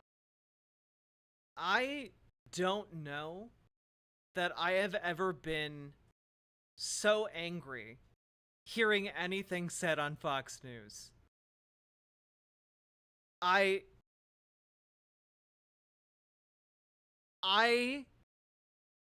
have no words. This was so egregious, chat. The Auschwitz Memorial commented on this segment from Fox, writing, "While it's true that some Jews may have honed their skills or usefulness to increase their chances of survival during the Holocaust, it is essential to contextualize this statement properly and understand that it does not represent the complex history of the genocide perpetuated by Nazi Germany." Viktor Frankl's observation about the specific situation in Auschwitz, which at some point, because a camp that connected the functions of a concentration camp and an extermination center, and where deported Jews went through the selection process, highlights how some Jews became registered prisoners and might have used their skills to gain favor or prolong their lives in that particular setting. Yet it never gave them complete protection. However, we must not overlook the larger picture of the Holocaust. Nazi Germany's ultimate goal was to exterminate all the people it considered Jews. Nazis created their racial definition of a Jewish person. Millions of Jews were brutally murdered in execution sites, mainly across the east of occupied Europe, with entire communities wiped out regardless of their usefulness or contributions to society. While some of the ghettos seemed to have the goal of being productive, and Jews were used as slave labor there, being useful did not guarantee safety, as the Nazis eventually decided to liquidate them, leading to the murder of those considered valuable as well. There were no selections in extermination camps such as Treblinka or Sobibor, and almost all deported Jews were murdered upon arrival, irrespective of any perceived usefulness. Being skilled or useful did not spare them from the horrors of the gas chambers. Furthermore, being the final stages of the Holocaust, as the Nazi system was collapsing, concentration camp prisoners were evacuated to shrinking camp systems, resulting in the death of many. In these circumstances, being useful did not offer protection either. Therefore, while it is accurate to acknowledge that some Jews may have survived temporarily due to their perceived usefulness, it is crucial to remember that the Holocaust was a systemic genocide with the ultimate aim of exterminating the entire Jewish population. It would be more appropriate to say that some Jews survived the Holocaust because they were considered temporarily useful, and the circumstances of the Nazi regime's collapse prevented their murder. We should avoid such oversimplifications in talking about this complex, tragic story. Which is maybe the nicest fuck you I've ever read, but holy shit, dude. Middle schoolers here. And there's a lot of concern about what age people are prepared to understand complex issues. I'm not sure that 12 is the right age to start hearing things like, and when you were enslaved here in America. What about gender? Yeah, what about gender? Yeah. You know, the fucking hell, dude. The amount of comfort these people have with a normalizing genocidal rhetoric and policy should be deeply disturbing to everybody.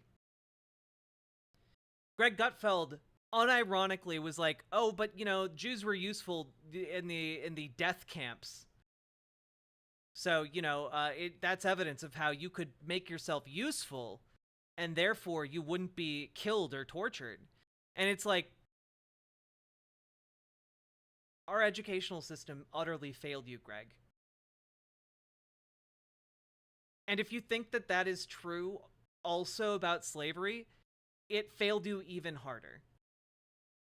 Because slavery did not care. People who owned people as property did not care if their slave was raped, especially if it was by the person who owned him.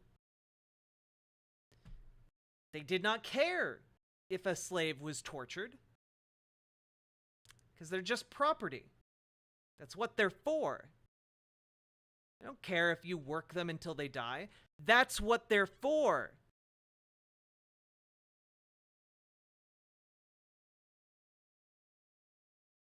And the idea that, oh, well, they were being taught useful skills.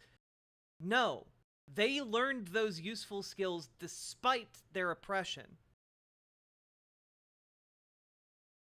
And those skills being useful were not useful to them during their slavery, because they were useful to their owners.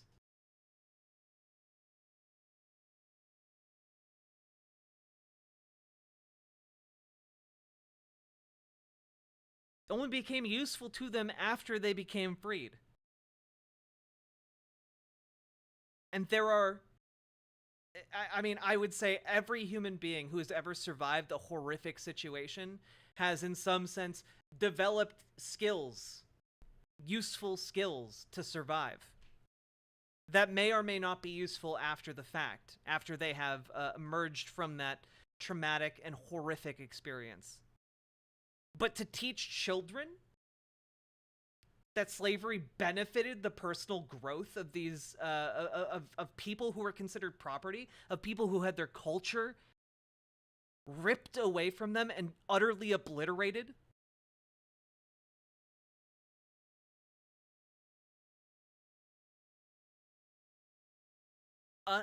Unbelievable. Unspeakable. The way that Fox News and conservatives have bent over backwards to try and characterize this as like, oh, it's just a goof. It's just, oh, it's not even real. It's all a hoax. It doesn't exist. And then they show the fucking quote on the screen, and it's right there.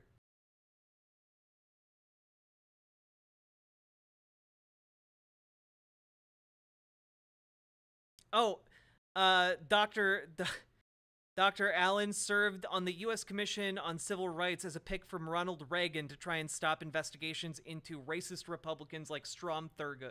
Or Strom Thurmond?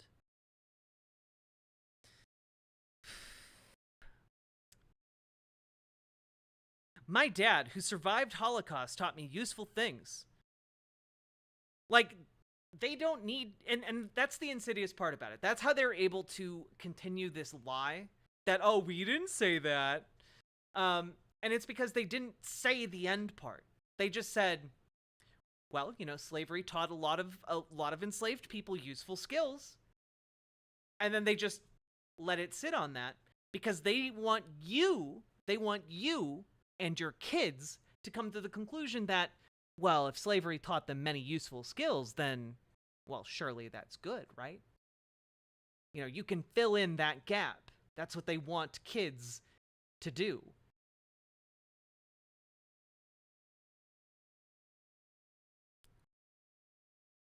Absolute ghouls. Absolute monsters.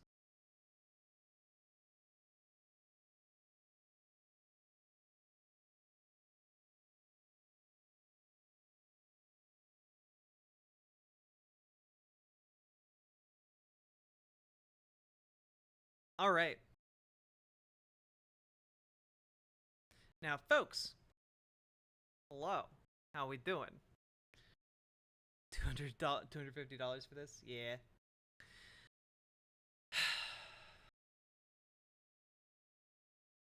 So, folks, here's a cool bit of news.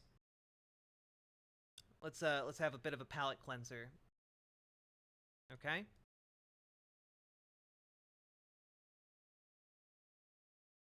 And I'll cover this story tomorrow. So, news story coming out yesterday, actually, from Interesting Engineering. There's been a breakthrough when it comes to what is known as high-temperature superconducting tape. Now, what exactly is this? Well, it's been developed by Commonwealth Fusion Systems, and has been in the process of being researched for literal decades by the Massachusetts Institute of Technology, MIT. And basically, this tape is stacked and layered. And when stacked and layered, it forms powerful magnets. Right? Which in turn can then be used within tokamak reactors to prevent most of the charged particles within those reactors, most of that highly charged and high intensity, high temperature plasma contained within the reactor. Which means you can build a much more efficient fusion reactor, which is really, really cool. So what we're talking about here is a tape, and I'll show it. I'll show it here on screen. Doesn't look very exciting or interesting, but basically these thin layers of tape can be stacked and put on the walls of these tokamak reactors to contain fusion reactions.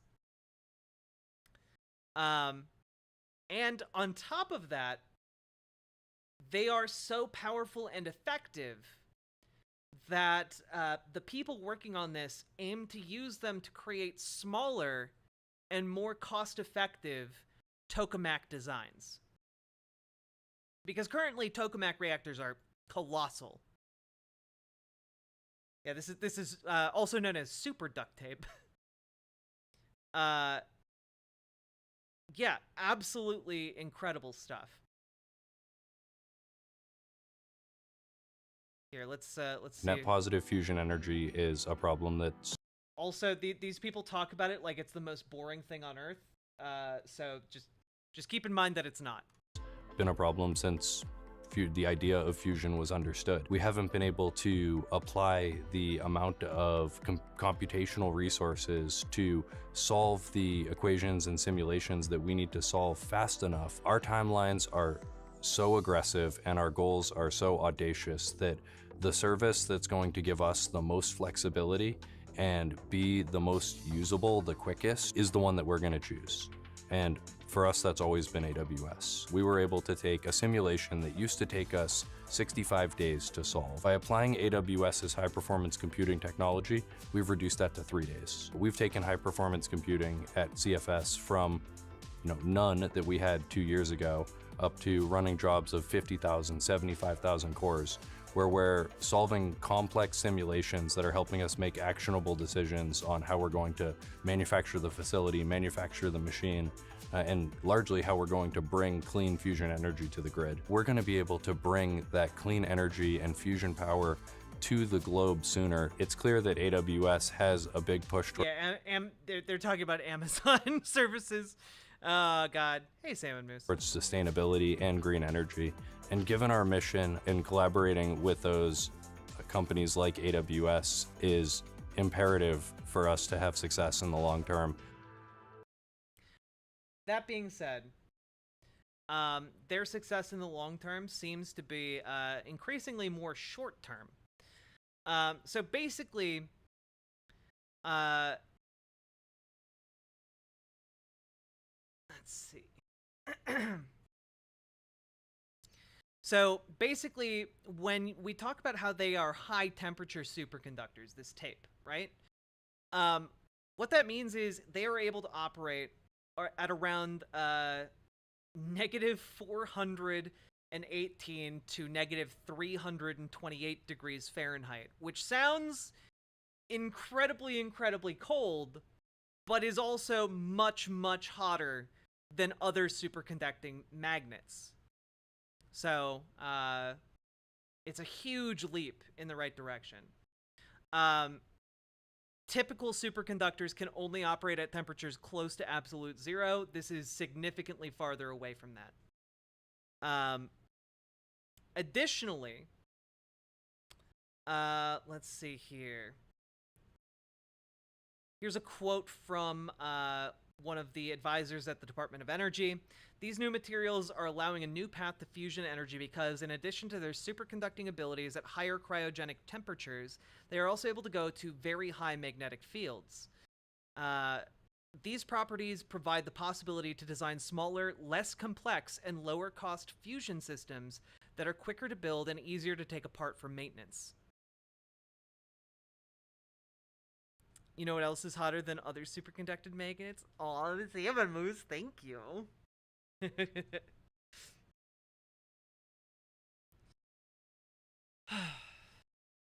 Congrats, you have a fast simulation. Can you build the facility in 5 years now? No, then it's not useful for the moment. Well, yeah, Look, nothing is going to be useful for the moment. Nothing's going to be useful for the moment, but everything that we build now, everything we build 20 years from now will be useful for our children and our children's children.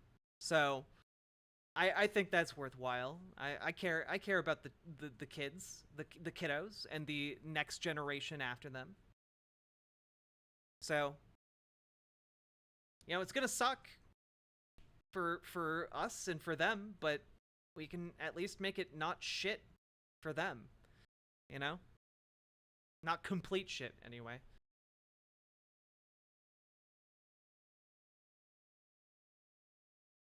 Oh yeah, we have so many other needs for high temperature superconductors, but yeah, I think that being able to make small fusion reactors would be great.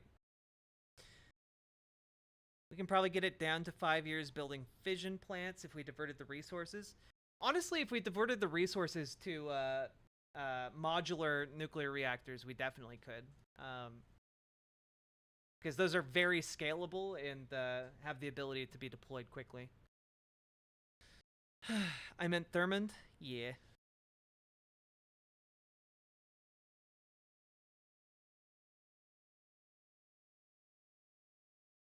Also, Gamergy, Sony keeps developing better and better tape storage systems, so it just continues to get better.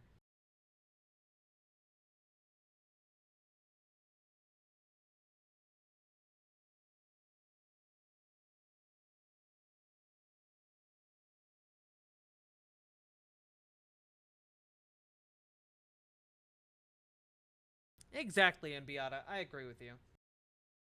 All right, it's time.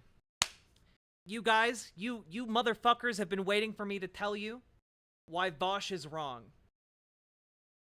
And that's why, before I do that, I'm going to tell you guys to come over to riverboat.gg, where you get access to all kinds of wonderful emotes and wonderful human beings. Come on over there, and feel free to drop some donos and subs, because supporting me helps me to live, and I like being able to live a lot. So, come on over, drop some subs and donos. And also, if you're over on YouTube or Twitch, especially if you're over on Twitch, come on over to riverboat.gg, because you don't have to watch ads even if you're not subscribed. And additionally, when you gift the sub on Twitch, I get $2.50. When you gift the sub for the same amount of money over on riverboat.gg, I get the full $5 minus PayPal fees. So let's go, baby. All right. Now, it's time to air my grievances with VAUSH. I was watching a video the other day titled "Stop Flying, Stop It." And I have to say, VAUSH is wrong. Will these really help? I mean, it's space efficient. The Fart Huffer 9000. I think there was actually a statement made by some official or somebody related to the airline who designed it, where they were like, actually, the fart sniffing shouldn't happen. Or it was literally some shit like, actually, unless a particularly powerful fart is made, you know, there should be no such effect. Wouldn't a socialist world also have this type of innovation, but instead of for profit, it's for ecological issues? No, we should just stop having people fly. Flying is bad. There's no way for a plane to ever be electric. It's not possible to have a green plane. There's no...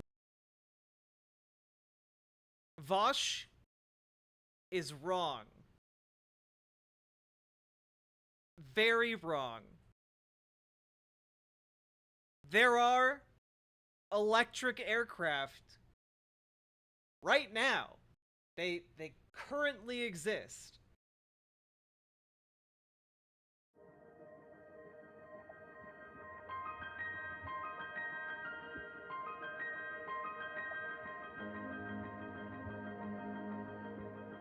Well, it was a very long wait, but just recently, Aviation's Alice electric aircraft took to the air for the first time. The company expects the distinctive fixed-wing model to be used mainly to carry 9 passengers on regional airline services. My colleague Hanneke Whitering was lucky enough to make the trip to Moses Lake in Washington State, and she was up before the birds to watch Alice make its first takeoff. Hanneke, what was that like? What did you see? Yeah, so it was a beautiful morning. The plane took off about 20 minutes after sunrise. For a minute, we thought it might not actually take off because it taxied to the runway and then taxied back, but that only took about 30 seconds. They had to change something on the instrument display panel. They said the airplane came back to the runway, took off, flew 2 circles, and came back right where it took off. The whole flight only lasted about 8 minutes, which seemed kind of short, but Aviation says that that was exactly what they had planned for, and everything went according to the plan, and it was just a beautiful flight, a good day for Aviation. That's excellent and very exciting too. I'm sure it's a bit like waiting for a new baby to arrive, and there's a certain amount of tension around these events. But once we got over the sort of initial excitement of the thing making its first flight, I think it's fair to say that there were also some surprises that day in terms of what Aviation is saying about the aircraft and what it now has in mind. Perhaps you could explain to us, you know, what seems to be different from what we'd perhaps expected.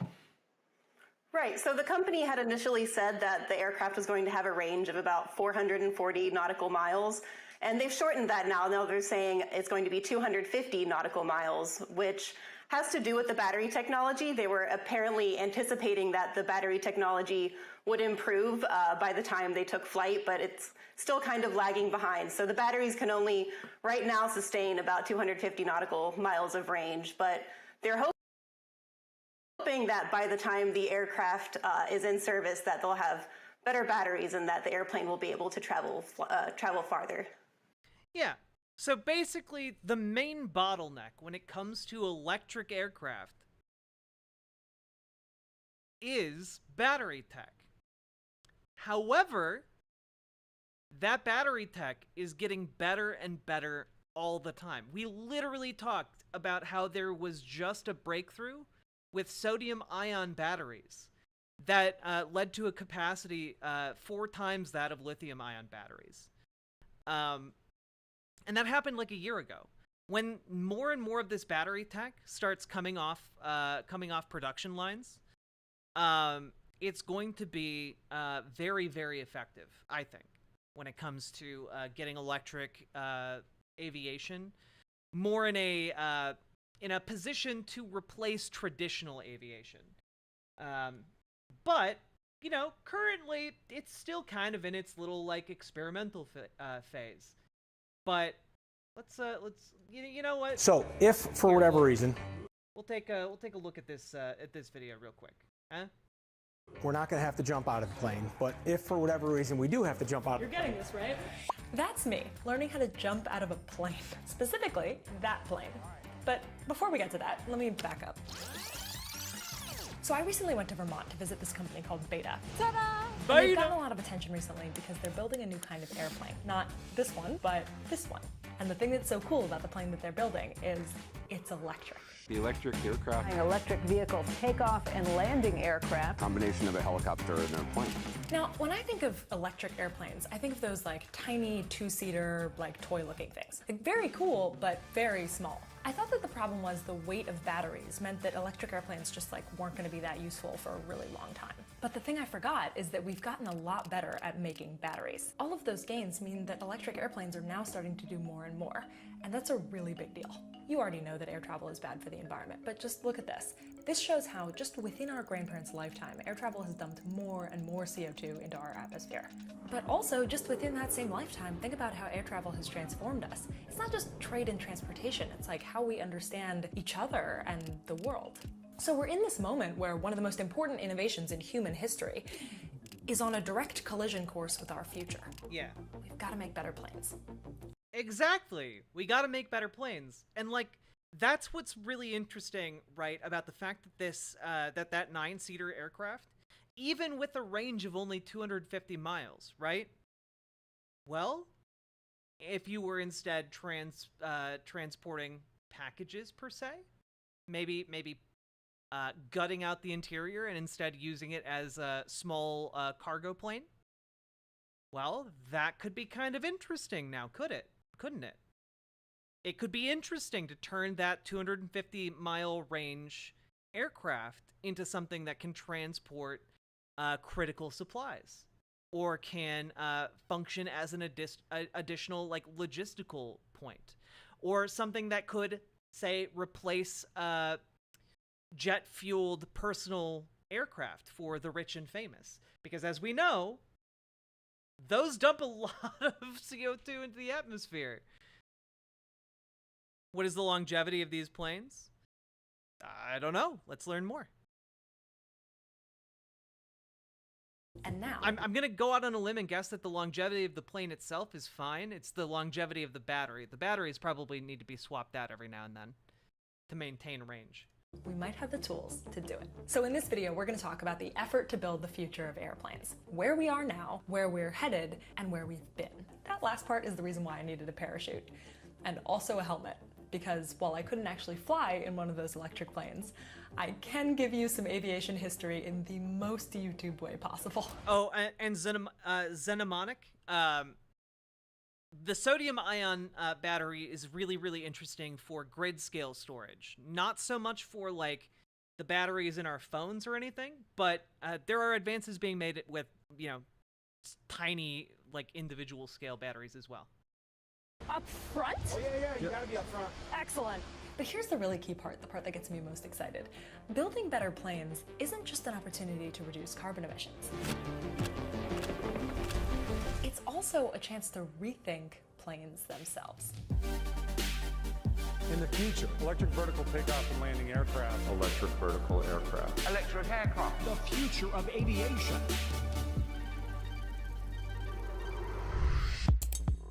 We're learning about electric planes, Metal Kitty Mom. I'm here to visit a very cool electric plane company. The idea of electric aviation didn't start with climate change. Before airplanes, there were airships. Just like, look at these crazy sky whales. And some of those were electric. Here's one in 1883. This thing used a nearly 1,000-pound battery made from zinc and chlorine. But the more we flew, the more clear it became that batteries were too big and heavy to compete with burning liquid fuel, which is the problem that we've been trying to solve ever since. But hold on a sec, I want a drink. This is AG1. It's more than a greens powder. It's like energy boost, part daily free 1-year supply of vitamin D, and 5 free travel packs. So go check it out. Last sip. Now, back to the video. Why don't we go to the battery study hall project? So what you can see at the very simplest level is the lithium ion cell. And 18 of those cells are arranged in parallel to give us our basic building block of our battery pack. We take 14 of those battery modules and we arrange those in series, and now we end up with one battery pack. These batteries are the same lithium ion cells that are used in a Tesla. So one of our battery packs right here has the same amount of energy that is in your standard Tesla car right now. Okay, let's say you were trying to build an airplane. You've got 2 big ways to figure out how much energy you can store in a battery. Either volumetric, which is how much energy you can store in comparison to its size, or gravimetric, which is how much energy you can store in comparison to its weight. This is also called the specific energy. If you were building your plane in 2010, you would have needed this much space to output the same amount of energy as the average aviation fuel. And it would have had to weigh a whopping 50 times more. Plus, you'd have to consider the other factor here, which is when you fly in a fuel plane, you are burning the fuel as you fly, which means it gets lighter, and batteries don't. But in the last decade, batteries have gotten a lot smaller. And, crucially for planes, they've gotten lighter. You saw this happen. You saw it in your laptops, in your phones, in your electric cars. We're all a part of this story without even realizing it. And now, all of that innovation, that's being applied to electric planes. And it's important to understand this isn't just innovation in making the individual batteries themselves better. It's also innovation in how densely we can pack them together. But, no matter how you measure it, batteries are still far from fuel. But it's also not as though anyone's waiting for this moment to start building things. They're using what they already have. And what they already have is really cool. We're using commercial off-the-shelf lithium-ion cells. And what I think is awesome about that is it shows what we're doing is real, it's here today, and it's achievable. And maybe the most important factor in making it real and achievable, just look how much cheaper batteries have gotten. Okay, so all of this together means there's been this huge new wave of investment in electric planes. And along the way, we're redesigning what a plane looks and feels like. Beta's new electric plane is already flying around, but I am extremely not allowed inside it. I tried. But instead, I'm going to show you what it's like in a different way. This is a real cockpit of a Beta plane that they built inside of a simulation to train new pilots. Or me. You have 2 different types of flight controls. Attitude is in your right hand, and power is in your left hand. This is going to be a fun video game. Absolutely. Okay. I like I'm not to very good articulate at video games, just to clarify. But are you good with attitude? I have it. And I want you to just focus on raising the lift lever until the aircraft starts to hover. You did it. Now what? Let go of everything. And I want you to notice how stable the aircraft is. Yeah. Is this similar to real life? It is. Wow. This is real physics. At this point, you've probably noticed that this plane is not taking off like a normal plane. It's a vertical takeoff and landing. This isn't because it's electric, but the innovations work together. Electric batteries are heavier. To be fair, Neuron, while this is a sim, they do have an actual plane that does actually fly. That they have flown around and works. Just letting you know, like, that it already exists. But electric motors are actually lighter and smaller, so you have more options for where you put them on the Pendragon's plane. seen the plane. Here's Okay. roughly where the engines are on a big fuel passenger plane that you might take, versus a smaller fuel plane, versus an electric one. A very cool thing about trying so hard to build new kinds of planes is you get to rethink planes. There's a lot of places that we can't get with conventional aircraft. Vertical takeoff and land is going to open up aviation to places that just simply don't have an airport. So you push that, there you go. And you see these propellers stow. You are now a single engine aircraft. So we're going to have you land this aircraft. This is perfect, Cleo. I'm about to land. You're about to land. And nobody touched a single control but you. There she is. It's not very often I'm able to teach one of these and not have to help. Really? So you did a wonderful job. Thank you. Okay, so these planes are awesome, but they're just not going to replace the like big fuel They're not going to let her fly a real one jet. passenger planes that you might be used to anytime soon. But the thing Oh is, damn, Pendragon, it flies out of my local airport and I'm right on the flight path. That's so cool. We have eyewitness sighting of the aircraft in question. the really important piece to understand here is in order to make a huge difference, they don't have to. If the goal is reverse this skyrocketing emissions problem, and electric planes can only go fairly short distances, what we really need to know is what percentage of the emissions from aviation are from long versus short flights. No problem. Turns out you need to first break up flights into passenger versus freight, so us versus our stuff. And then within passenger flights, a third of emissions come from short-haul flights, which are defined as less than 1,500 kilometers or 932 miles. That's a lot, but there's some debate on how far exactly electric planes can go, and there's a whole problem with charging and how long people would wait to charge or freight would wait to be charged. But here's where it gets even better. If you break down emissions into even smaller chunks, the percent emissions actually look like this. Really short flights account for more emissions because the extra fuel used on takeoff is a greater percentage of the flight compared to cruising, and because we often use less efficient planes on short flights. So if you electrify these, you can make a real dent, even before you get to all of this. And then there's all of the freight, all of our stuff. This is what Beta is actually focusing on. Freight is super interesting because there's a chance, especially with vertical takeoff and landing, that you can actually also reduce carbon emissions from a totally different source outside of aviation. It's probably one of the reasons why UPS just signed a big deal with Beta. I don't know for sure, but I imagine that one of the big questions they're thinking about is, if you didn't have to rely on roads, how would delivery change? The point is, electric planes can help move us into the future without waiting to start in the future. So at the end of my visit to Beta, we talked about the future of airplanes, we'd seen all of this cool stuff, and they were like, do you want to see how far we've come? And I was like, yeah, of course. Like, do you want to do it in a 1940s airplane? You want to go upside down, don't you? I'm gonna go upside down in an open cockpit plane. Oh yeah. I didn't know you were allowed to do that. Oh yeah, we are. I said yes. I didn't tell my parents until afterward though. Sorry, Mom and Dad. Listen, if I don't come back, you want to upload these video files to the Dropbox. So that is a 1942 Stearman. It is a primary World War II trainer. Okay. How do I prevent the camera from going flying when I go upside down? You know what's really cool? So from here in my seat in this 1940s airplane, I can see the electric planes that they're building that are going to come next. Here's the thing that really blows my mind. When my grandfather was my age, this plane was state of the art. Like right around here somewhere, before all of this. Just think about everything that we've accomplished in aeronautics since then. Like, if we can do all of that, can we do something like this?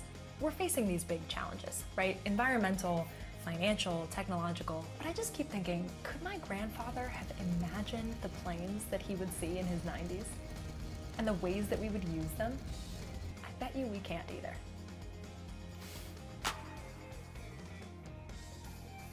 Cleo seems like a good bean. Y'all should go follow the channel, do all that stuff. Do all the things, you know what to do. Normally, an electric car doesn't have to expend energy just to support its own weight, even factoring in lift. There's a lot of energy going into lifting the battery, which doesn't get lighter over time with fuel, like with fuel too. Exactly. So another engineering challenge to overcome. Why not have a series of short flight electric planes and swap out the cargo at each stop? That way you can overcome the distance limitation. Yeah. Or like have like a transportation hub, like transportation hubs that you can, you know, schedule like train stops almost, you know? But you wouldn't have to build the infrastructure on the ground for it, you know? Additionally, like, in terms of, she mentioned like the problem of like charging batteries. You could have like a modular battery pack, you know, to like pop out of the aircraft when it lands to unload cargo, pop back in the other one. You're good to go. Like a fully charged one. Or this might be a wild idea, trains. True, I love trains. I'm just saying, like, we're not going to stop flying. Like, that's not just not going to be a reality that happens. People will continue flying planes until like the Earth is literally in apocalyptic situation.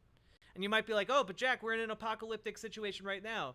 No, I mean like truly like end times level, like lava flow, at the end of Lord of the Rings scene level of apocalyptic, okay?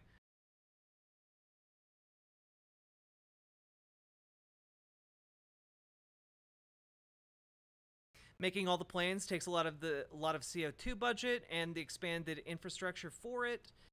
Sure. But also making the planes we make now is a lot of the CO2 budget.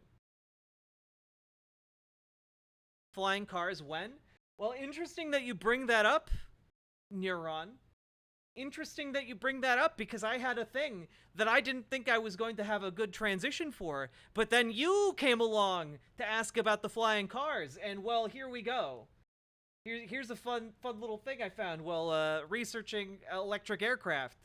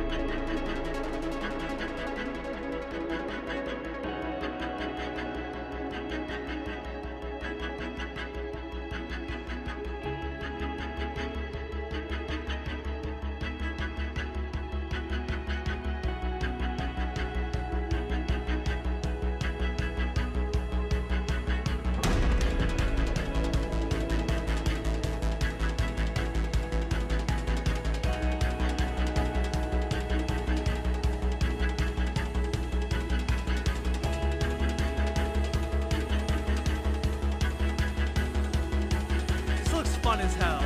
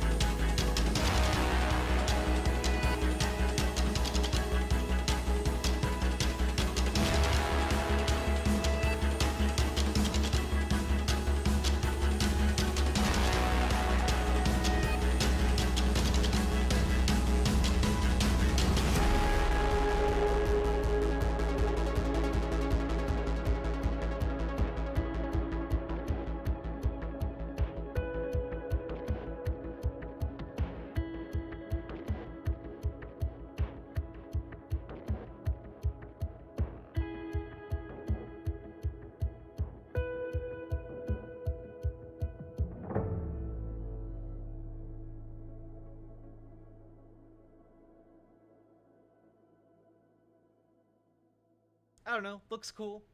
Would try.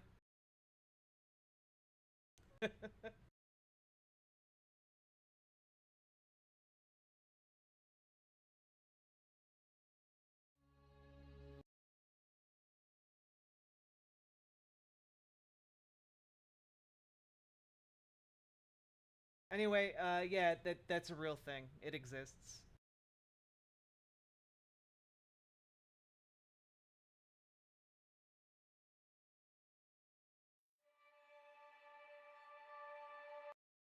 Like, actually exists. That wasn't a render.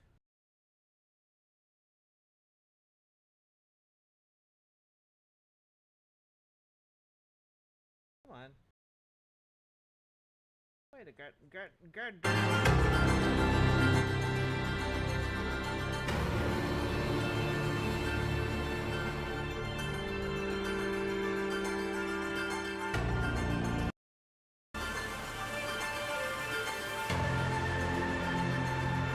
It just looks like a future thing. Would try, might die. That might be one of the most dangerous things I would try, you know? Any range specs on it? No idea. Look up the Jetsons thing. Jetson electric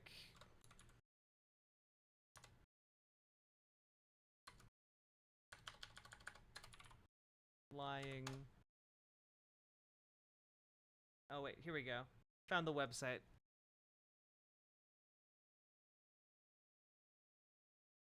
Okay. Personal aircraft, carbon fiber, powered by 8 powerful electric motors. Flight time 20 minutes, top speed 120 kilometers per hour. I'm gonna guess with a range of 20 minutes, the range is not far.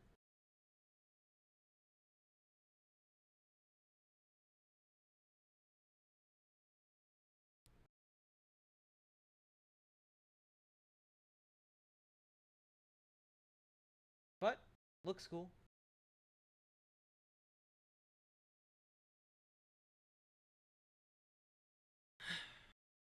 So cool.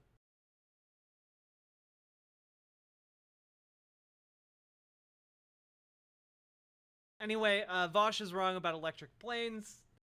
They can and do exist, and they're only gonna get better from here, baby. There we go. There's my fundamental contention. VAUSH is incorrect! But, you know, about not a politics thing, just like a technical thing.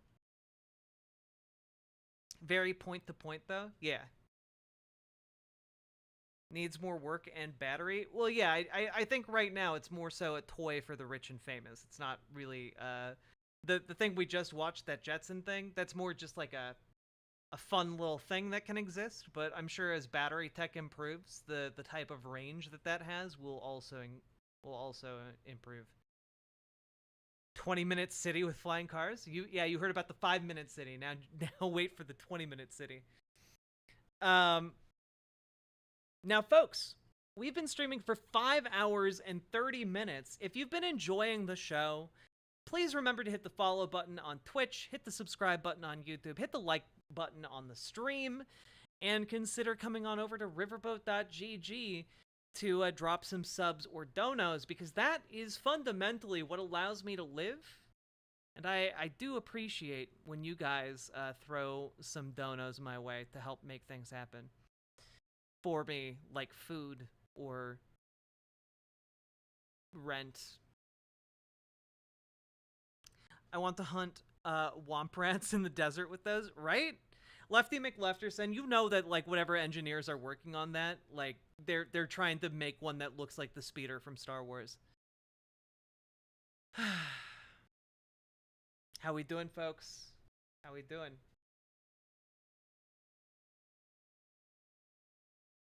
Let's get some big donos. BWA crew. Yeah, where my BWAs at? All right. Toss a coin to your streamer, viewers of plenty. Oh. Okay.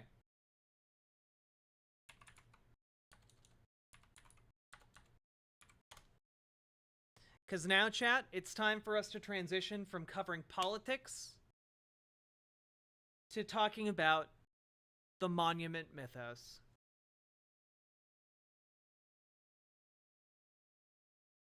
Ooh, hell yeah, 10-letter name. So, for those of you who don't know, the monument mythos is essentially a alternate world conspiracy theory about a world where the monuments of America conceal dark secrets. And I've watched the first season of it, and it's weird. And we tried to start it the other day, but that didn't fly too well with me playing a video game. Aw, Public Loser. I can toss a coin to my streamer. Public Loser, thank you for the $10 dono. I very, very much appreciate that. But it's fun and interesting and deeply weird and maybe a bit disturbing. But we're going to take a look at the Monument Mythos. This has been something that has been made over the last few years by a YouTuber who goes by Mr. Manticore. There are actually several seasons of it now. I've watched the first season, and I am fascinated by it. And I remember that one of our community members, I think Archangel DeCobb, sent me a link to this a while back, and I did not know what it was or what to make of it. But now that I have like some additional context, it's very cool. So we're gonna start from the beginning. We're gonna start from the beginning, okay? And we're gonna watch it together and see what we can figure out. Is it legit or creepypasta?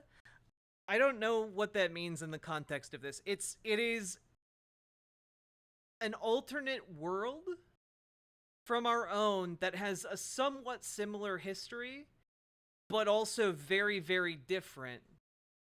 And there are definitely very weird, supernatural, Lovecraftian elements to it. And I've watched the first season. I know that there are 3 seasons right now, and I think there might even be 4 seasons. I'm not entirely sure how to term it all together. But it all builds on itself. Specifically, was the Statue of Liberty thing real? No. As far as I know, no. The Statue of Liberty is not, it was not created on a series of gears to let it open. So no. But this series has a lot of details in it that are unnerving in a very similar way. So let's watch it together and try and figure out what's happening, okay?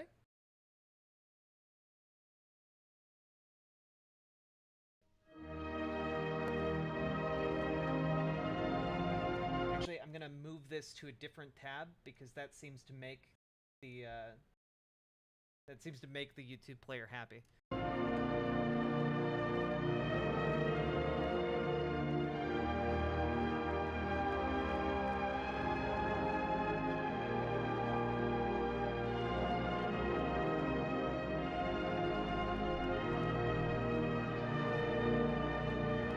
It's not anti-Semitic.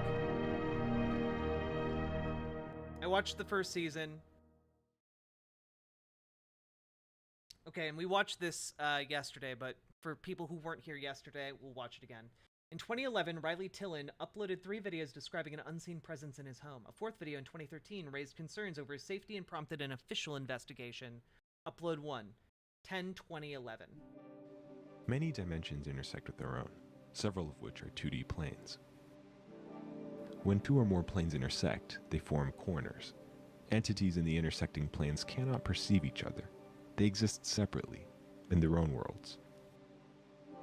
However, the corner folk can pass these boundaries and enter other planes. The corner folk are a trans-dimensional species. They are the only ones who can traverse the corners shaped by planes. Coincidentally, I believe that the corners of my own home align with several planes, for I have seen the corner folk in action, crossing the corners from one reality to another. While making this video, I heard the corner folk and immediately got my camera. This is what I recorded.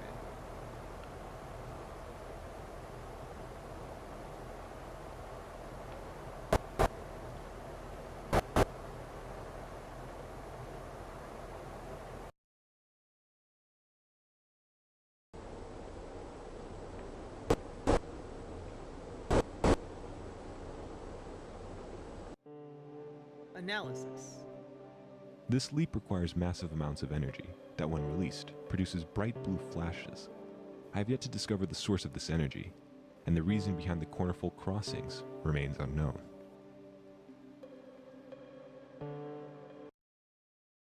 Upload 2, 10/27/11. So 7 days later. While I was at work, my cameras captured up to 12 corner folk huddling in the doorway. I used to think that they had to cross dimensions quickly, but the new footage has proven otherwise. When I'm not around, they take a break from traveling and exhibit micro movements similar to dreaming animals. Oh god, They must they're feel like safe in these jittering. corners, which suggests that the corner folk's own home is made of similar structures. I imagine that their corner world is made of many plane intersections, allowing them to move freely without using up any energy. My photographs show that smaller corner folk have odd impressions on their skin, as though they have been pressed against many plane intersections at once. The corners likely belong to a nursery or a crib in their homeworld. A multitude of corners placed in close proximity could be used to secure the infant from leaving the corner world. Perhaps they only cross corners in search of food, the same way we only leave our homes for resources. The corner world may be used to raise young, while my own house's corners serve as rest stops of sorts during their journeys. Upload 3, 12/16/11. So like 2 months later? I've begun to dream of the corner world. I can't stop thinking about it. According to the calendar, I've spent entire weeks in my home, just drawing and describing the corner world on paper. I lost my job last month due to repeated absences, but it really does feel like I just left the office this afternoon. Tyndalos corners. When the corner folk jump, it feels as though they're taunting me. But I'm close to a solution. Yo, get out of that house, Regardless bro. of whether my body survives the forces of the corner world or not, this much is certain. The fear of my own destruction will not prevent my entry. Upload 4/01/03/13. So 2 years later.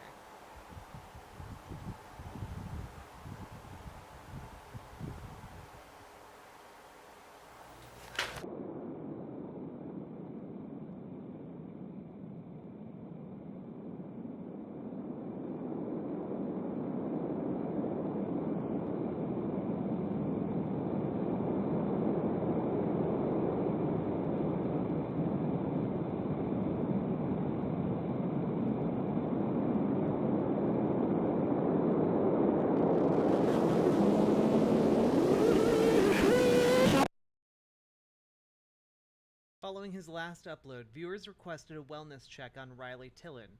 Local authorities found Tillin asleep in one corner of his room. A closer examination revealed that his internal organs had been folded along various axes, warranting immediate medical attention. During his recovery, Tillin avidly made origami, despite claiming to never have been taught how to do so. As of 2020, he remains in the care of his friends. Endless corners. Corners everywhere.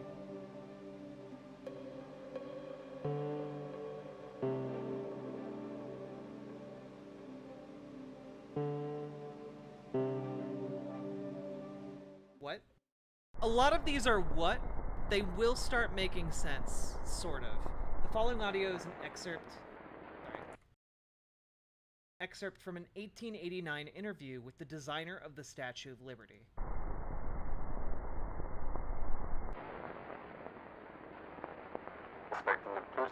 The most difficult aspect of the construction was the pedestal. Although the statue was intended to be a gift, the U.S. ambassador urged us to follow President Grant's requests.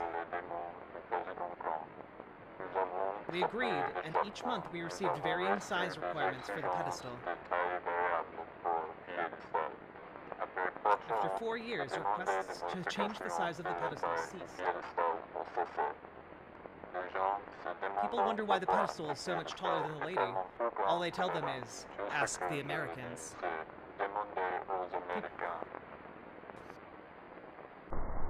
In 1949, the statue underwent extensive renovations. The official blueprint behind the changes, titled STLI 1.8084, provide entrance for sustenance, install engine to assist with arrival departure. There's an engine. There is an axle, supposedly to turn or open something. Wheels. Then we have an entrance and stairs and a drain. And then a waste storage chamber. Hey, Shaloon. During the summer of 1954, thousands of immigrants described the foul odor while passing through Ellis Island. Ellis Island was awful. The whole place reeked of flesh, like a slaughterhouse. There were also dead birds everywhere. My sister even found one in the toilet. If this is how the coast is, my father said, imagine how bad the cities smell. I remember hearing other families half-jokingly say they wanted to return to Milan because of the smell. My family had sprayed perfume and burned candles to keep the stench away, but it would only work for an hour or so until the air became unbearable again. The evenings were so hot, I stayed mostly awake, even though the rest of my family slept soundly. I remember looking out the window each night and seeing lines of people being led to the Liberty statue by officials. After they would go to the into the pedestal, the officials would leave, and nothing else would happen. The following morning would smell so much worse, though, like a slaughterhouse. None of this is real, Gamergy. The Ellis Island Immigration Station closed the following November. August 1985, first sighting of the Liberty Lurker.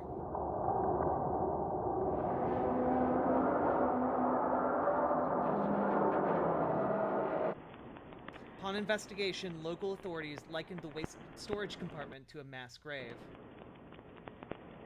If you have family members who were last seen at Ellis Island between the years 1949 and 1954, you may be entitled to compensation. Okay, so can we get a look at what came out?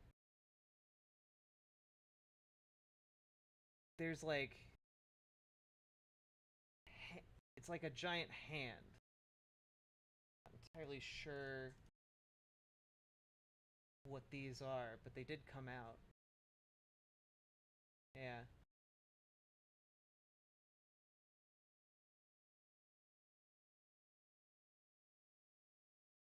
Not sure what that is. When they looked at waste storage, it was a mass grave. Or they likened it to a mass grave, which seems to me indicate that this drain was draining something into that storage container. Let's move along. Next one is Rushmore Revenge. August 7th, 2003, the National Park Service finds the Mount Rushmore National Memorial vandalized. It says,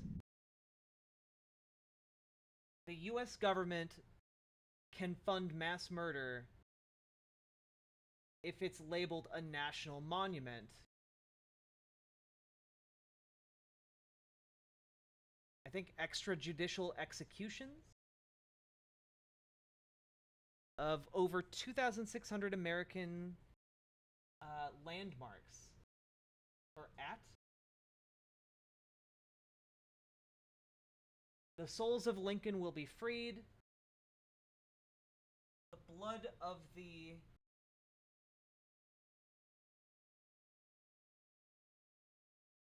blood of liberty will be avenged, I think. Oh, it's gonna zoom in. Okay. Well, oh, okay. Well, okay. Okay, video. All right. Every day, executions occur in 2,600 American landmarks.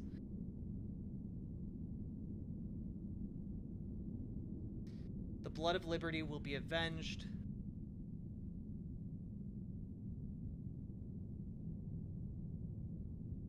The souls of Lincoln will be freed. Okay.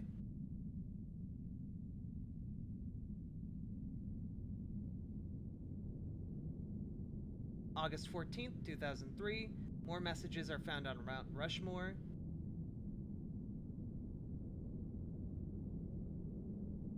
I will introduce infection next week, Monday through Sunday, 10:12 to 10:13 p.m. Watch for symptoms. August 18th, 2003. Due to national security concerns, the National Park Service assigns patrols for the next 7 nights.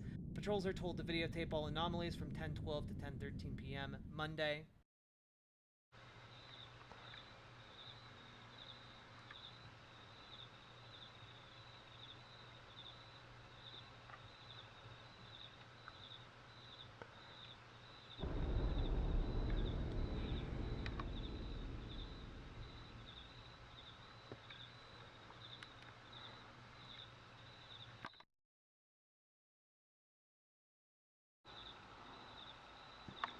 When is this? This is 2003.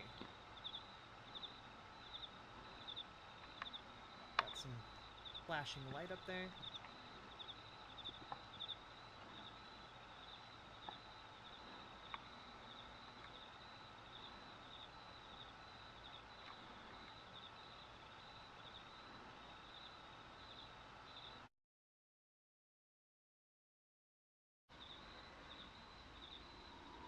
Nah, this is 2003 Astral Storm.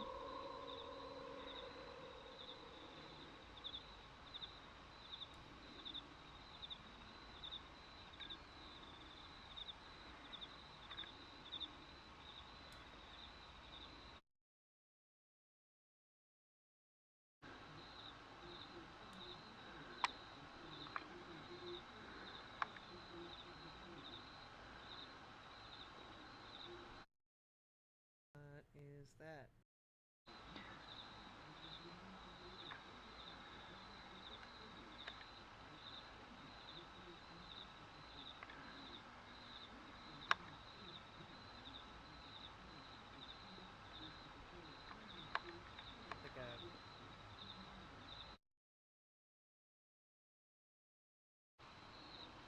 This feels so weird to watch over again.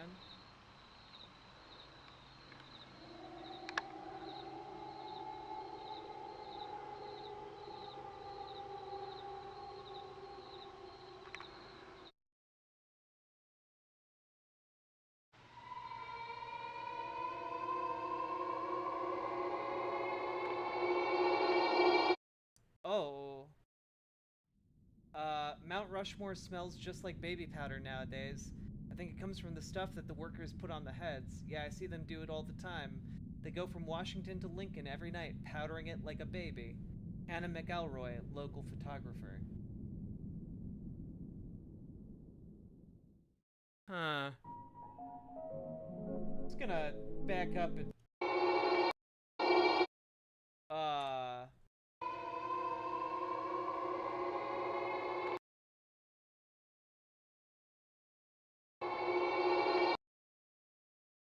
Well, that seems bad. I don't think this seems okay. It looks like the heads are moved up. All right. Okay.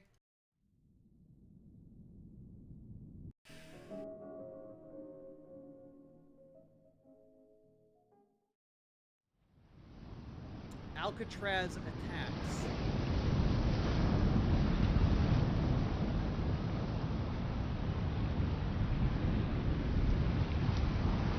Alcatraz Island 2 days before therapy.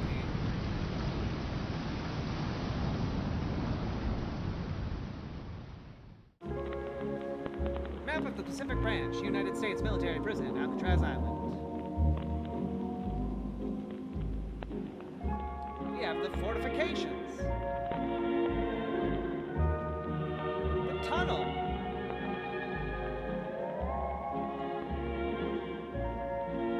The reservoirs. The water tower. All the modern conveniences. The morgue.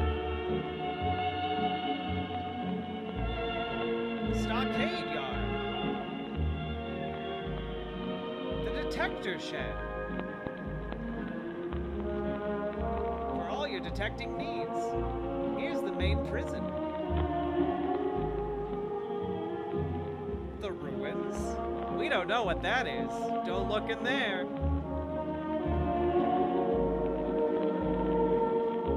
The tennis courts. And whatever the fuck that is.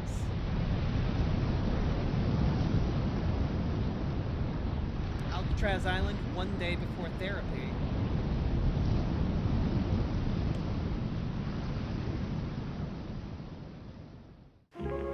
Alcatrazosis.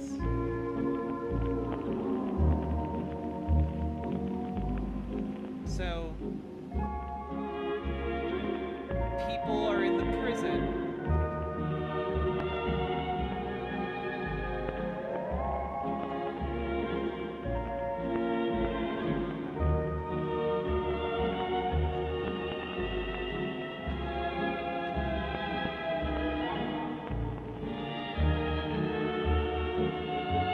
And it begins dividing. Okay. Alcatraz Island, radiation therapy number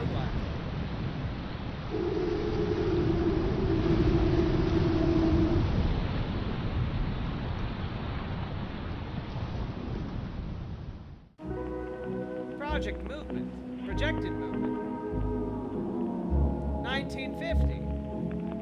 1955, 1960, 1965, 1970, 1975, 1980, 1985, 1990, 1995, 2000, 2005, 2010, 2015, oh fuck, 2020, 2025, 2030, 2035, 2040, 2045, 2050.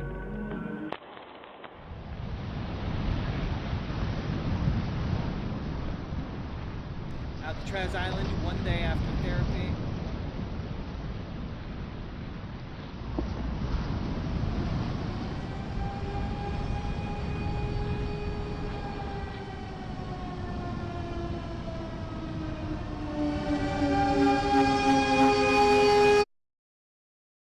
As of 2020, the Alcatraz zone extends to West Texas.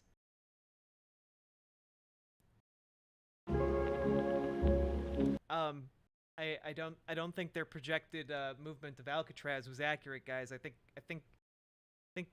since it extends to West Texas by 2020, I think Alcatrazosis is spreading far faster than anticipated. So it's a bacteria. That's kind of what it seems like, xenomonic. That is kind of what it seems like. Explains DeSantis.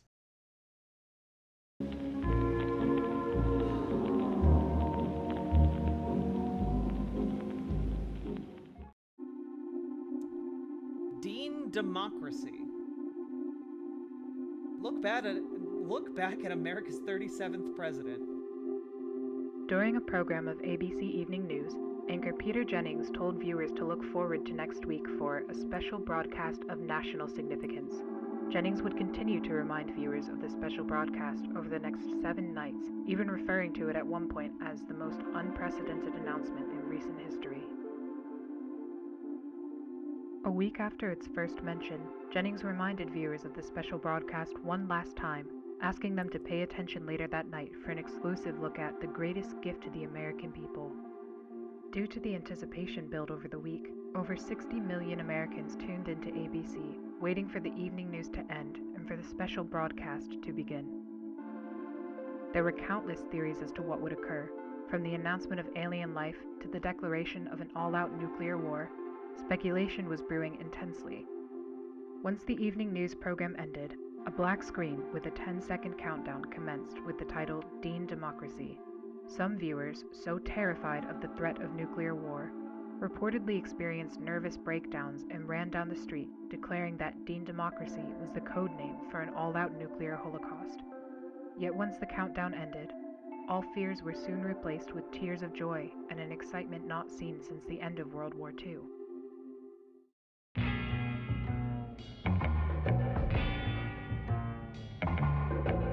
waiting for? Let's bring them back home. In the seconds following James Dean's presidential announcement, hundreds of thousands of neighborhoods erupted into celebration. Although other candidates had promised to end the Vietnam War, none had so accurately expressed the same anger that they had felt, which Dean had perfectly conveyed in a 15-second broadcast. Due to popular demand, the ABC Evening News was canceled the next night, replaced by a 30-minute loop of James Dean's presidential announcement. The broadcast was watched again by over 38 million Americans, and the parties continued for the rest of the week. No, it's James Dean! It's James Dean! Due to repeated assassination attempts on Robert Kennedy, the Democratic Party presidential debates were canceled for the 1968 election season. However, this proved to be no issue for Dean, as polls indicated that he was in the lead for the entirety of 1967 and 1968, despite having had fewer public appearances and rallies than any other candidate. The strength of his campaign relied on the powerful advertisements he directed that would air every Friday evening on ABC. The series of programs would be considered by many as another weekly TV series, and went on to become the highest-rated TV show on television after the conclusion of Star Trek in 1967. Although a presidential debate was eventually scheduled 2 weeks before the election, James Dean instead invited opponent Richard Nixon to a track to race cars on the same night. Although reluctant at first, Nixon eventually agreed and went to spend the entire day with Dean, reportedly even telling the actor, "To hell with it, I'm voting for you. You're already a better president than I'll ever be." This statement, although only a rumor, would spread like wildfire in tabloids and permanently curbed Nixon's chance for victory. Is this real? No. On the morning of November 1st, No, it's not. It's about how James Dean and Richard Nixon became really good friends, and James Dean was the most popular guy, and all he did was show up on television for 15 seconds to announce that he's running for president. 68, 4 days before Election Day, anti-Dean groups hijacked radio channels and told civilians they were fed up with James Dean and that television was ruining American youth. After the broadcast, the groups went on to cut hundreds of power lines in the southeast, effectively preventing any of Dean's presidential ads from reaching any household below Tennessee. Dean quickly heard of the incident and, despite the risk of an assassination, flew down to the south and quickly went to work with local electricians to repair the broken power lines. James Dean would be met with a supportive crowd, primarily younger voters who were eager to see a younger face back in the White House. Elderly white conservatives, often the parents of the younger supporters, remained in their houses and occasionally peered through their window blinds to catch a glimpse of the handsome candidate. Although it wasn't known to Dean at the time, hate groups in the South had perpetuated the idea that he was Satan in disguise, and cited his good looks and his love for jazz as being clear signs of the devil.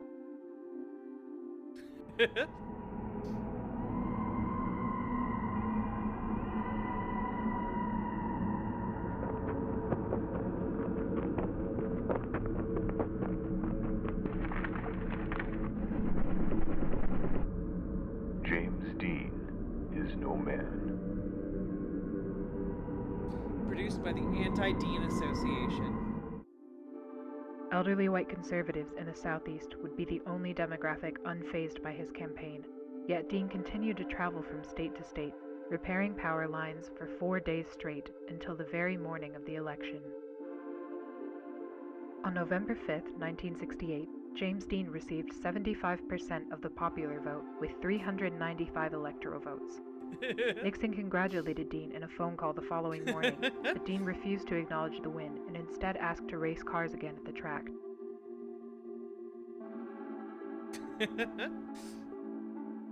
On January 20th, 1969, James Dean held his inaugural address at the official Capitol Raceway. Although presidents in the past had speeches that were typically around 20 minutes, Dean spoke for less than a minute. I have a speech, and it has the flotsam that you people expect to hear.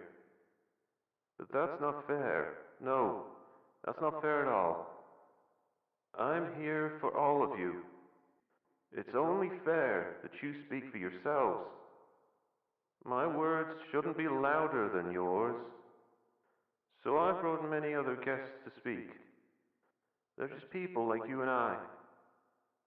In the same time that many other presidents have spoken by themselves, America will speak. Thank you.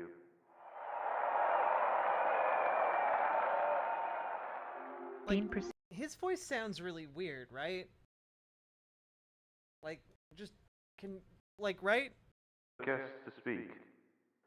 They're just people like you and I. In the same time that many other presidents have spoken by themselves, America will speak. Thank you. Dissonant AI. Dean Everyone proceeded spoke like to that in the introduce 60s? many groups Okay. to the microphone, including civil rights activists and Native American families. Martin Luther King Jr. would also come forward to speak in his first appearance since an attempt on his life 9 months prior. President Dean would conclude the inauguration with a brief bongo performance and went on to race Richard Nixon at the track. In subsequent presidential inaugurations, those who disagreed with the elected president would instead celebrate Dean Democracy Day and protested by watching Dean's unique take on the address in place of the actual one. In a televised address, President Dean planned to inform Americans of his first 90 days in office. However, 6 seconds into the broadcast, the audio cut out and remained absent for the remainder of the speech. Although anti-Dean groups claimed responsibility and took pride in the sabotage, many civilians claimed that it benefited the president. The silent broadcast highlighted President Dean's sincere facial expressions and lively disposition, as opposed to the stern and stiff personalities of prior administrations. Viewers were proud to see a man in his prime at the most important position in the country. Ironically, President Dean's popularity grew after the technical difficulty, and film director Stanley Kubrick went on to call the broadcast the greatest silent film ever made.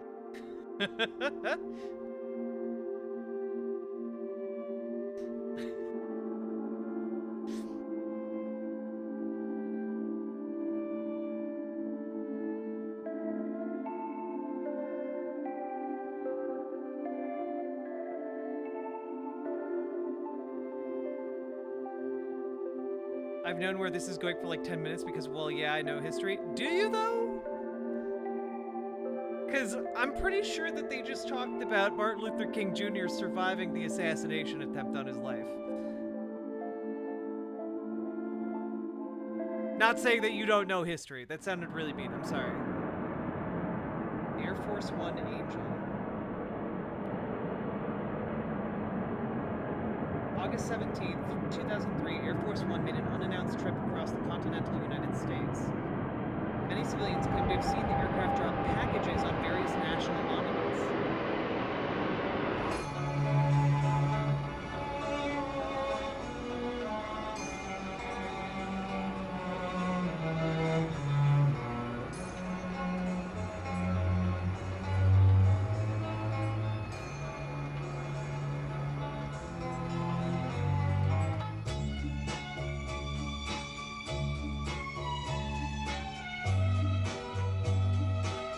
Oh, there's Mount Rushmore.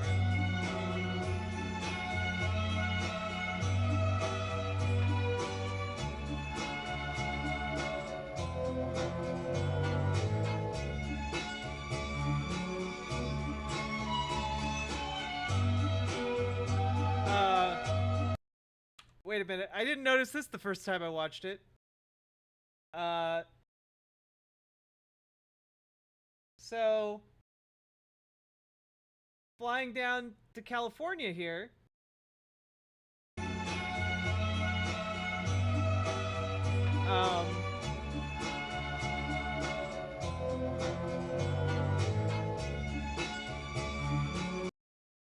Why is the border of California disappearing? Oh god. Oh wait. Oh wait, is it Alcatrazosis? I think it's Alcatrazosis, chat. Cuz the border's extended to West Texas. Yeah, okay.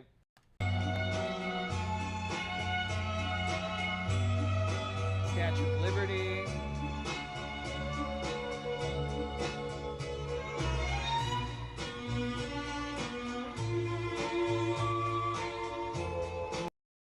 Okay, so we have Alcatrazosis, and then Something's happening at Mount Rushmore, clearly, and then something's happening at the Statue of Liberty.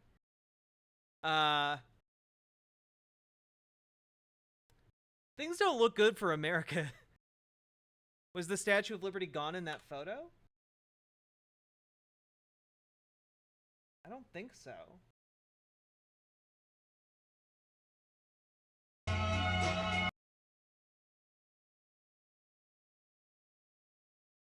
Never mind. Yes, the Statue of Liberty does not appear to be present in this photo. Liberty's gone.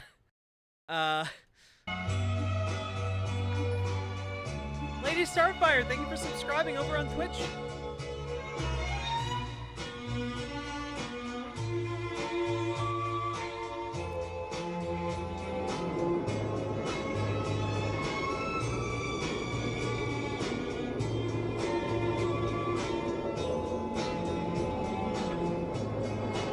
Wait, the border of the entire Mountain West was gone?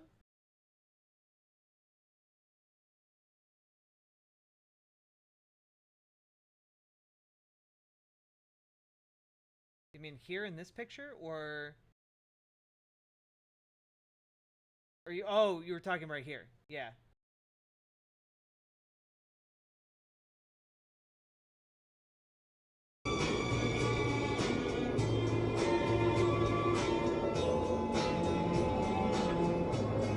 We don't know what happened, Shalud. Maybe it's destruction, or maybe it's something else.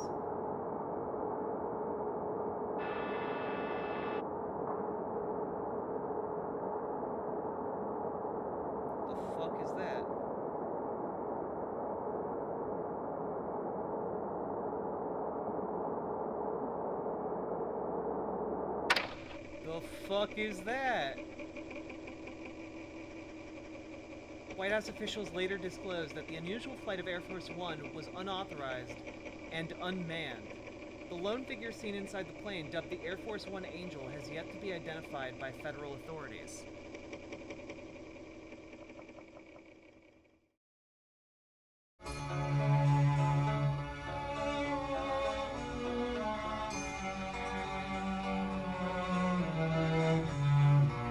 Yeah, there are creatures in this. Those are in this monument mythos. The Lincoln Looker. Maya Arnoldson. I was a Lincoln Looker for 2 weeks. It was terrifying.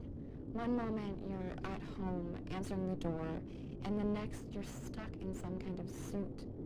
The smell was awful in there, and the metal seat was so cold. The only thing you can do is look through 2 little holes.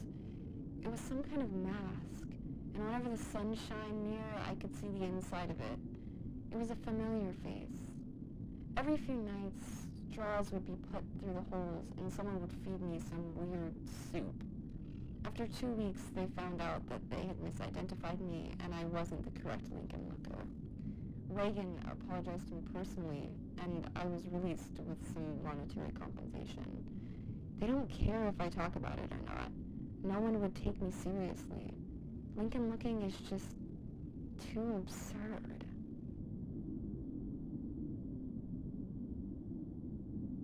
The mask drawn by Maya Arnoldson.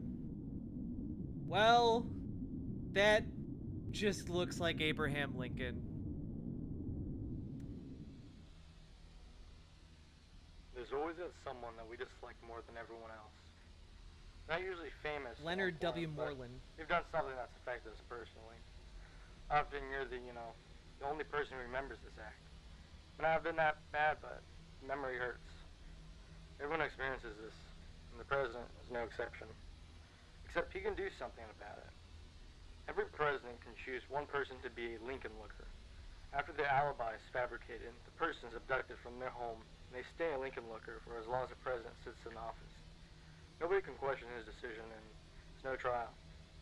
You might be surprised. Extrajudicial Lincoln looking. It's been a tradition. Lincoln Lookers have been around for a very long time.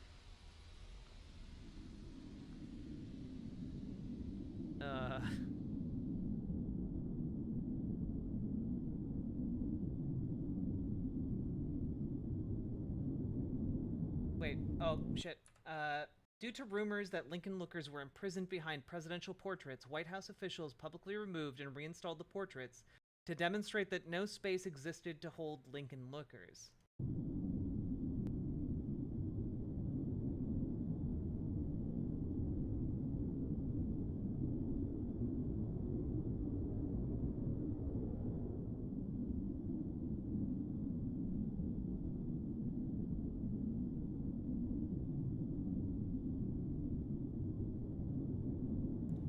Howard Melrose. Hello, we are not available now. Please leave your name and phone number after the beep. We will return your call. Hey, Eunice. It's Howard. I don't know what I just saw. I was at the top of the steps, reading the inscriptions and talking to visitors, when I started to hear a faint scratching sound.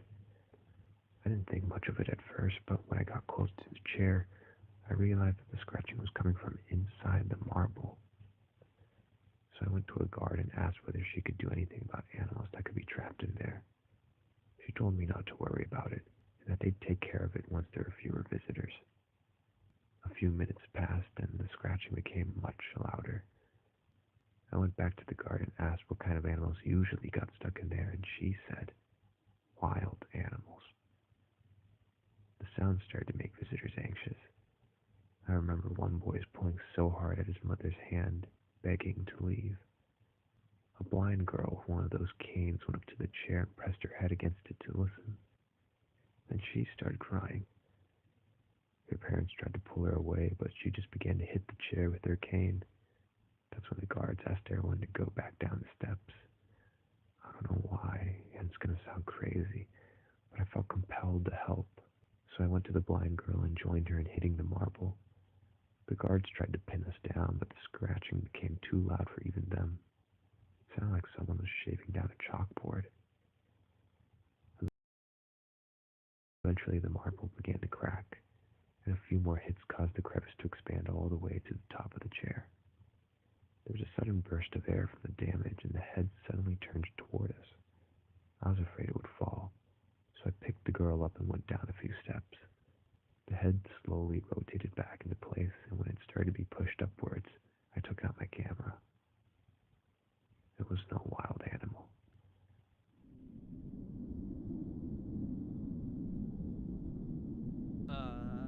Howard Melrose recorded the following images.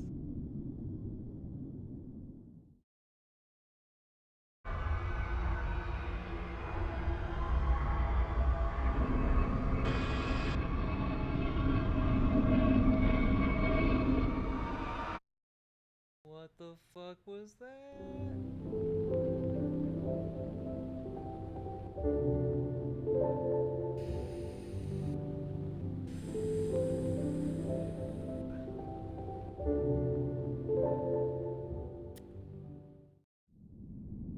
How many episodes are left here in the first season? Oh, okay. We're on. Okay. Yeah, we're on the Washington wormhole. So we have 1, 2, 3, 4. 4 episodes left here.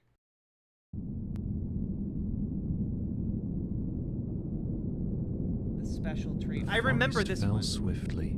This was the first, I think one of the first ones I ever saw of this, and I had no idea what was happening. I think it helps to contextualize a lot of the other stuff we've seen so far. This is now like my 3rd or 4th time watching this particular one, so just pay attention to what's in here, okay? As the lumberjack swung, except for the special tree, which could not be stung, she missed her friends and the hymns they sung, so she started a tune that broke the man's lung.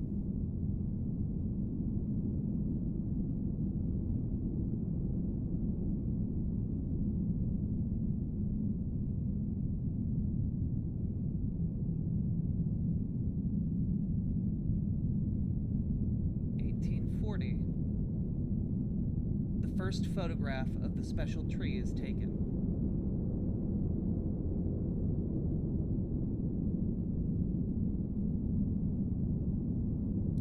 1848. Construction begins.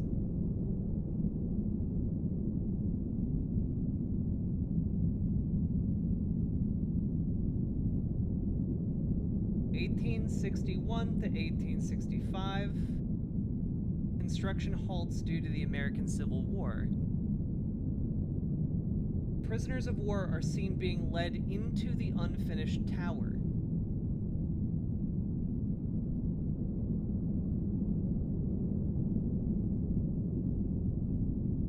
(1888), and that construction is completed. That is the Washington Monument, folks.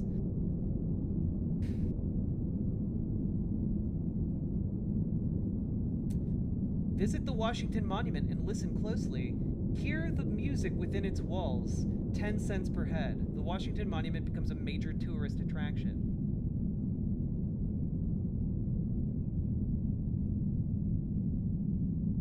That's 1910. 1910 to 1971. From 1910 to 1971, 20 individuals disappear while visiting the Washington Monument. The missing visitors are known as the Washington absentees.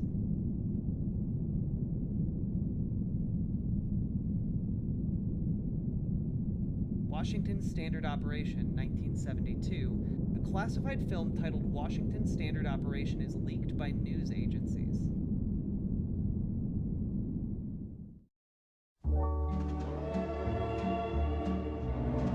That monument entrance door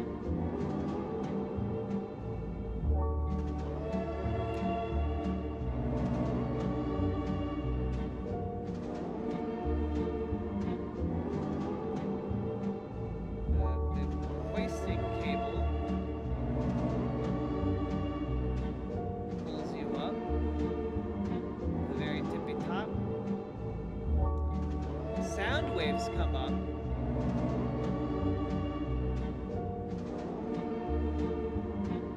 And then the floor comes out from under you and drops you to the ground.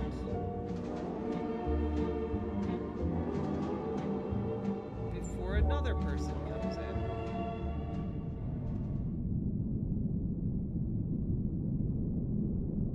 Okay.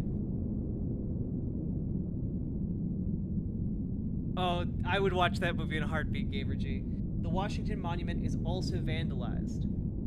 Okay, so now we have a couple different monuments being vandalized. The infection is nigh. The music of Washington will end. Where is the special tree? That's a good question. We don't see the special tree there.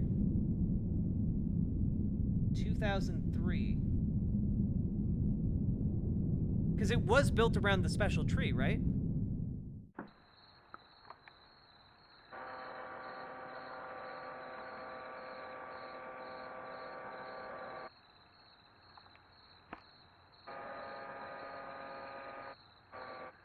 What?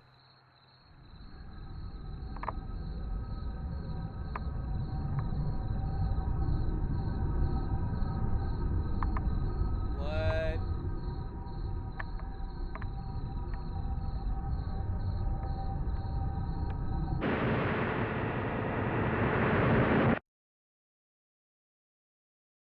Well, I guess it's still in there. Maybe? Whatever the fuck that was. All 19 Washington absentees are found unconscious at the base of the monument. But there were 20. Washington wormhole.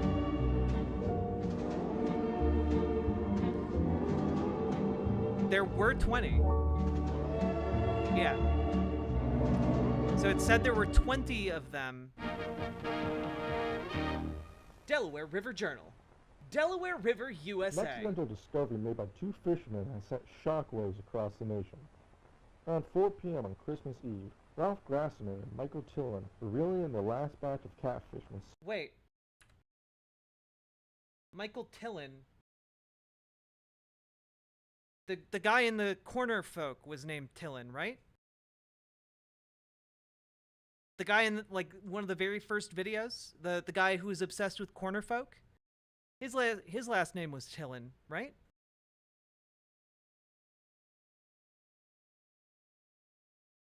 Am I on crazy pills, chat?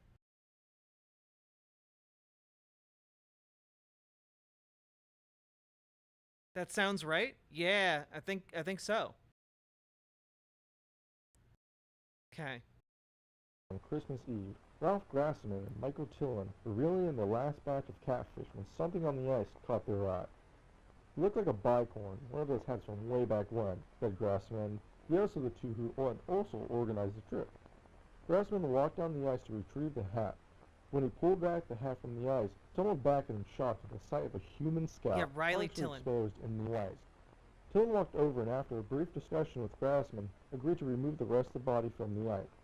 The effort took several hours, but by 10 p.m. the fishermen were able to pull the entire body from the ice with no further damage.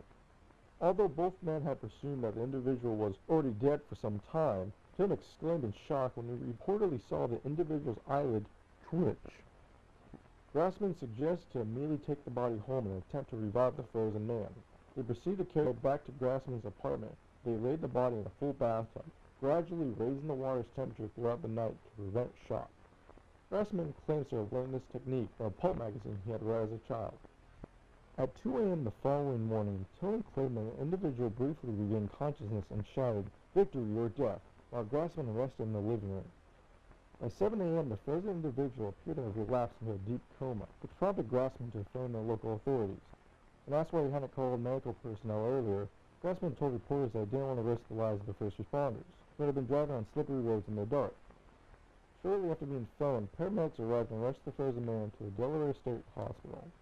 Throughout their experience, both fishermen thought the individual's face seemed vaguely familiar. It was only when Tillin pulled out a dollar bill that the connection was fully made. When we first dug him out, we moved his clothes so that we could carry him more easily. The clothes weighed a ton because they were completely frozen over. By then, if we saw the clothes without ice, then we could have no doubt that we dug out George Washington. Although Delaware State Hospital has declined to comment on the identity and the condition of the man, Grassman brought the bicorn hat from the previous day to the Delaware History Museum, where historians confirm to be an authentic piece from the 18th century. The validation raised more questions than answers, as further research revealed that no Washington reenactors or artifacts have been reported missing.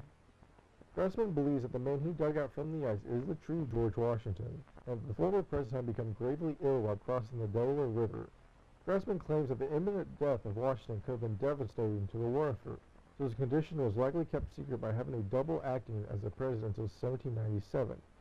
And asked for an explanation to why the body had been found so far from the site of the battle, Grassman replied, "He either drifted away or his men purposely planted it far away so that no one could find it."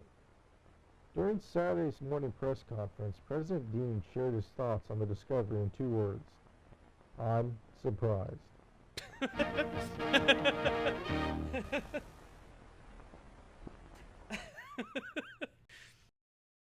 James Dean is just excellent.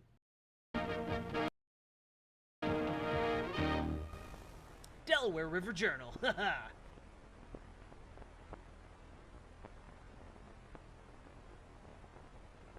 Delaware River Journal ceased operations in 1976, like right after that story came out.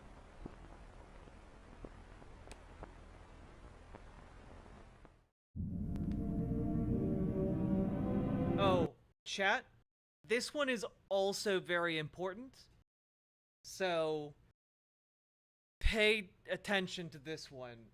This one's one of the big ones. It's 18 minutes long, so it's a bit of a doozy, but pay attention to this one. Rockefeller Tree Tragedy. A Recollection of the Tragedy by John D. Rockefeller, 1937, and Virginia in Wonderland by Virginia.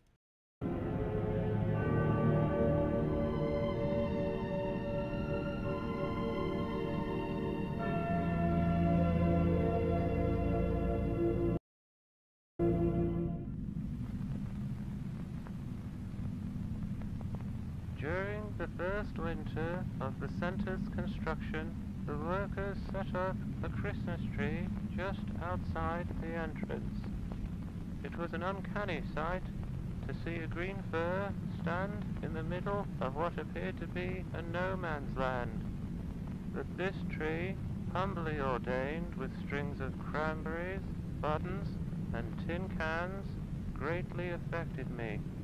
It demonstrated that even in the darkest of times, the American people will light the beacons of hope. I thought it could be the start of a great and inspiring tradition, so I traveled north to Babylon in search of a Christmas tree for the following year. Is Babylon a place in New York?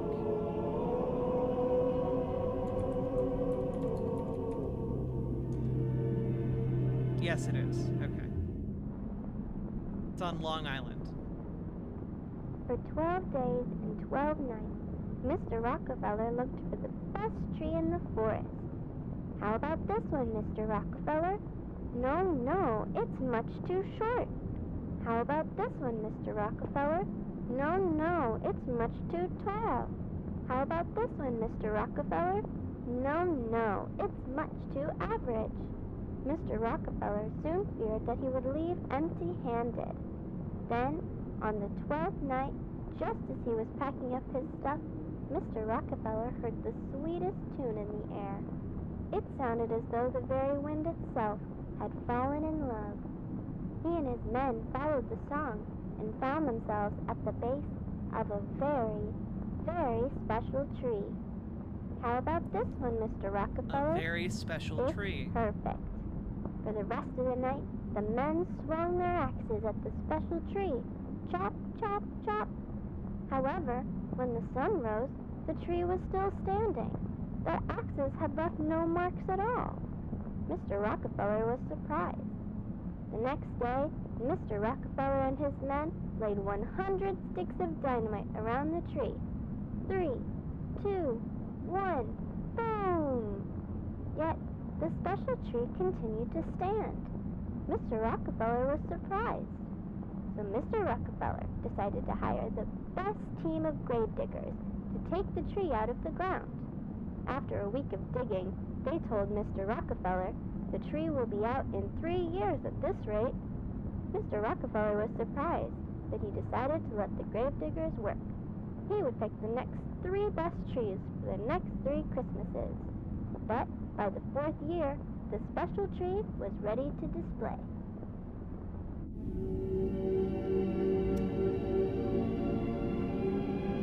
Yeah.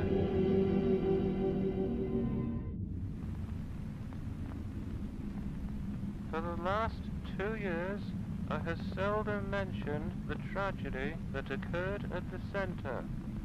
Many have taken offense at my silence, claiming it to be the result of a desensitization to workplace accidents.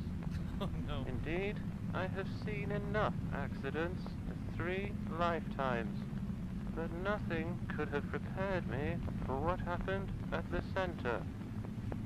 For some time now, my friends have blamed the center's original construction workers for the tragedy, since it was their very own Christmas tree that had started the whole tradition.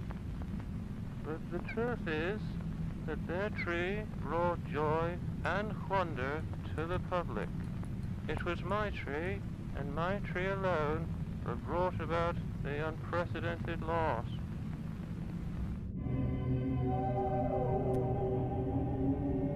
Yeah. We're watching the Monument Mythos, Metal Kitty Mom. On a cold December morning in Midtown Manhattan, Rockefeller's men slowly raised the special tree. Heave ho! Heave ho! Heave ho! By the afternoon, the special tree stood tall and still. It was unlike any other tree, having no color, branches, or leaves. Wait, no color. Did I miss VAUSH being wrong? Yeah, he's wrong about electric planes. Anyway, the true story of the Giving Tree? Kinda, yeah. The mayor of New York, Mr. Guardia, thought that the tree was too bare and asked for branches to be added so that ornaments could be hung. Mr. Rockefeller didn't agree. He thought the tree was perfect, just the way it was. But since Mayor Guardia had been one of his best friends, Mr. Rockefeller told his men to glue some branches on. I, Virginia, watched as the men placed branches on the special tree. I had saved my money for over 9 months to purchase a little star ornament because I wanted to be the very first person to decorate the Rockefeller Christmas tree. It laid in my pocket while I watched because I planned to hang my ornament as soon as the tree was standing. Yeah, the After trees... the final branch had been added and all the... I don't know this for sure, chat. I think the trees might be evil. Maybe. I don't know. But just throwing it out there, they might be evil. The men left. I quickly ran up to the tree. But to my astonishment, the lowest branch of the tree was over twice my height. I jumped as high as I could, but still, the lowest branch was out of my reach. I was very disappointed. I wanted to be the very first person to decorate the tree, but now I had no chance. Unless I called my friends. At once, I began counting my friends on my fingers. There was Helen, Charles, Elizabeth, Alice, Joseph, Elsie, Orville, Edith, Olive, and Philip. 10 friends that I could ask for help. Then I realized that 10 friends standing on each other's shoulders could put me at the very top of the Christmas tree. My star could be the first and the tallest. Without a second to spare, I ran from door to door asking for help. Knock, knock, knock. Helen, are you there? Knock, knock, knock. Charles, are you there? Knock, knock, knock. Elizabeth, are you there? Eventually, I gathered all 10 of my friends at the bottom of the Rockefeller Christmas tree. I told them my plan, to have them all stand on each other and form a ladder for me to climb to the top. My friends understood my excitement, and they quickly started to climb onto each other's shoulders. Ow! Helen had stepped on Charles' fingers. Ow! Charles had stepped on Elizabeth's fingers. Ow! Elizabeth had stepped on Alice's fingers. After many groans and tumbles, my friends formed a sturdy ladder, and I began to climb. My joy grew with every passing face, and before I knew it, I was at the very top, looking down at the tree. My ladder of friends swayed back and forth, and occasionally felt like it was about to collapse. But I tuned out the movement and focused on the tree. Closer, friends, closer. Then I secured the metal star at the top of the tree. It was perfect. Hooray! Victory! I'm the first! Just then, there was a strange sound. The tree began to shake. Its glued branches fell off all at once, and the entire tree slowly bent backwards. Soon, the very top of it touched the ground, forming a perfect arc. It was like a very strange rainbow. My heart sank as I saw my star gently slide to the ground from the tree's top. Bolts of lightning then shot out from inside the arc of the tree, producing thunderous booms. The lightning scared my friends and me. We all tumbled to the ground and ran in all directions, but the lightning caught up to us. I was blinded by a great white light. I remember when my eyes adjusted, I was in a field of special trees, and I saw...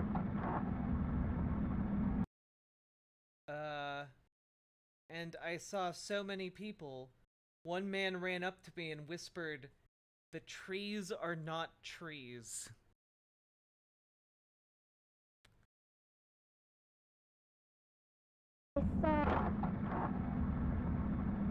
In a flash, I returned to the street where my friends and I had been struck by the lightning.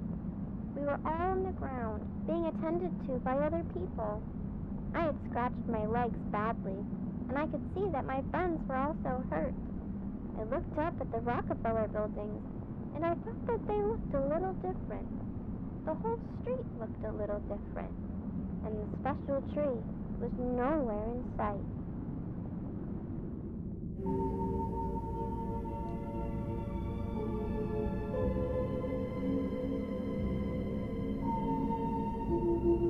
That man is not a tree, he's a fake tree. It is only natural for the reader at this point to wonder why the incident has been referred to as a tragedy. There had been no loss of life, and, aside from a few temporary scorch marks on the center, no damage to the surrounding property. I, too, assumed it was a mostly inconsequential event, likely an electrical accident whose effects were exaggerated by the children at the scene.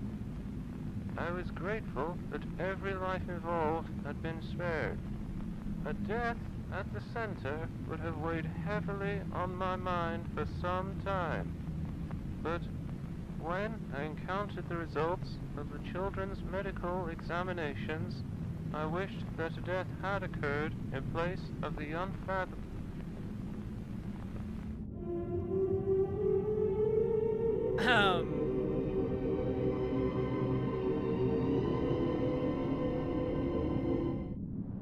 My mom and Pa visited me at the hospital, but they looked completely different.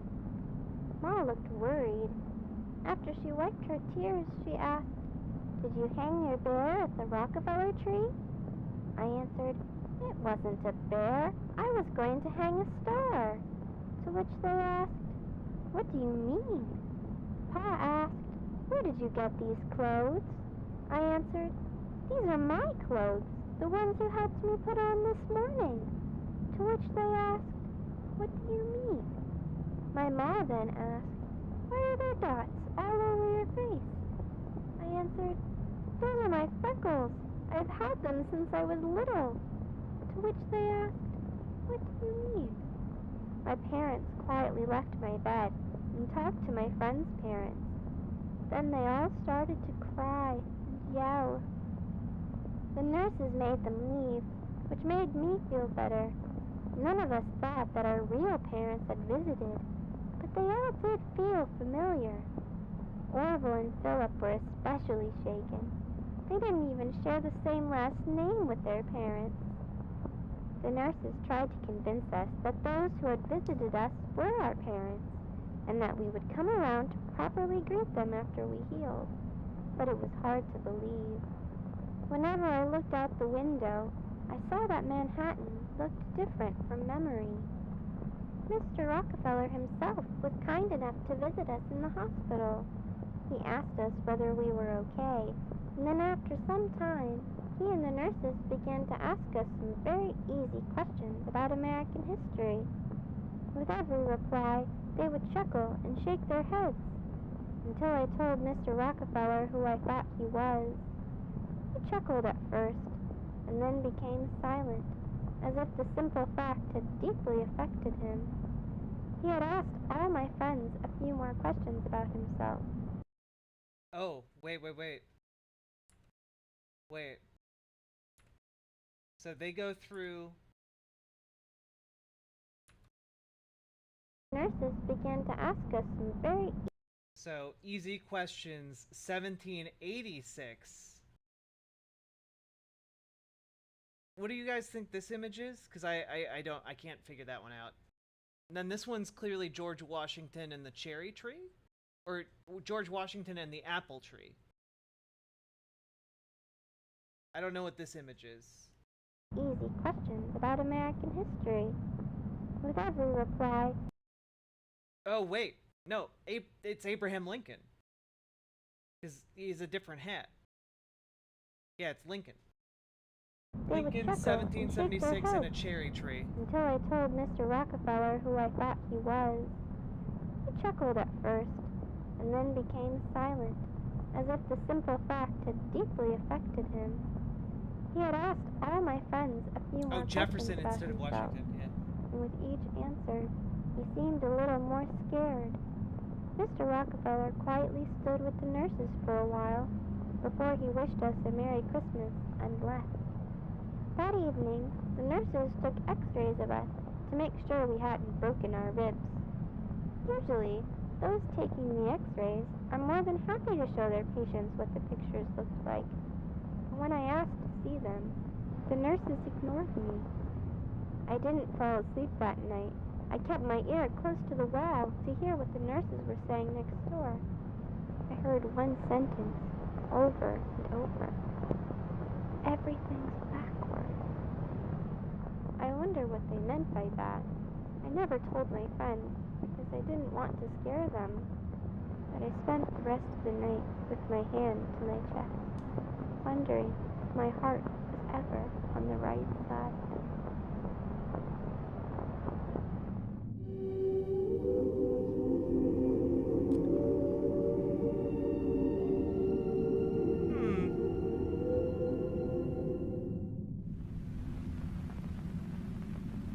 For several weeks, the children were kept under observation at the Columbia Presbyterian Hospital.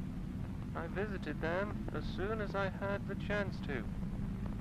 All the families of these children were deeply unsettled, for they had all independently come to the conclusion their child had been replaced by a doppelganger. They claimed that these new sons and daughters possessed substantial differences from their real children. The majority of differences involved altered physical attributes and the inability to recognize familiar locations and characters, such as their parents and their homes. Two boys Archangel, even claimed we're to diving have into names monument different mythos. to those that their mothers had given them at birth. But of all the discrepancies, the most bizarre was their faulty recollections of— Oh wait, chat. I just put something else together. This is this is an image that they're using for John D. Rockefeller. This is an image of John D. Rockefeller.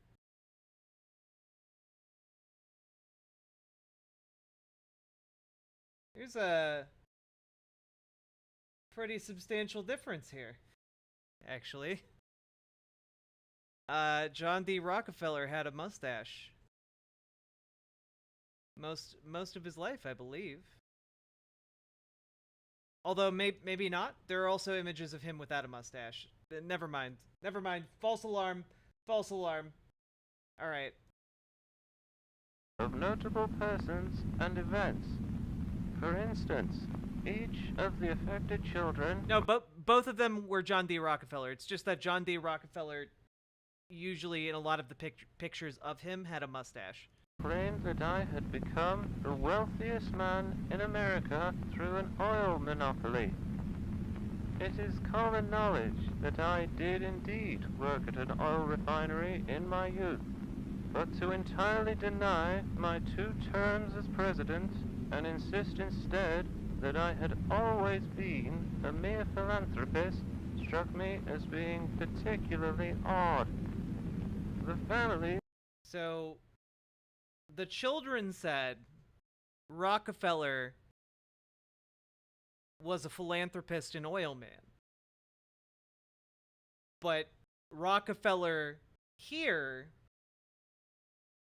was president twice. were agonized by the children's behavior. Some continue to search for their real children. I support their endeavors, for I do not believe that the children's afflictions were the result of hysteria. Every day, I find myself recollecting the day that I had selected the tree.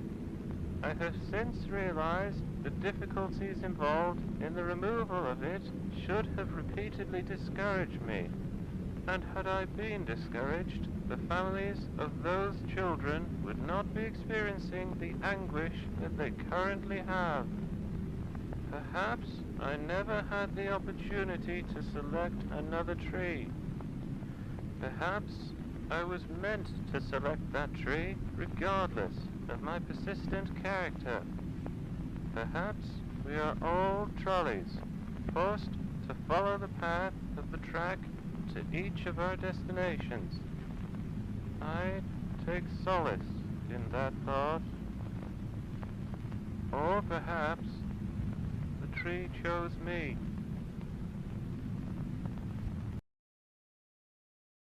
Goddamn.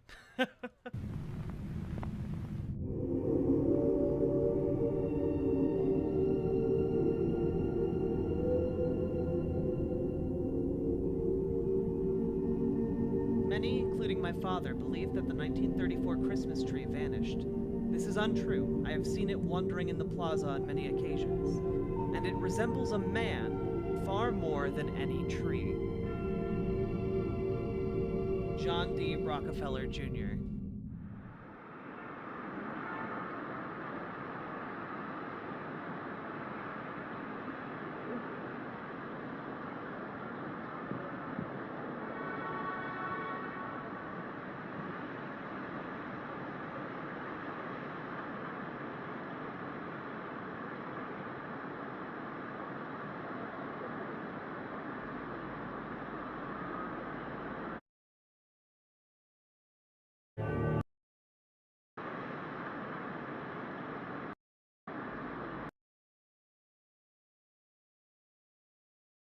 This is something.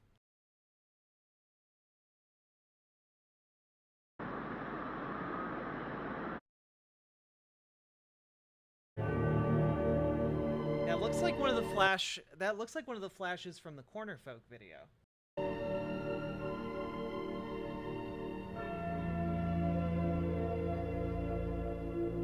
Okay, we have 2 more left in the first season. We're only gonna go through the first season. My crazy canyon adventure.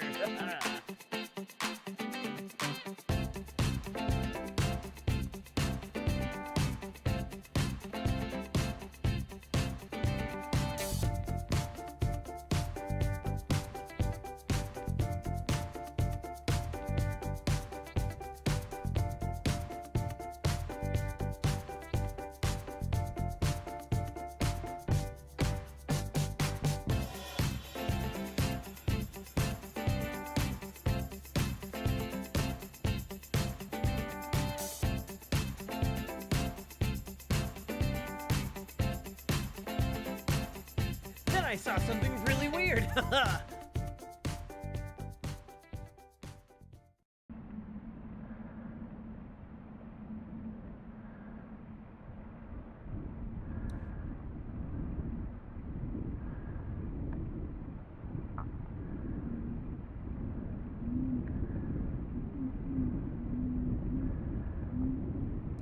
Made the whole place smell like vinegar.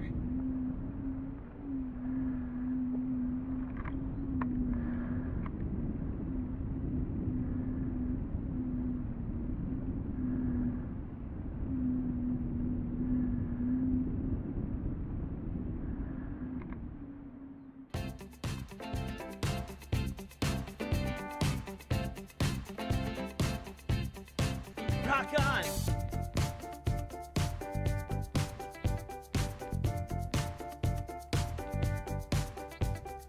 No spoilers, Archangel. Then I saw it again.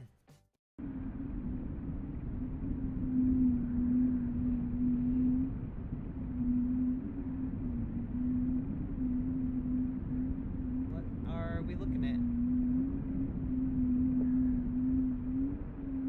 Oh, the sky.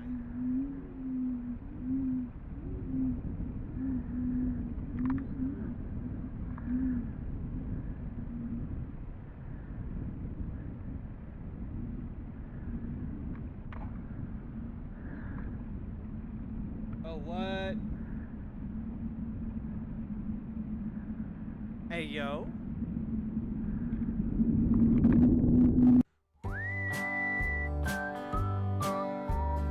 Sheer cliff, control your children and pets. Oh no, we're gonna die.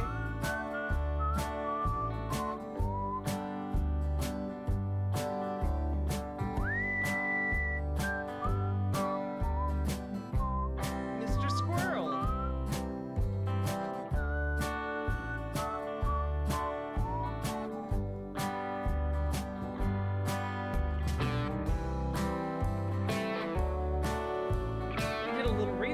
found out what we saw.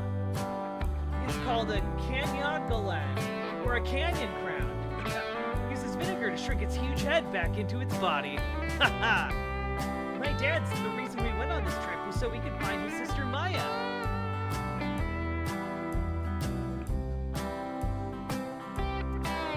Maya Arnoldson? I think that was Maya.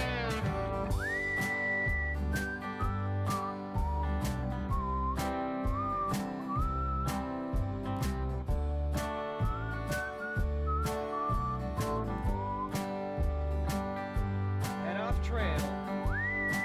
Thanks for watching. By Lauren Arnoldson.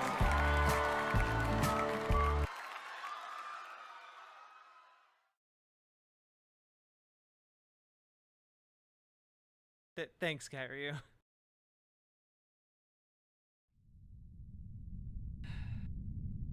Okay, part 1, Sculptor. Excerpts from a series of exchanges from 1858. From Freedom Faller.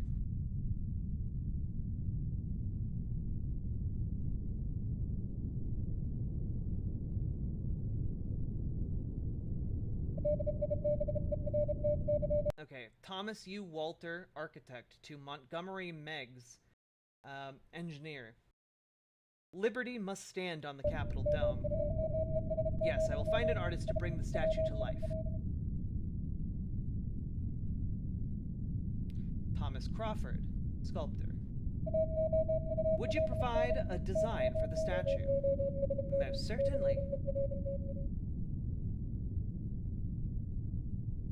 Freedom 1, Freedom 2, Freedom 3. Freedom 3 will do, but change her cap. I'll remove the cap and begin to cast. 6 weeks later. Freedom is difficult to cast. Apologies for delays. 3 weeks later. Is Freedom on her way?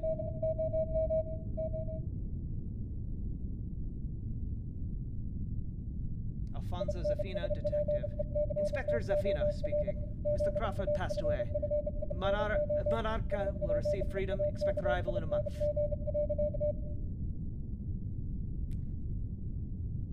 Part 2, Daughter. Text and illustrations by Nina Crawford. Read by an Italian student in Gibraltar. Papa's sketches for Freedom are beautiful. She looks like Mama if she was a queen. I asked Papa if he could make a statue that looks like me. He said yes. Papa went to his studio today. I asked whether he started working on my statue. Aw, Mr. Fings, thank you for subscribing, and for being subscribed for 26 goddamn months, you wonderful human you. Papa went to his studio today. I asked whether he started working on my statue yet, and he just kept smiling. I think he is. Papa is very kind.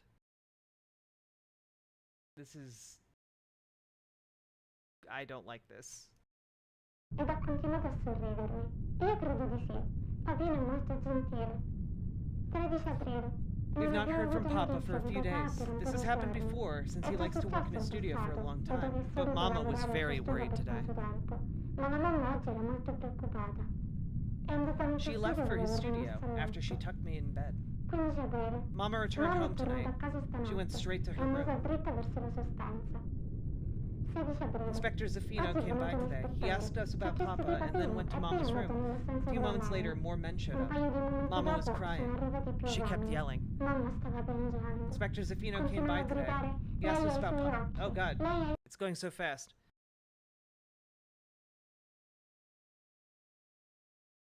Mamma stava Okay. A few moments later, more men showed up. Mama was crying. She kept yelling. piangendo. Continuano a gridare. Lei ha I suoi occhi. Lei ha I suoi She has his eyes. She has his eyes. I was scared. I ran out of the house. occhi. Ero spaventata. Sono scappata via dalla casa. 18 aprile. I remember Papa telling Mama about how the statue would be put on a ship named Monarca. I went to the docks and found her anchored nearby. Next to the ship were some boxes. Accanto alla nave c'erano alcune scatole.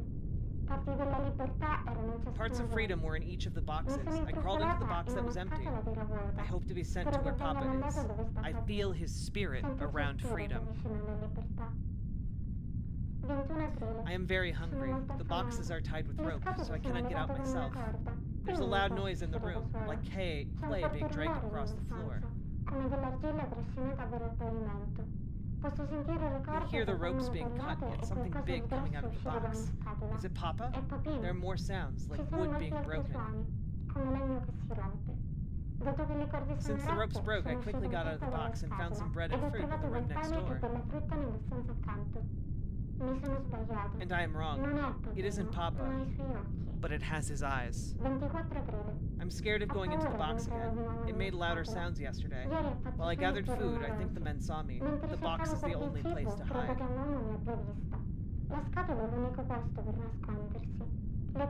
The ropes keep being broken by the thing with Papa's eyes. I'm scared that either it or the men will open my box. I'm scared that either it or the men will open my box. I will not write as much because I'm afraid of making noise. I will write again when I'm on land.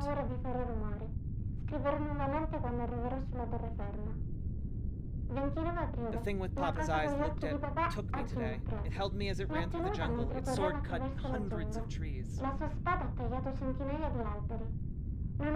could not see much in the dark, but I did see Papa's eyes staring down at me from those metal eyelids. I went down a hole and into a deep cave. After it let me down to the ground, it started a fire by hitting its arms against the rocks. It's been sharpening its sword on the rocks for hours now, but it has not ever looked down at its blade. Since I have started writing today, the thing with Papa's eyes has been looking at me.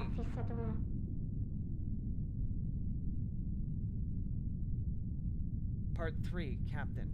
Excerpts from the Captain's Log of the Monarcha. 19 aprile. 6 casse sono state crates were loaded at dawn. They are heavy, each containing a part of a large sculpture. Inspector Zaffino. 29 aprile. What? Okay, Inspector Zaffino told me that it is the goddess of freedom. Each crate was fastened with ropes in the storage room. No sliding. It's possible. We left Livorno at noon. 29 aprile. The 29th of April. We landed in Gibraltar at dawn. The ship took hours to steer into port. There were many, many holes in the storage room. Each one allowed enormous amounts of water to enter. Without the tar, we would have sunk La nave ci ha messo ore per approdare nel porto. C'erano molti buchi neri postiglia. Ciascuno di essi ha permesso ad enormi quantità d'acqua di entrare. Senza il catrame saremmo affondati in 3 giorni. Abbiamo We aperto opened le the casse crates for customs officers. The crates were empty. per gli ufficiali della dogana. Le casse erano vuote.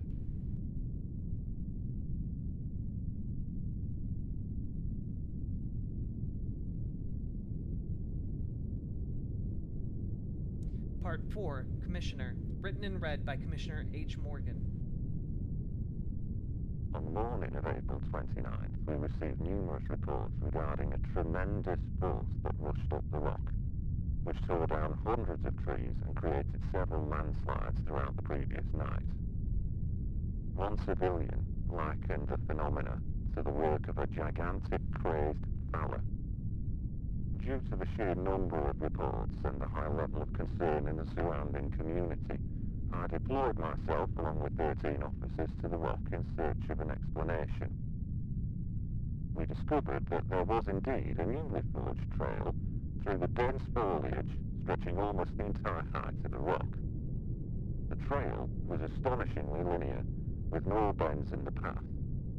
The cuts to the trees themselves were precise. The downed trees continued to be warm to the touch, presumably due to the extreme speed of this force. A few fires present along the trail were extinguished by fellow officers as we traversed the rock. The path ended at a large crevice in the ground, which looked to be an entrance to a large underground cavern. After requesting additional men and equipment, Officer Hadley descended into the crevice. It was not long until Hadley exclaimed in fright and urged us all to enter. Within the following hour, the majority of us were in the cabin, which appeared to be an undiscovered offshoot of Sir Michael's cave. In the middle of the location stood a plaster model of a tall Greco-Roman statue of a woman. Surrounding this sculpture were the splayed remains of an individual, flattened like a set of clothes. A hollowed-out torso was stretched a quarter of the way up the statue, the sight of which compelled a few of the officers to exit the cavern. The human remains were collected and sent to the morgue, while the sculpture was cleaned and lifted out. The statue's blade, held in its right hand, matched the cuts present on the downed trees. Despite the fantastical implications of this detail, the Gibraltar police force officially concludes that the work of the praised fella was nothing more than the result of heavy winds. During a secondary investigation, a journal was discovered in the cavern. A translation of its Italian text is in progress.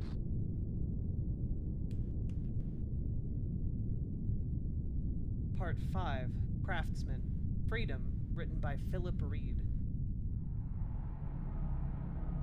Arrives the tight-knit wooden ship. The plaster body is absent.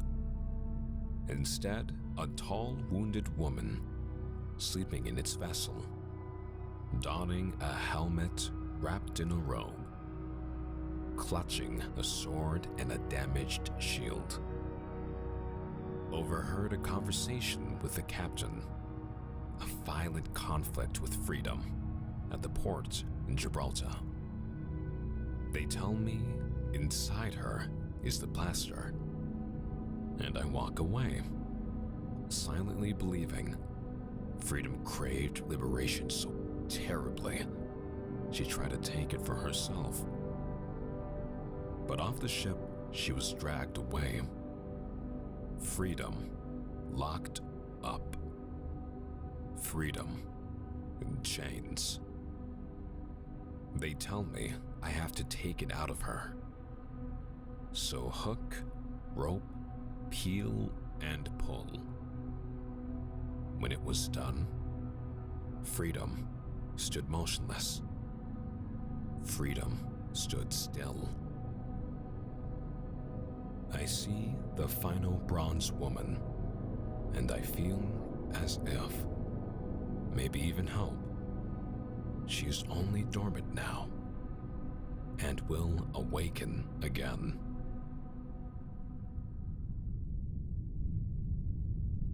Part 6, Sculpture. Anti-Dean Association storms U.S. Capitol. Millions look on in horror during attack on democracy.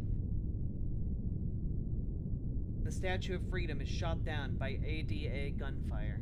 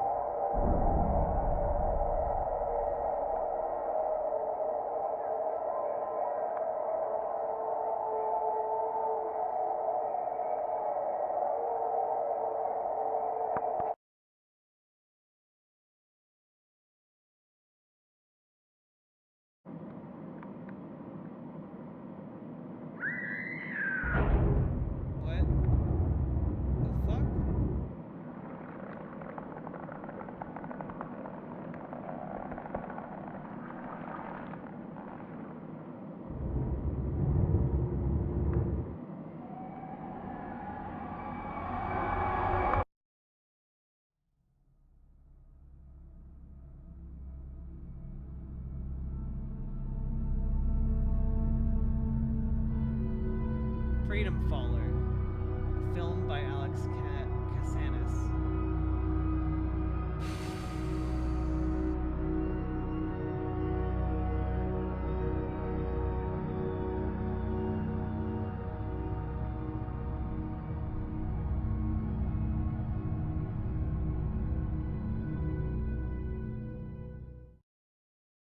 All right.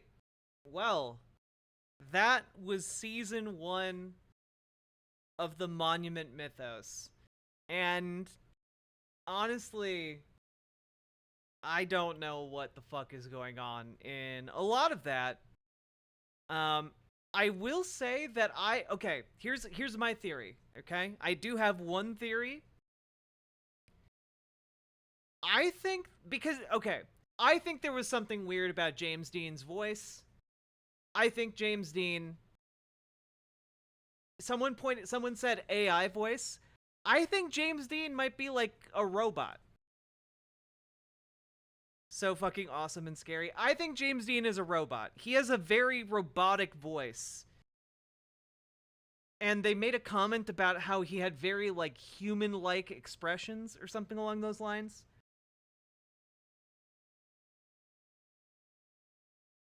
When no one else will, one immortal patriot remains to defend Dean democracy. Yes. Hey, LB. May I post my theory? Go for it, GamerG. Only theories from people who haven't seen this, by the way. Because I know that there are people who have watched ahead. What? Also, chat, if you have been enjoying the stream, please hit the follow button over on Twitch, hit the subscribe button on YouTube, hit the like button on the stream, and consider coming over to riverboat.gg and dropping some subs or donos, because that will really help me to live, and I would like that very much. Jack just doesn't want me to chat since she knows I've seen like half of the YouTube spoops.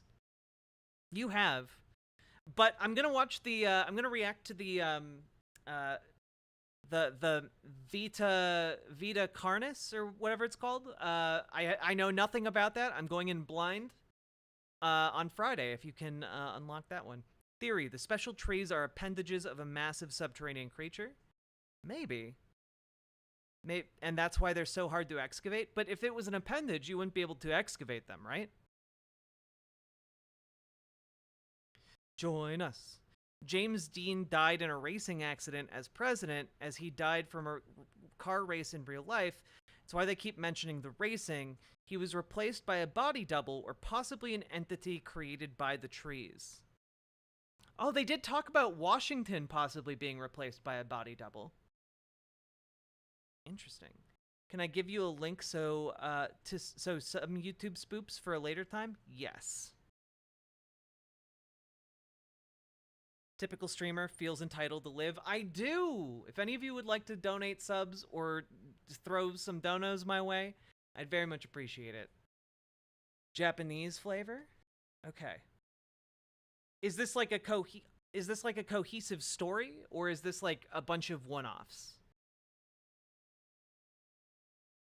Or James Dean died while running for president and he was too popular for him to suddenly die. I really do love how popular James Dean is. And I love that there is, it's not the anti-issue association, it's just anti-Dean. The anti-Dean association. It's more of an anthology. Okay. I'll take a look at it on stream sometime.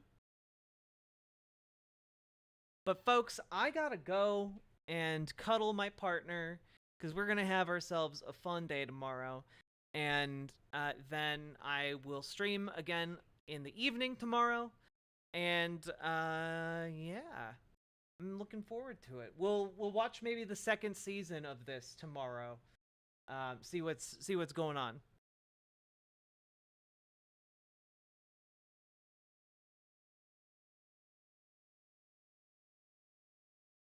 That was really fun. I agree. So we'll do season 2 tomorrow, after we cover whatever political stuff we're gonna cover.